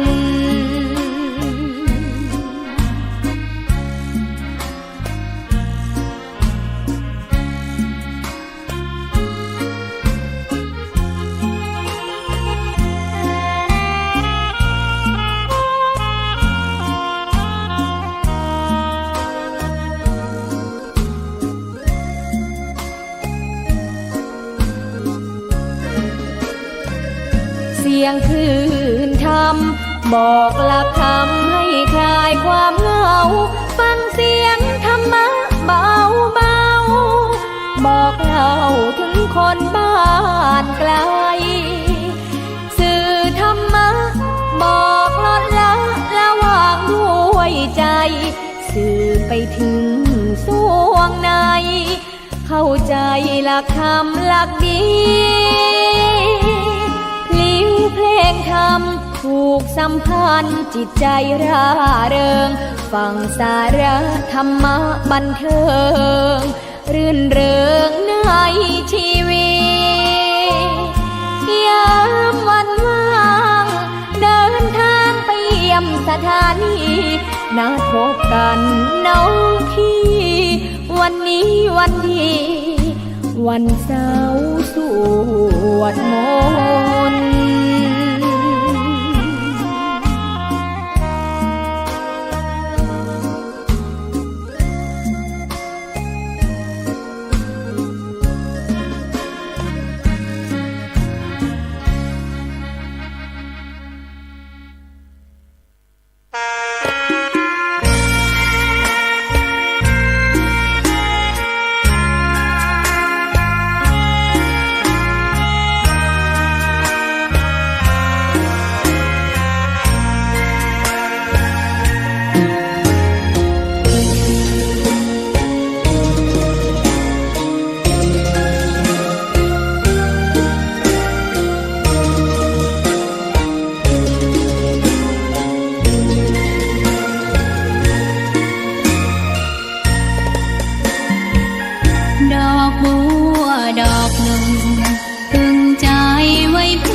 บูชาแด่องค์พระศาสดาสัมมาสัมพุทธเจ้ามีความงามเงียบไม่เปรียบเทียบเขาเทียบเราใครมองไม่งามช่างเขาแต่เจ้าก็คือดอกบัวด้วยความสัตย์ซื่อยึดถือความดีเป็นหลักใครรักไม่รักก็ไม่จมปลักมองมัวเมื่อโผล่พ้นน้ำก็เห็นความง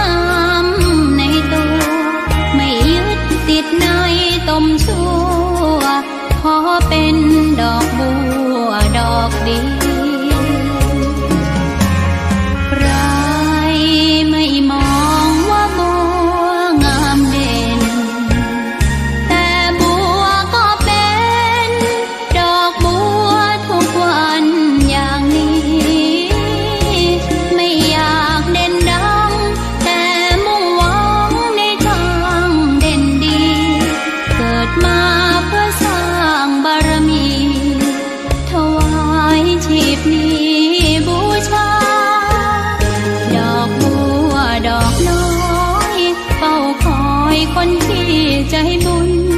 มาออกเอื้อเกื้อกูลรู้ค่าของบุญเก็บบัวขึ้นมาเพื่อสร้างความดีและเสริมบารมีดังว่า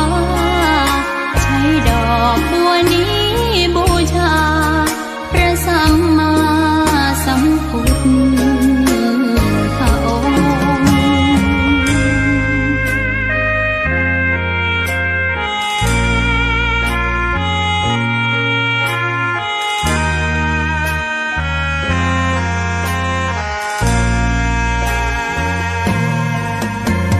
ใครไม่มองว่าบัวงามเด่นแต่บัวก็เป็นดอกบัวทุกวันอย่างนี้ไม่อยากเด่นดังแต่มุ่งหวังในทางเด่นดีเกิดมาเพื่อสร้างบารมีถวายชีพนี้บูชาดอกบัวดอกน้อยเฝ้าคอยคนที่ใจบุญมาออกเอื้อเกื้อกูลรู้ค่าของบุญเก็บบัวขึ้นมาเพื่อสร้างความดีและเสริมบารมีดังว่าใช้ดอกบัวนี้บูชาพระสัมมาสัมพุทธพระองค์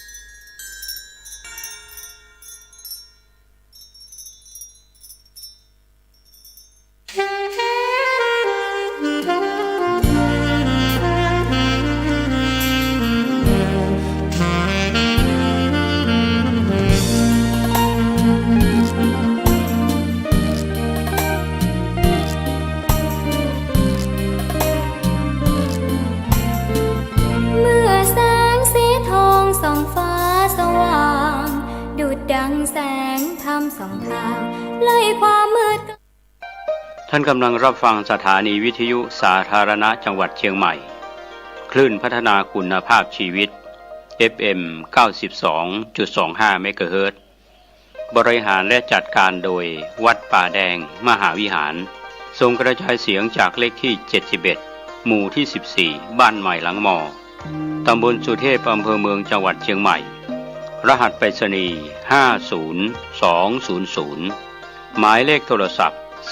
0818815690 0520000636-7สารเพื่อการประชาสัมพันธ์โครงการปรับภูมิทัศน์และพัฒนาปรับพื้นที่รอบโบสถ์วัดป่าแดงมหาวิหารมติคณะกรรมการบริหารวัดป่าแดงมหาวิหารครั้งที่ 4/2567 ได้เห็นชอบและอนุมัติให้ดำเนินโครงการใช้เงินบริจาคและเงินสะสมของวัดเพื่อพัฒนาปรับพื้นที่ของวัดป่าแดงมหาวิหารจึงขอเชิญชวนผู้มีจิตศรัทธาร่วมพัฒนาเพื่อถวายเป็นพระราชกุศลถวายพระเจ้าสามฝั่งแกนและพระเทวีพระเจ้าติโลกราชพระเมืองแก้วและอดีตเจ้าอาวาสวัดป่าแดงมหาวิหารมี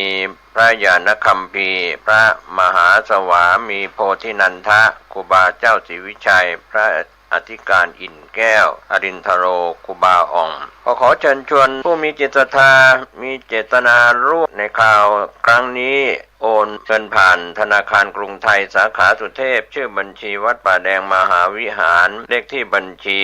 521064750สอบถามรายละเอียด เพื่อร่วมทำบุญได้0818815690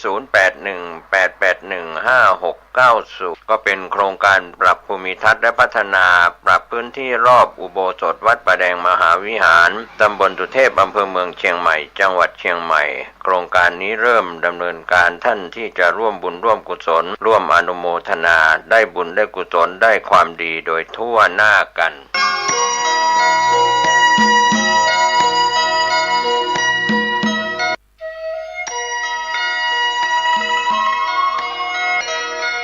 ข่าวสารเพื่อการประชาสัมพันธ์ขอเชิญชวน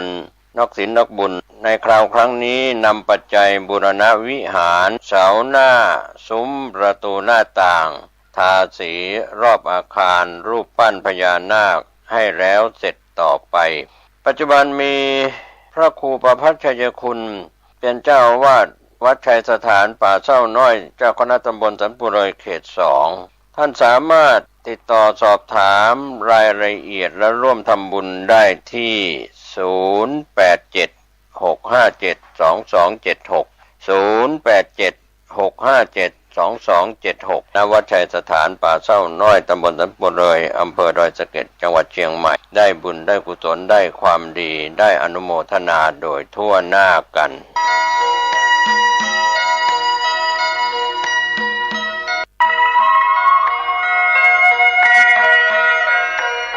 เชิญพี่น้องชาวพุทธร่วมเป็นเจ้าภาพสร้างห้องสุขาห้องอาบน้ำเพื่ออำนวยความสะดวกแก่คณะศรัทธาสาธุชนที่จะเข้าปฏิบัติธรรมกรรมฐานณวัดบ้านเราพระเจ้าตาเขียวพื้นที่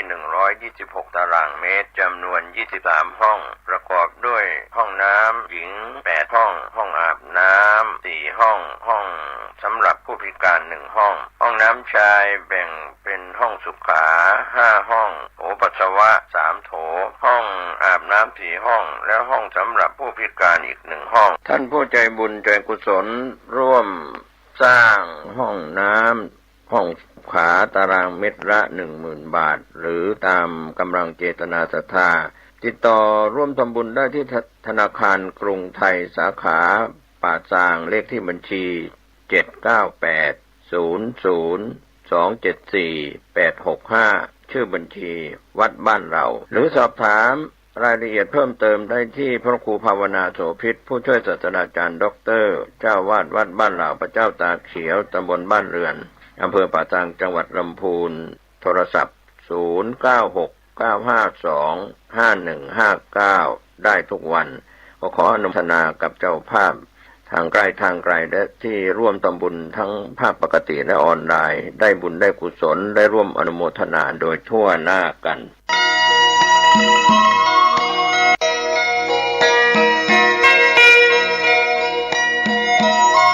ข่าวสารงานบุญงานกุศลขอเชิญร่วมทำบุญสร้างวิหารและพิพิธภัณฑ์ครูบา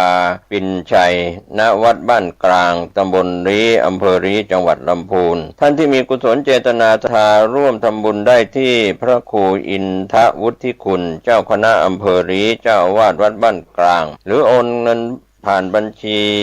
วัดบ้านกลางธนาคารกรุงไทยสาขาลีบัญชีเลขที่672857859ติดต่อสอบถามรายละเอียดเพิ่มเติมได้ที่0811113457ก็เป็นงานกุศลขอเชิญท่านร่วมทำบุญสร้างวิหารและพิพิธภัณฑ์ครูบาปิ่นชัยณวัดบ้านกลางตำบลลีอำเภอลีจังหวัดลำพูนได้บุญได้กุศลได้บารมีสร้างความดีโดยทั่วหน้ากันวันนี้อาตมภาพก็มาพบปะกับญาติกับโยมท่านผู้ฟังทั้งหลายอีกเช่นเคยเป็นประจำทุกวันในเวลาเดียวกันนี้และก็ทางสถานีวิทยุแห่งนี้แต่ที่เสียงมันยังขาดไปเป็นบางครั้งบางคราวนั้นมันคงจะเกี่ยวข้องกับโทรศัพท์ของทางวัดเสียงมันดังหน่อยแล้วก็เรื่องก็หายไปนี่ต้องขออภัยกับญาติกับโยมตัว พี่น้องญาติโยมท่านผู้ฟังทั้งหลายต่อไปนี้ทุกครั้งก็จะเอาหลักธรรมในหนังสือนวโกวาทมามาจาเหมือนกับเยาวชนเรียนธรรมศึกษากันเพื่อว่าเป็นบทเรียนและเข้าใจของญาติโยมที่อยากจะรู้อยากเข้าใจในเรื่องของธรรมะตั้งแต่ทุกขะคือหมวด2เป็นต้นไปแต่ละข้อจะมาเป็นลำดับทุกวันเพื่อแก่ญาติแก่โยมได้เข้าใจอาตมาต้องขออภัยแต่ว่าโดยวันศีลนะไปมาว่าจะผันศีลบอกข้อศีลลืมไปนะพระธรรมโมสังโฆเหตุลืมว่าตัมปกรรมตติยัมปิสังฆังสรณังคัจฉามิลวดอิติปิโสไปเลยไปอย่างนอลืมไปต้องขออภัยกับญาติกับโยมเอาละต่อไปนี้ก็เอามาไหว้พระสวดมนต์โดยย่อโดยสังเขปกันอะระหังสัมมาสัมพุทโธภควาพระผู้มีพระภาคเจ้าเป็นพระอรหันต์ดับเพลิงกิเลสเพลิงทุกข์สิ้นเชิงตรัสรู้ชอบได้โดยพระองค์เองพุทธังภควันตังอภิวาเทมิข้าพเจ้าอภิวาทพระผู้มีพระภาคเจ้าผู้รู้ผู้ตื่นผู้เบิกบานกราบพระพุทธสวากขาโตภควตาธัมโมพระธรรมเป็นธรรมที่พระผู้มีพระภาคเจ้าตรัสไว้ดีแล้วธัมมังนัมมัสสามิข้าพเจ้านมัสการพระธรรมสุปฏิปันโนภควโตสาวกสังโฆพระสงฆ์สาวกของพระผู้มีพระภาคเจ้าปฏิบัติดีแล้วสังฆังนามามิข้าพเจ้านอบน้อมพระสงฆ์นะโมตัสสะภะคะวะโตขอนอบน้อมแด่พระผู้มีพระภาคเจ้าพระองค์นั้นอะระหะโตซึ่งเป็นผู้ไกลจากกิเลสสัมมาสัมพุทธัสสะตรัสรู้ชอบได้โดยพระองค์เองนะโมตัสสะภะคะวะโตขอนอบน้อมแด่พระผู้มีพระภาคเจ้าพระองค์นั้นอะระหะโตซึ่งเป็นผู้ไกลจากกิเลสสัมมาสัมพุทธัสสะตรัสรู้ชอบได้โดยพระองค์เองนะโมตัสสะภะคะวะโตขอนอบน้อมแด่พระผู้มีพระภาคเจ้าพระองค์นั้นอะระหะโตซึ่งเป็นผู้ไกลจากกิเลสสัมมาสัมพุทธัสสะตรัสรู้ชอบได้โดยพระองค์เองพุทธังสรณังคัจฉามิธัมมังสรณังคัจฉามิ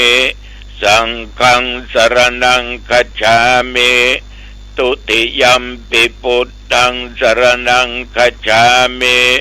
ตุติยัมปิธัมมังสรณังคัจฉามิตุติยัมปิสังฆังสรณังคัจฉามิตติยัมปิพุทธังสรณังคัจฉามิตติยัมปิธัมมังสรณังคัจฉามิตติยัมปิสังฆังสรณังคัจฉามิ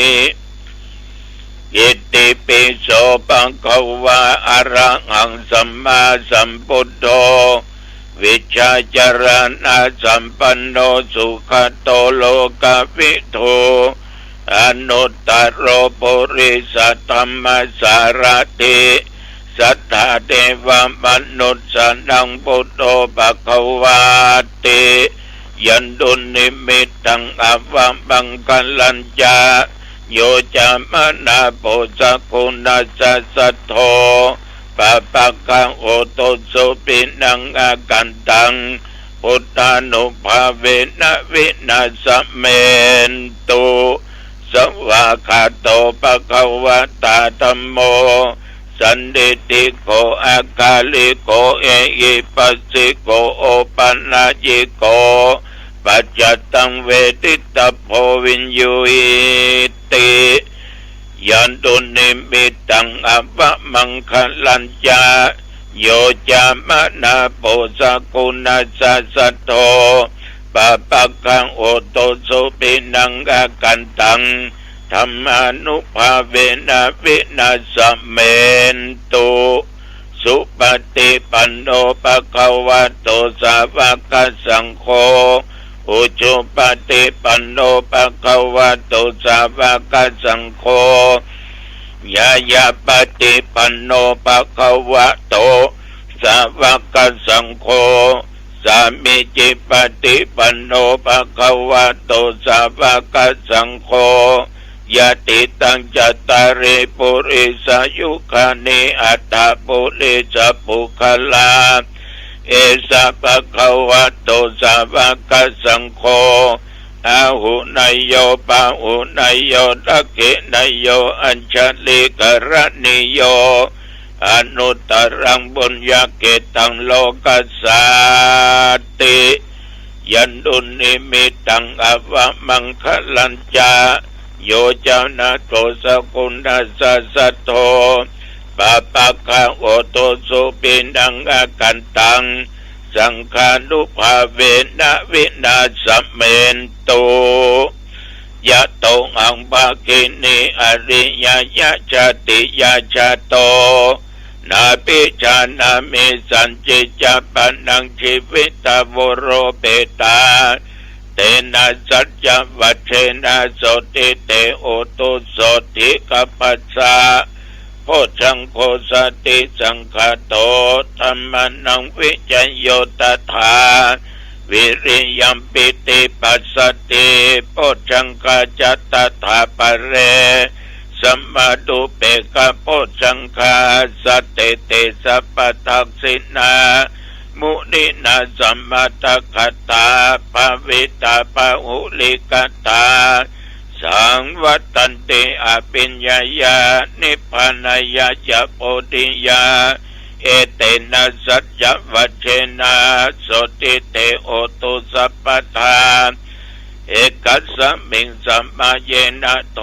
โมกันลานันจักกัสสปังกิลานิทุกิเตติสวาโพชังเกสัตตะเทสัญเยเตจตังอภินันติตวาโรคมุจจิงสุตังคะเนเอเตนะสัจจวัชเชนะโสติเตโอตุสัพพทาเอกถาธรรมราชาปิเทลันเยนะปิปิริโตจุนดเตเรนะตัญเยวาปนาเปตวานัสสะทรังสัมโมติตวะจะอปัฏฐาตัมมาพุทธาสิทานาโส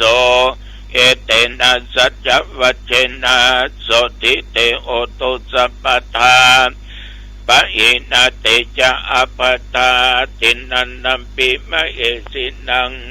มัคคังอัตตกิเลสวะปัตตานุปติธรรมตังเอเตนะสัจจวัชเชนะโสติเตโอตุสัพพทา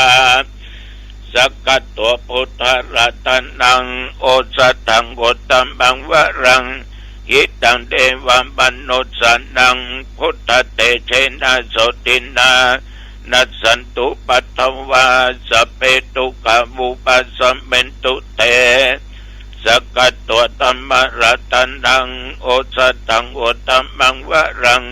ปาลิลังอุปัสสมนังธรรมเตเชนะโสตินา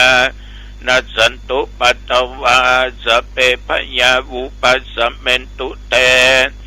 สกัตวสังขารตันนังโอสตังโอตมังวรังอาอุนายังปาอุนายังสังฆเตเชนะโสตินานัสสันตุปัตตวาสเปโรกาวุปัสสะเมนตุเตภวตุสัพพมังคลังรักขันตุสัพพเทวตาสัพพพุทธานุภาเวนะสัทธาโสติภวันตุเต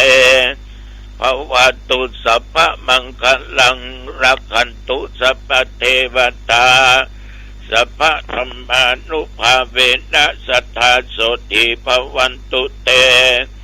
ภวตุสัพพมังคลังรักขันตุสัพพเทวตาสัพพสังฆานุภาเวนะสัทธาโสติภวันตุเตโดยบทพุทธานุภาพธรรมานุภาพสังฆานุภาพบทสาธยายมนต์พจชังคปริตเป็นบทอันศักดิ์สิทธิ์ด้วยจิตอันตั้งมั่นอัตมภาพขอปัญโจปัญใจแก่ญาติแก่โยมท่านผู้ฟังและขอบังเกิดแก่ตนข้าพเจ้าขอคุณแห่งพระรัตนตรัยเหล่านี้บทสวดเหล่านี้แม่นว่าตนข้าพเจ้าและญาติโยมทุกผู้ทุกคนถ้าลงโลกาเปียธิจะหนักหนาป้าป้านอย่างใดก็ตามจะเบาบางก็ตามเกิดทั้งนอกกายในกายหมอยุกหมอยาบหายก็ขอคุณแห่งพระพุทธพระธรรมพระสงฆ์บทสวดโพชฌังคปริตจงกำจัดอันตรายต่างๆโรคภัยไข้เจ็บที่มันเป็นนักเป็นหนาขอให้มันหายไปจากร่างกายที่จะเกิดมาไปหน้าอย่าได้มาใกล้มากายเพื่อมีสุขภาพกายใจและแข็งแรงมีความสุขกายสุขใจมีสติและปัญญาแม่นว่าเดินทางไปเหนือใต้ตกออกไกลไกลเดินทางไปมาก็มีโชคมีใจมีสติปัญญาจำเริญในกิจการงานหน้าที่การค้าการขายการปลูกการฝังการเกษตรการงานทุกชนิดและจำเริญในหน้าที่การงานยิ่งขึ้นไปอายุวันโนสุขังพลังกรมอุตุประกาศบอกตักเตือนว่าระวังพายุลูกใหม่จะเข้ามาเอาก็สังเกตได้ว่า2 วัน3 วันเนี่ยอากาศมันร้อนมันหนาว4-5 วันก่อนหนาวแตะหนาวว่าต่อมาความหนาวก็บางไปจางไปอย่างคืนที่แล้วไปเทศนาธรรมที่บ้านสันบักหวานน้อยถามท่านนายกถามผู้เฒ่าผู้แก่เป็นยายป้องเป้าออกไม่ออกหนาวก็วันนี้มันหนาวเฮ้ยตุลุง 4-5 วันก่อนนักแก่เนี่ยวัน2 วันมาเนี่ยมันหนาวสงสัยฝนจะตกนะถ้าจะแม่นเนาะ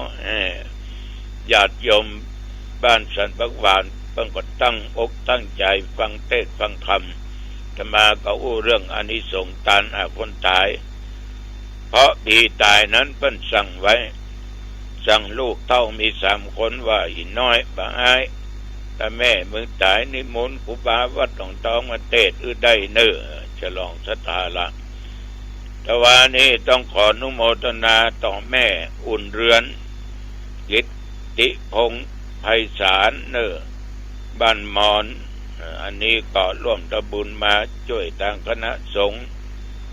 แล้วก็ต้องขออนุโมทนาต่อโยมแม่บัวหอมเทียนเหลาแสนบ้านมอนอันนี้ก็ไปตั้งสถานีวิทยุขออนุโมทนาขอบใจต่อแม่อุ่นเรือนกิตติพงษ์ไพศาลเหมือนกันนี่ก็ทำบุญร่วมกับทางสถานีวิทยุที่เพิ่นจะทอดพระป่าวันพุธวันฮือเนี่ยวันที่14เนี่ยขออนุโมทนาขอบใจต่อโยมแม่ยอดเรือนนะ จ้างขายก็ค้าขายของนั่นนะบ้านแพะแม่คืออำเภอดอยสะเก็ดเนอนุโมทนาน้ำจิตน้ำใจเป็นอย่างมากขอบใจต่อคุณโยมสุภรสใจโตบ้านประสักหลวงขออนุโมทนาขอบใจต่อคุณโยมพรทิพย์นันทิโยมแม่บัวคำโสรสโยมแม่สีนวลจันเนตรวันนี้ตะวาไปนั่งฟังทุเจ้าเทศที่วัดวันมอนตำบลสันกลางอำเภอสันกำแพงทุเจ้าไปเทศกันที่5คือทุจบเทศกันเนื้อธรรมเพื่อนฟังเพื่อก็ตั้งอกตั้งใจฟังใช้เวลาเทศ1 ชั่วโมงต้องขอบใจเป็นอย่างมากพอออกไม่ออกขอบใจต่อท่านพระครูเจ้าอาวาสโดยนักนะญาติโยมทั้งหลายตั้งแต่เมื่อตะวันวามาถึงประเดี๋ยว24 ชั่วโมงผ่านไปก็ดีอกดีใจว่าเขาก็บุญนักกรรมก็แย่แต่อายุเอาก็ผ่านไปวันนะเป็นวันก็พอดีตั้งอยู่ในความประมาทท่านทั้งหลายธรรมะของพุทธเจ้า 84,000 พระธรรมขันธ์เนี่ยสรุปแล้วสอนเพื่อตั้งอยู่ในความประมาทในวัยประมาทอายุตัวเองประมาทเกี่ยวกับโรคภัยไข้เจ็บประมาทกิจการงานต่างๆนั่นนะอย่าได้ประมาทเป็นเด็ดขาดธรรมะที่จะนำมาทำมีอุปการะมาก2 อย่างในหมวดนวโกวาทนะธรรมาจะนำอธิบายเป็นจะได้เพิ่นถึงบอกว่าทำ2 ข้อที่จะกล่าวไปเนี้ยเป็นธรรมที่มีอุปการะมากก็คือเป็นบุญเป็นคุณนักถ้าใครมีไว้ในจิตในใจในตัวในตนคนนั้นก็จะปลอดภัยเพราะเหตุใดเพราะทำ2 ข้อ1สติความระลึกได้2สัมปชัญญะความรู้ตัวมันจะปลอดภัยทุกสิ่งทุกอย่างโทษตาก็จะมามีบาปกรรมก็จะมาเกิดขึ้นเพราะมีธรรมเหล่านี้ป้องกันอยู่ตลอดเวลาสติแปลว่าความระลึกได้ดังที่เคยถึงวันเรื่องสตินี่พระธรรมาก็ถือเป็นธรรมะที่สำคัญที่สุดเพราะคนเขามีสติแล้วญาติโยมเขาจะทำอะไรอย่างก็ตามที่เมื่อคิดแล้วไปทำไปแล้วมันเป็นบาปเป็นกรรมมันเป็นสิ่งที่บดีจะนำความเดือดร้อนเกิดแก่ตัวเองและแก่บุคคลอื่นนำความหายนะเกิดมีมาทั้งตัวเองและคนอื่นเมื่อเขามีสติเขาก็มาทำคิดจะฆ่าคนนั้นเขาก็มาทำละมันเป็นบาปฆ่าคนตายเป็นบาปคิดจะฆ่าสัตว์ตัดชีวิตก็มีสตินึกก่อนที่จะทำจะลักจะโลภจะโกงเอาของไผสติตัวนี้มันเกิดขึ้นเขาลักเปิ้นก็เดือดร้อนของเปิ้นนี้หามาเสาะหามาเอาเปิ้นมานี่เปิ้นเดือดร้อนกูได้มาแต่เปิ้นหูกูก็โดนจับโดนยับติดคุกติดตารางมันบดีเว้ยเป็นบาปเป็นกรรมเกิดเตี่ยก่อนเลยบ่ทำเพราะมีสติไปหันเมียเปิ้นผัวเปิ้นหน้าตาดีหล่อ ไปหน้าดีสวยงามดีน่าเสียดายด้วยแต่ถ้าเป็นหนุ่มสักกรรมสติเกิดขึ้นมาวุบนั่นของเขาผัวเปิ้นเมียเปิ้นเฮาก็มีละสติเตือนเลยบ่นอกใจเมียบ่นอกใจผัวถึงวันที่มันนอกใจกันเพราะมันขาดสติมันขาดสติ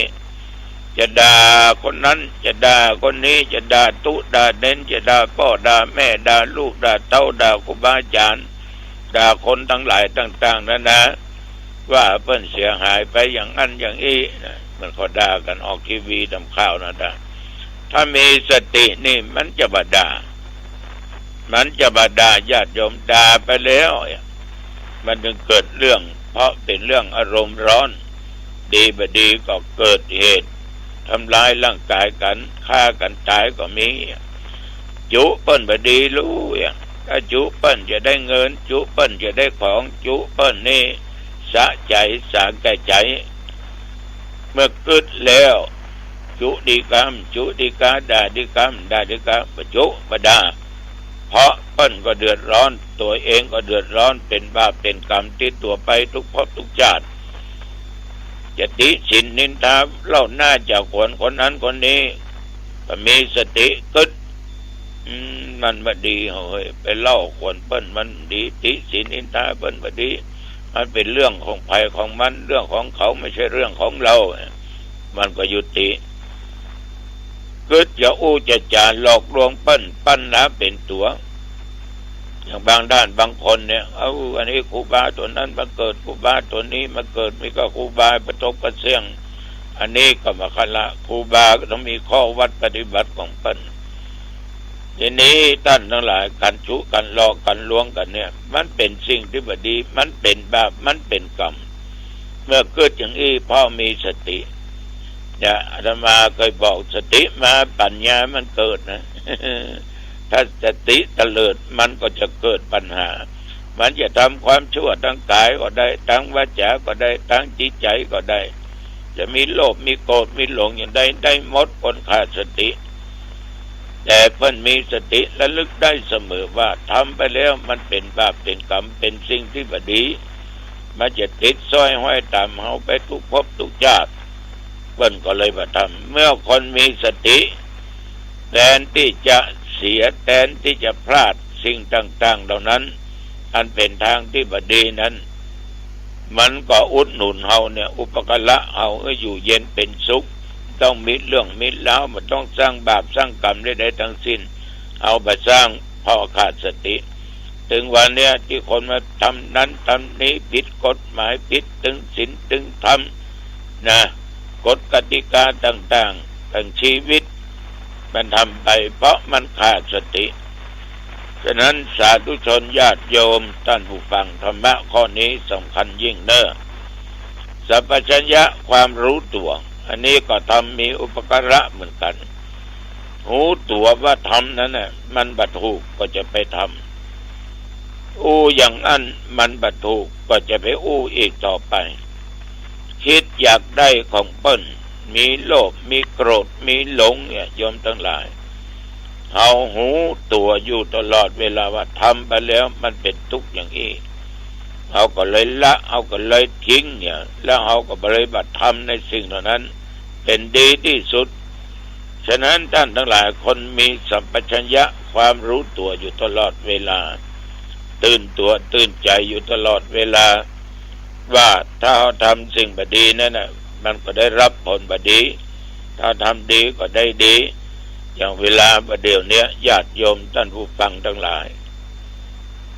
กูตดมึงตดกูว่ามึงว่ากูอย่างน้ำท่วมน่ะเนาะผู้เสียหายก็ต้องอยากได้ความตึงช่วยเหลือสปะสเปด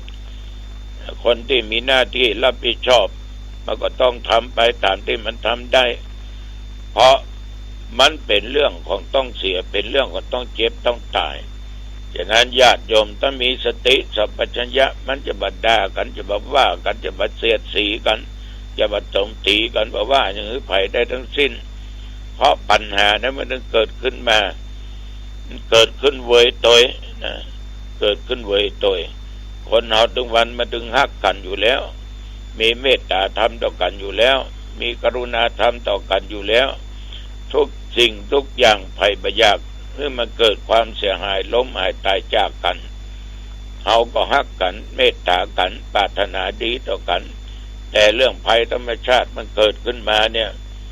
เขาไม่สามารถไปห้ามมันได้ไปกีดไปขวางมันได้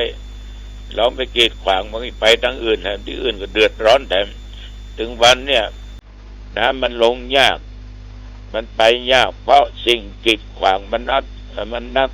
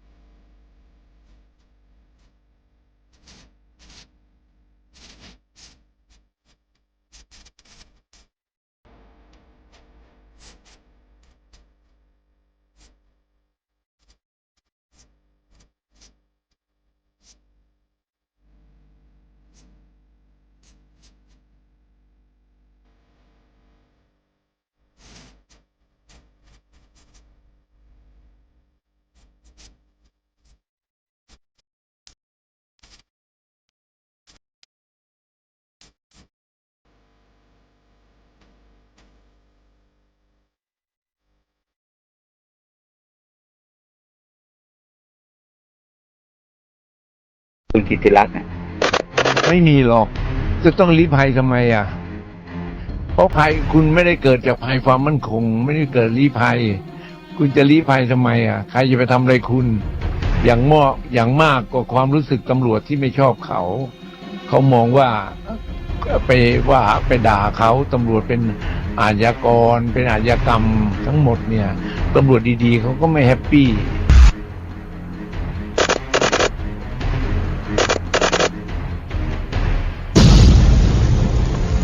คนที่จะหนีไม่ใช่ผมหรอกคนที่จะหนีเนี่ยนะ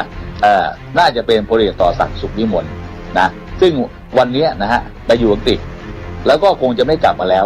แล้วผมก็มั่นใจว่าทิ้งลูกน้องหมดทุกคนทั้งด่านยาวรองฟางและตำรวจอีก200 กว่าคนถ้าจะกลับได้ไม่ได้มันก็อยู่ที่คดีนะฮะทั้งคดีอาญาและคดีวินัยที่อยู่ที่ปปชนะฮะมันจะถูกฟ้องไหมไปสู่ศาลไหมศาลจะพิพากษาอย่างไรแล้วก็คดีวินัยนะฮะผลการสอบสวนของคดีวินัยจะว่าอย่างไรนะก็อยู่ที่2 ส่วนเนี่ยถ้าเขาไม่มีความผิดทั้ง2 ส่วนเนี่ยเขาก็มีสิทธิ์ขอกลับนะแต่ก็ไม่ได้หมายความว่าขอแล้วจะได้ก็ขึ้นอยู่กับผู้มีอำนาจว่าจะเอาไหมก็แล้วแต่ผมว่าเขาออกมาตอนเนี้ยนาทีนี้เขาคงไม่ได้หวังที่จะกลับมาในช่วงเร็วๆนี้หรอกนะก็อาจจะเป็นเรื่องอนาคตระยะยาวแต่ก็เพียงแต่ว่าต้องการที่จะบอกกับสังคมมันเกิดนะเขาถูกกระทำแล้วมันมีคนที่กระทำในลักษณะนี้นะอีกเยอะแยะมากมายแต่ไม่ถูกจัดการนะเช่นตำรวจ200 คนนะหรือคดีชลบุรีเป้รักผู้การเนี่ยมันก็ยังเป็นตำรวจอยู่นะไม่ถูกพักราชการไม่ถูกให้ออกจากราชการไว้ก่อนจะตอบว่ายังไงล่ะคุณกิติรัตน์เนี่ยนะฮะอะไรอย่างเนี้ยผมว่าส่วนหนึ่งก็เป็นเรื่องที่นะฮะอะไรอย่างเนี้ยผมว่าส่วนหนึ่งก็เป็นเรื่องที่ถูกต้องนะที่เขาถามแบบนี้ขึ้นมาส่วนเรื่องปัญหาของเขาก็ว่ากันไป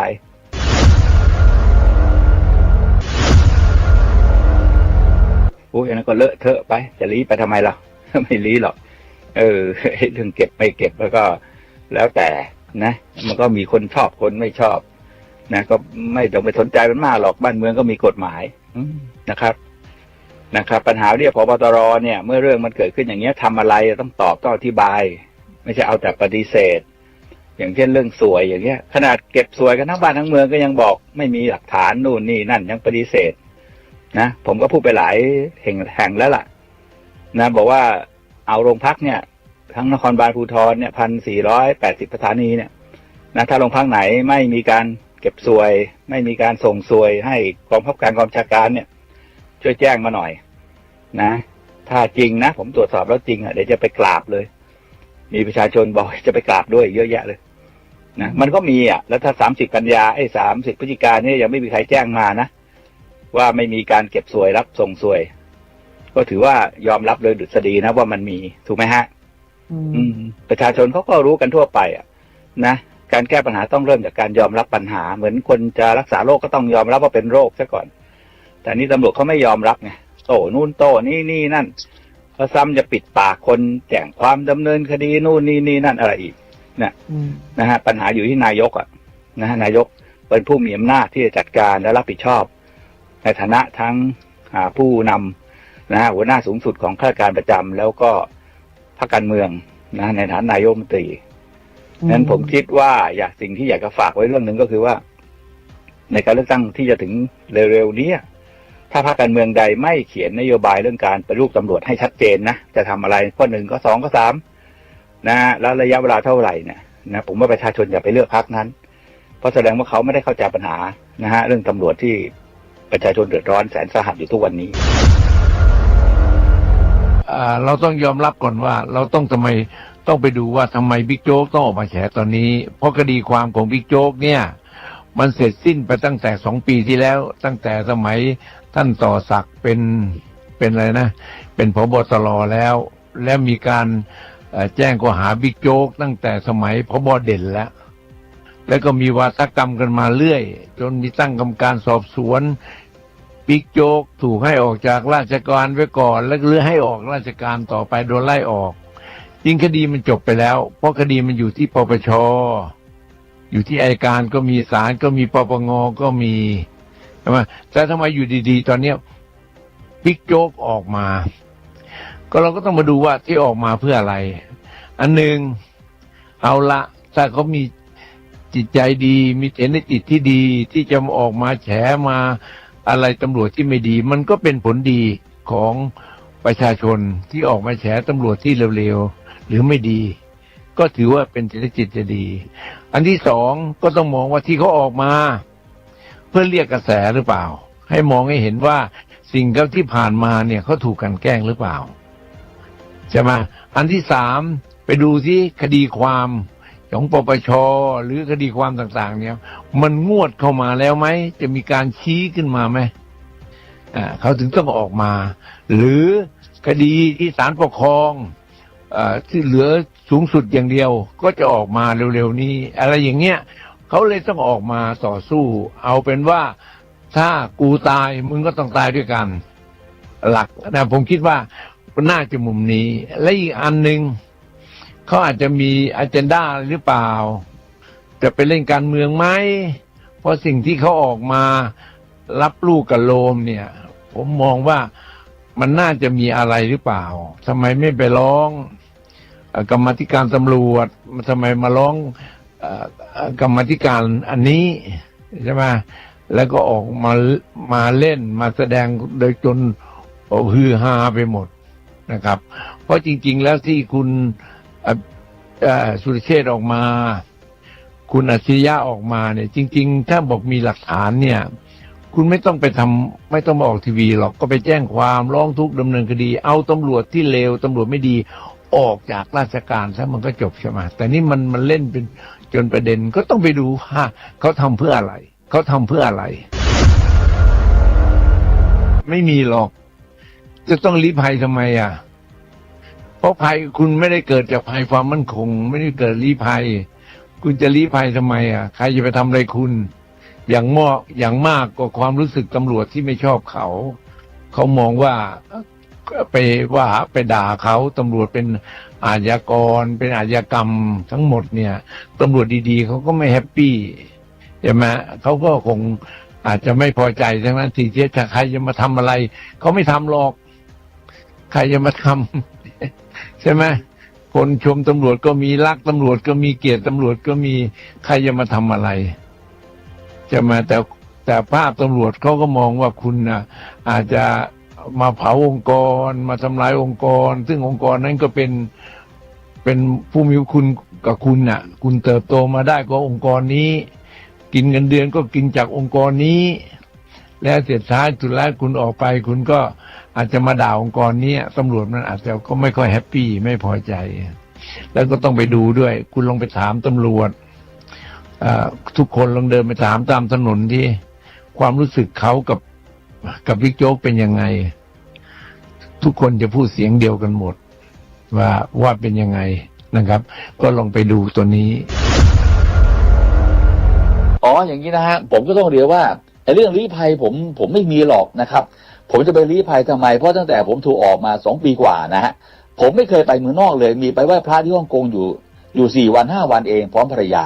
นะครับแล้วอีกอย่างผมก็ไม่ใช่คนชอบไปเที่ยวเตะด้วยเห็นไหมครับผมอยู่มาถูกออกมา2 ปีกว่าผมไม่เคยไปเที่ยวเมืองนอกไม่เคยไปเที่ยวญี่ปุ่นเขาบอกอากาศหนาวผมไม่เคยไปเลยเพราะว่า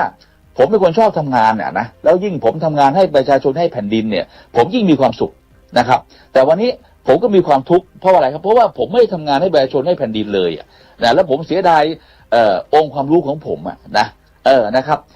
นะคือตำแหน่งเป็นเรื่องรองแต่เรื่องการเอาความรู้องค์ความรู้ที่เราร่ำเรียนมาเนี่ยซึ่งผมมีองค์ความรู้ที่มากกว่าทุกควรเนี่ยมาทำงานให้แผ่นดินประเทศชาติประชาชนเนี่ยอันนี้มันเป็นสิ่งที่ผมอยากทำนะครับเพราะฉะนั้น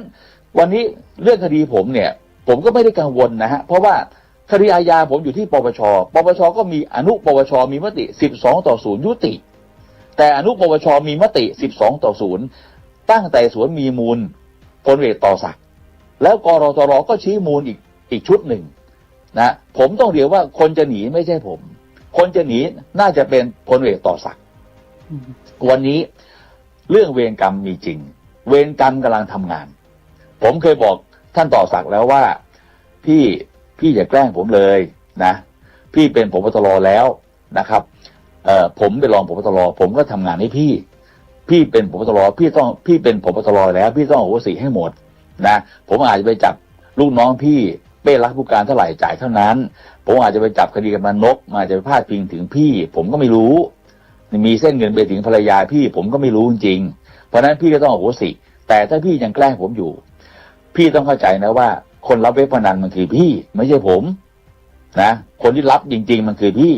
แล้วถ้าพี่ยังแกล้งผมอยู่มันจะวกกลับเข้าไปหาพี่100 เท่าพันเท่าทวีคูณคนที่ผมมองแล้วว่าจะหนีนะคนที่จะหนีไม่ใช่ผมหรอกคนที่จะหนีเนี่ยนะน่าจะเป็นพลเอกต่อศักดิ์สุขวิมลนะซึ่งวันนี้นะฮะไปอยู่อังกฤษแล้วก็คงจะไม่กลับมาแล้วแล้วผมก็มั่นใจว่าทิ้งลูกน้องหมดทุกคนทั้งดาบยาวรองฟางและตำรวจอีก200 กว่าคนนะแล้วเอาตัวรอดคนเดียวนะลูกน้องตายฟรีนะครับ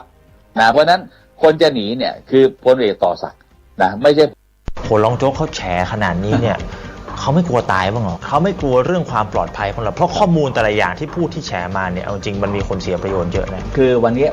ผมก็เชื่อมั่นว่าเราก็อยู่วงการนี้มาเราก็รู้ว่าใครเป็นใครนะครับแล้วผมก็เชื่อมั่นว่ามันไม่มีใครกล้ายุ่งกับผมหรอกนะอย่างนั้นเลยนะใช่คือผมนอนนวดอยู่ข้างบนถูกไหมก็เห็นเสียงปืนดังถูกไหมผมรู้แล้วคือนวดแผลเวลานะผมนวดร้านนี้ประจำไอ้พนักงานนวดก็ตกใจใหญ่เลยแต่ผมเนี่ยนอนนวดเฉยเพราะผมถือว่ายังไงมึงก็ไม่กล้าขึ้นมายิงกูข้างบนแน่นอนเต็มที่มึงก็ยิงแค่รถกูถูกไหมมันรู้มือกันอยู่อ่ะพอผมเห็นพอจะเริ่มประชุมถ้าโลเขาบอกว่านักข่าวเนี่ยให้ออนไลน์ได้ตลอดจนเลิกเลยผมก็มองว่าเฮ้ยเป็นเรื่องแน่นอนใช่ไหมแต่ในใจผมก็คิดว่าดีประชาชนจะได้มาเป็นสมการคือเราต้องเข้าใจนะครับอันนี้ถือว่าเป็นมิติใหม่ครั้งแรกเวลามีการเปิดเผยเรื่องราวต่างๆนะของเจ้าหน้าที่รัฐเราไม่เคยมีประชาชนอยู่ในสมการเลยในสิ่งที่ผมพูดเนี่ยนะต้องเข้าใจว่าผมไม่ได้ล้างแค้นแต่ผมอยากจะให้องค์กรตำรวจต้องปรับเปลี่ยนต้องอย่าลืมนะว่าสิ่งที่ผมพูดมาเป็นพันธสัญญาของผมนะถ้าผมกลับมาได้เนี่ยแล้วผมมานิ่งเฉยกับเรื่องเหล่านี้เนี่ยเราก็โดนผมก็โดนเนี่ยเพราะนั้นมันเป็นการให้คำมั่นสัญญาผมต่อประชาชนว่าผมเป็นคนเปิดเผยเรื่องนี้เมื่อผมกลับมามันต้องไม่มีสวัสดีครับผมเอ็กครับสวัสดีครับผมออกครับพบกับเรา2คนเช่นเคยในรายการ X Ox Talk ทุกเรื่องนะครับสัปดาห์นี้จะชวนมาสนทนากับบุคคลอีกท่านหนึ่งที่ถ้าใครติดตามข่าวสารในช่วงสักระยะเวลาประมาณ2 สัปดาห์ถึง3 สัปดาห์ที่ผ่านมานะไม่มีใครที่ไม่รู้จักอดีตนายตำรวจผู้นี้นะครับที่เขาออกมาเดินหน้าชนออกมาเดินหน้าแฉท่ามกลางความสงสัยของสังคมว่าเฮ้ยข้อมูลนี้1เอามาจากไหน2นี่ทำไปเพื่ออะไร3เขาบอกว่าโอ้แฉขนาดนี้เนี่ยจะปลอดภัยหรือเปล่าคือพูดถึงขนาดนี้บางคนบอกว่านี่มันประเภทแบบเผาบ้านตัวเองเลยนะก็มีคนวิจารณ์แต่บางคนบอกนี่พูดแบบนี้ถูกแล้วทำความสะอาดบ้านมันมีหลายมุมไงใช่วันนี้เลยต้องชวนมาคุยใช่ไหมถ้าพูดชื่อนี้ก็รู้จักหมดแล้ววันนี้แขกรับเชิญพิเศษนะครับบิ๊กโจ๊กครับพลเอกสุรเชษฐ์ หักพานนะครับรองผบตรนะครับสวัสดีครับครับสวัสดีครับวันนี้ติดตามมาในหน้าข่าวในหลายวันครับแต่วันนี้ได้มีโอกาสมาพูดกันเป็นจริงเป็นจังว่าสิ่งที่ตอนนี้ท่านรองโจ๊กกำลังเดินหน้าทำกันอยู่เนี่ยคืออะไรผมอยากเริ่มคำถามแรกที่สุดผมว่าเป็นคำถามที่หลายคนสงสัยผมก็สงสัยคุณเอ็กซ์ก็สงสัยคนรอบตัวผมก็บอกฝากถามหน่อยสงสัยเหมือนกันสิ่งที่รองโจ๊กกำลังเดินหน้าทำอยู่เนี่ยหลายคนใช้คำว่าแฉแบบนี้เนี่ยอะไรคือต้นเหตุที่ทำให้เราต้องเดินหน้าออกมาแบบนี้คืออย่างเงี้ยผมเล่าก่อนนะคือสถานการณ์มันพาไปคืออย่างนี้ต้องจะให้สถานการณ์พาไปอย่างนี้ผมเล่าให้ฟังคือเรื่องเนี่ยมันเริ่มจากเรื่องสแกมเมอร์นะคือมันมีปัญหาสแกมเมอร์อยากให้ไปสัมภาษณ์เพราะสื่อเห็นว่าผมเนี่ยเป็นคนที่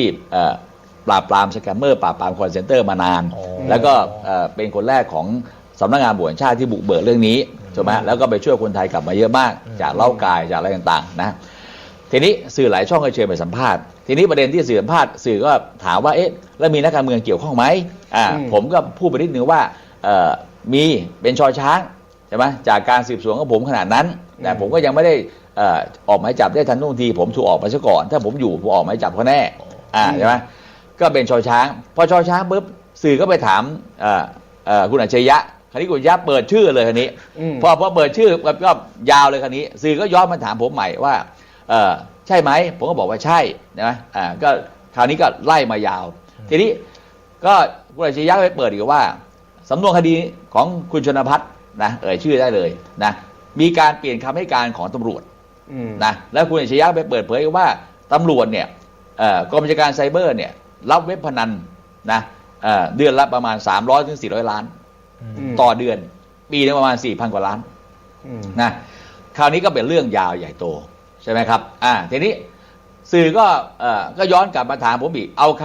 ำพูดคุณอัจฉริยะมาถามผมว่าจริงไหมผมก็บอกว่าตำรวจยอมรับว่ามีจริงแต่ว่ามันเป็นตำรวจส่วนหัวส่วนระดับผู้บัญชามันไม่ใช่เป็นส่วนล่างหรอกไอ้เด็กๆเนี่ยไม่มีสิทธิ์ได้แอมหรอกนะเพราะว่าเว็บพนันมันมีประมาณ 4-5 หมื่นเว็บเก็บเว็บละ 30,000 ถึง 40,000 50,000ก็รวมแล้วก็เดือนก็มีประมาณ 300-400 ล้านถูกไหมครับทีนี้ก็เผยว่ากรตรเนี่ยคณะกรรมการร้องทุกข์ชี้มูลผบตรใช่ไหมชี้มูลผบตรต่อศักดิ์ภรรยาพี่ชายพี่สาวแล้วก็ตำรวจอีก200 กว่าคนเรื่องรับเว็บพนันก็สื่อก็มาถามผมอีกว่าข้อมูลเหล่านี้จริงไหมผมก็บอกว่าจริงเพราะว่าข้อมูลที่ผมมีขณะนั้นเนี่ยซึ่งผมได้ไปยื่นกับผบตรกิจรัฐตั้งแต่20 สิงหาคม 67ตำรวจเหล่านี้รับเงินเว็บพนันโดยใช้บัญชีเงินเดือนตัวเองโอนตรงเลยนะซึ่งเป็นความแย่ที่สุดเพราะตำรวจเนี่ยจะทำชั่วเนี่ยก็ต้องปกปิดบ้างแต่อันนี้ให้โอนตรงเข้าบัญชีเงินเดือนแสดงว่าเหิมเกริมมากใช่ไหมครับทีนี้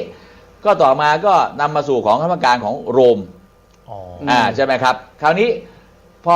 ถ้าโรมนั่นเชิญไปเพราะคือนึกว่าพอผมเห็นพอจะเริ่มประชุมถ้าโรมเขาบอกว่านักข่าวเนี่ยให้ออนไลน์ได้ตลอดจนเลิกเลยผมก็มองว่าเฮ้ยเป็นเรื่องแน่นอนใช่ไหมแต่ในใจผมก็คิดว่าดีประชาชนจะได้มาเป็นสมการคือเราต้องเข้าใจนะครับอันนี้ถือว่าเป็นมิติใหม่ครั้งแรกเวลามีการเปิดเผยเรื่องราวต่างๆนะของเจ้าที่รัฐเราไม่เคยมีประชาชนอยู่ในสมการเลยเห็นไหมครับแต่ว่าวันนี้มีประชาชนเข้ามาอยู่ในสมการโอเคแหละนะฮะสิ่งที่ผมพูดเนี่ยมันเป็นความจริงเพราะผมพูดตามเอกสารถูกไหมตามพยานฐานถูกไหมครับจนกระทั่งมีพลเอกอัศนนท์พลเอกวินัยทองสองออกมาด่าว่าต่างๆนะฮะทีนี้จนกระทั่งสุดท้ายวันนี้ท่านก็ไม่กล้าออกมาแล้วนะเพราะว่ากระแสสังคมมันด่าเยอะนะเพราะว่าอะไรครับเพราะว่ามันเป็นเรื่องจริงถูกไหมครับวันนี้ผมในฐานะเป็นตำรวจเป็นผู้กับโรงพักจนถึงเป็นรองผบตรเราก็พูดตรงๆว่าเรารักองค์กรนี้เราก็ไม่เคยเห็นมันเลวระยำแบบนี้ต้องพูดตรงๆนะคือทำชั่วแบบเปิดเผยแบบไม่เกรงหน้าอินหน้าพรมเลยไม่สนใจใครจะรู้กูไม่เกี่ยวกูกล้าโอนเงินเข้าบัญชีเงินเดือนกูเองเลยแล้วเงินจากเว็บพนันเนี่ยนะมันเป็นเงินผิดกฎหมายคือถ้าจะทำผิดเนี่ยมันต้องให้มีคนรับแทนบ้างอะไรบ้างใช่ไหมครับแต่นี่โอนเข้าบัญชีเงินเดือนตัวเองแล้วโอนไม่ใช่แบบครั้ง2 ครั้ง100 กว่าครั้งทุกวันที่5ครับลองโชว์นิดหนึ่งคือที่คำถามสำคัญเมื่อสักครู่ที่ว่าทำไมถึงออกมาพูดเนี่ยคือมันไม่ใช่หมายความว่าเพราะสื่อมาถามเรานะหรือมันเป็นเพราะเราโกรธเราอยากจะแก้แค้นอะไรหรือเปล่าครับคืออย่างนี้นะฮะผมต้องกลับเรียนอย่างนี้ว่าหลายคนบอกว่าผมแก้แค้นหรือเปล่านะครับผมก็ต้องกลับเรียนว่าผมเนี่ยรักองค์กรนี้ผมอยากให้องค์กรนี้ดีนะครับวันนี้เรามองว่าการที่ผบตรต่อศักดิ์เนี่ยเป็นผบตรมันทำให้องค์กรนี้ชิบหายเลยเมื่อก่อนตำรวจไม่ได้เป็นขนาดนี้ถูกไหมครับแต่ว่าผมเองเนี่ยนะครับเป็นคนจับเว็บพนันมาเยอะนะผมจับคดีเป้รักผู้การเท่าไหร่จ่ายเท่านั้นนะผมจับคดีกำนันนกมันก็ไปสวยเว็บพนันทั้งนั้นถูกไหมครับนะมันก็ไปเกี่ยวแล้วเส้นเงินมันก็มาที่ผบตรต่อศักดิ์ทั้งนั้นถูกไหมครับทีนี้เพียงแต่ว่าสิ่งที่ผมอยากจะพูดเนี่ยผมอยากจะทำให้เห็นว่าทำไมผบตรเนี่ยกิจรัฐเขาเห็นอยู่แล้วทำไมพลโทแต่ลงเนี่ยพลตรีธินกรเหล่านี้เห็นอยู่แล้วว่าตำรวจ30-40 กว่าคนเนี่ยก็รับเงินจากเว็บพนันทำไมถึงไม่ดำเนินคดีมันก็มาเชื่อมต่อกับคดีของสส.ชนภัทรเห็นไหมครับพิมพ์วิไลเนี่ยมันมาเชื่อมกับชนภัทรทำไมชนภัทรเนี่ยทำไมลูกน้องคุณถึงไปกลับคำให้การผมถามอัยการมานะอัยการบอกว่าท่านแต่ลงเนี่ยพูดทุกเวทีว่าท่านเนี่ยขยายผลเอาจริงเอาจังนะแต่อัยการบอกว่าไอ้หลังจากขยายผลเนี่ย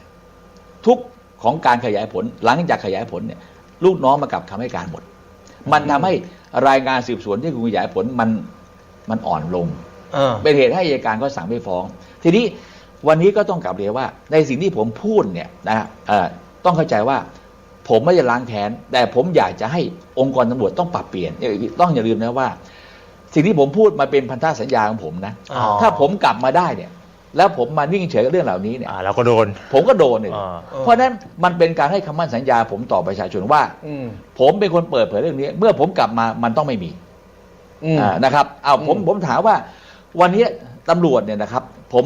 เชื่อมั่นนะครับตำรวจหลายคนโทรมาหาผมนะบอกว่าพี่ดีแล้วเพราะอะไรครับตำรวจ200,000ใช่ตำรวจ200,000 กว่าเขาไม่รู้เรื่องผู้กับโรงพักทั้งประเทศมี1,800 กว่าโรงพักเนี่ยเขาไม่รู้เรื่องเขาไม่ได้เว็บพนันด้วยแต่ตำรวจที่ได้เงินจากเว็บพนันมันคือตำรวจกองบัญชาการไซเบอร์ไม่ใช่ทั้งกองบัญชาการมีอยู่แต่ส่วนน้อยนะครับมีอยู่แค่กลุ่มก้อนเดียวนะครับ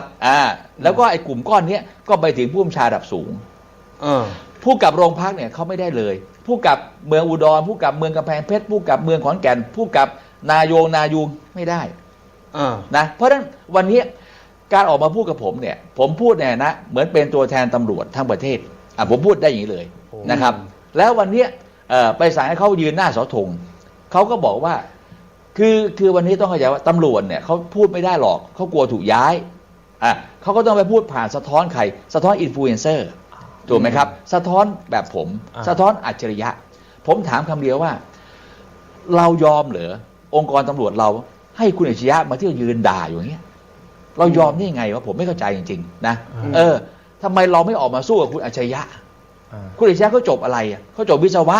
ไอเรามันจบนักเรียนล้อมหลวงจบเตรียมทหารมันจบมาโดยตรงไงคุณจะยอมเรารับพระราชทานกระบี่จากในหลวงมานะคุณจะยอมให้เขามาด่าคุณมาสบประมาทอย่างนี้ได้ไงถูกไหมครับผมต้องพูดแบบนี้อันนี้คือการรักองค์กรการรักองค์กรวันนี้มันไม่ใช่คือผมถามว่าผู้กับโรงพักทุกคนเนี่ยเอางี้คนรับเว็บพนันนั้นไม่ได้ปริญาณไอคนที่ปริญาณไม่ใช่คนรับเว็บพนันวันนี้ถามว่าโอเคเข้าใจนะฮะถามว่าเห็นไหมครับต่อมาเอาเว็บพนันจบมีเรื่องสวยอีกสวยแต่งตั้งถูกไหมครับพยานฐานเนี่ยมันชัดยิ่งกว่าชัดผมถึงให้สัมภาษณ์เมื่อวานว่าคนต้องไปยืนปริญาณเนี่ยมันไม่ใช่ผู้กับมันต้องเป็นผบตรต้องคุณเนี่ยต้องยืนไปยืนปริญาณคนเดียวทุกวันต่อหน้าพระบาทสมเด็จพระจอมเกล้าเจ้าอยู่หัวรัชกาลที่ 4ผู้ก่อตั้งกรมตำรวจนะครับคุณเนี่ยต้องไปยืนปริญาณคือผบตรคนเดียววันนี้ผู้จัดการภาค 8รับสวยใช่ไหมครับคุณกับผู้จัดการภาค 8ต้องไปยืนปริญาณเห็นไหมครับผมสิ่งที่ผมพูดเนี่ยวันนี้ตำรวจหลายคนโทรมาหาผมนะบอกว่าพี่เลวมากเลยพี่ผมเป็นผู้กับเมืองผมเป็นผู้กับเมืองใหญ่นะแถวภูเก็ตนะพี่ผมมาอยู่ที่เดิมนะบอกให้ผมจ่าย5 ล้านพี่ผมบอกตั้งแต่เกิดมายังไม่เคยเจอเลยมัน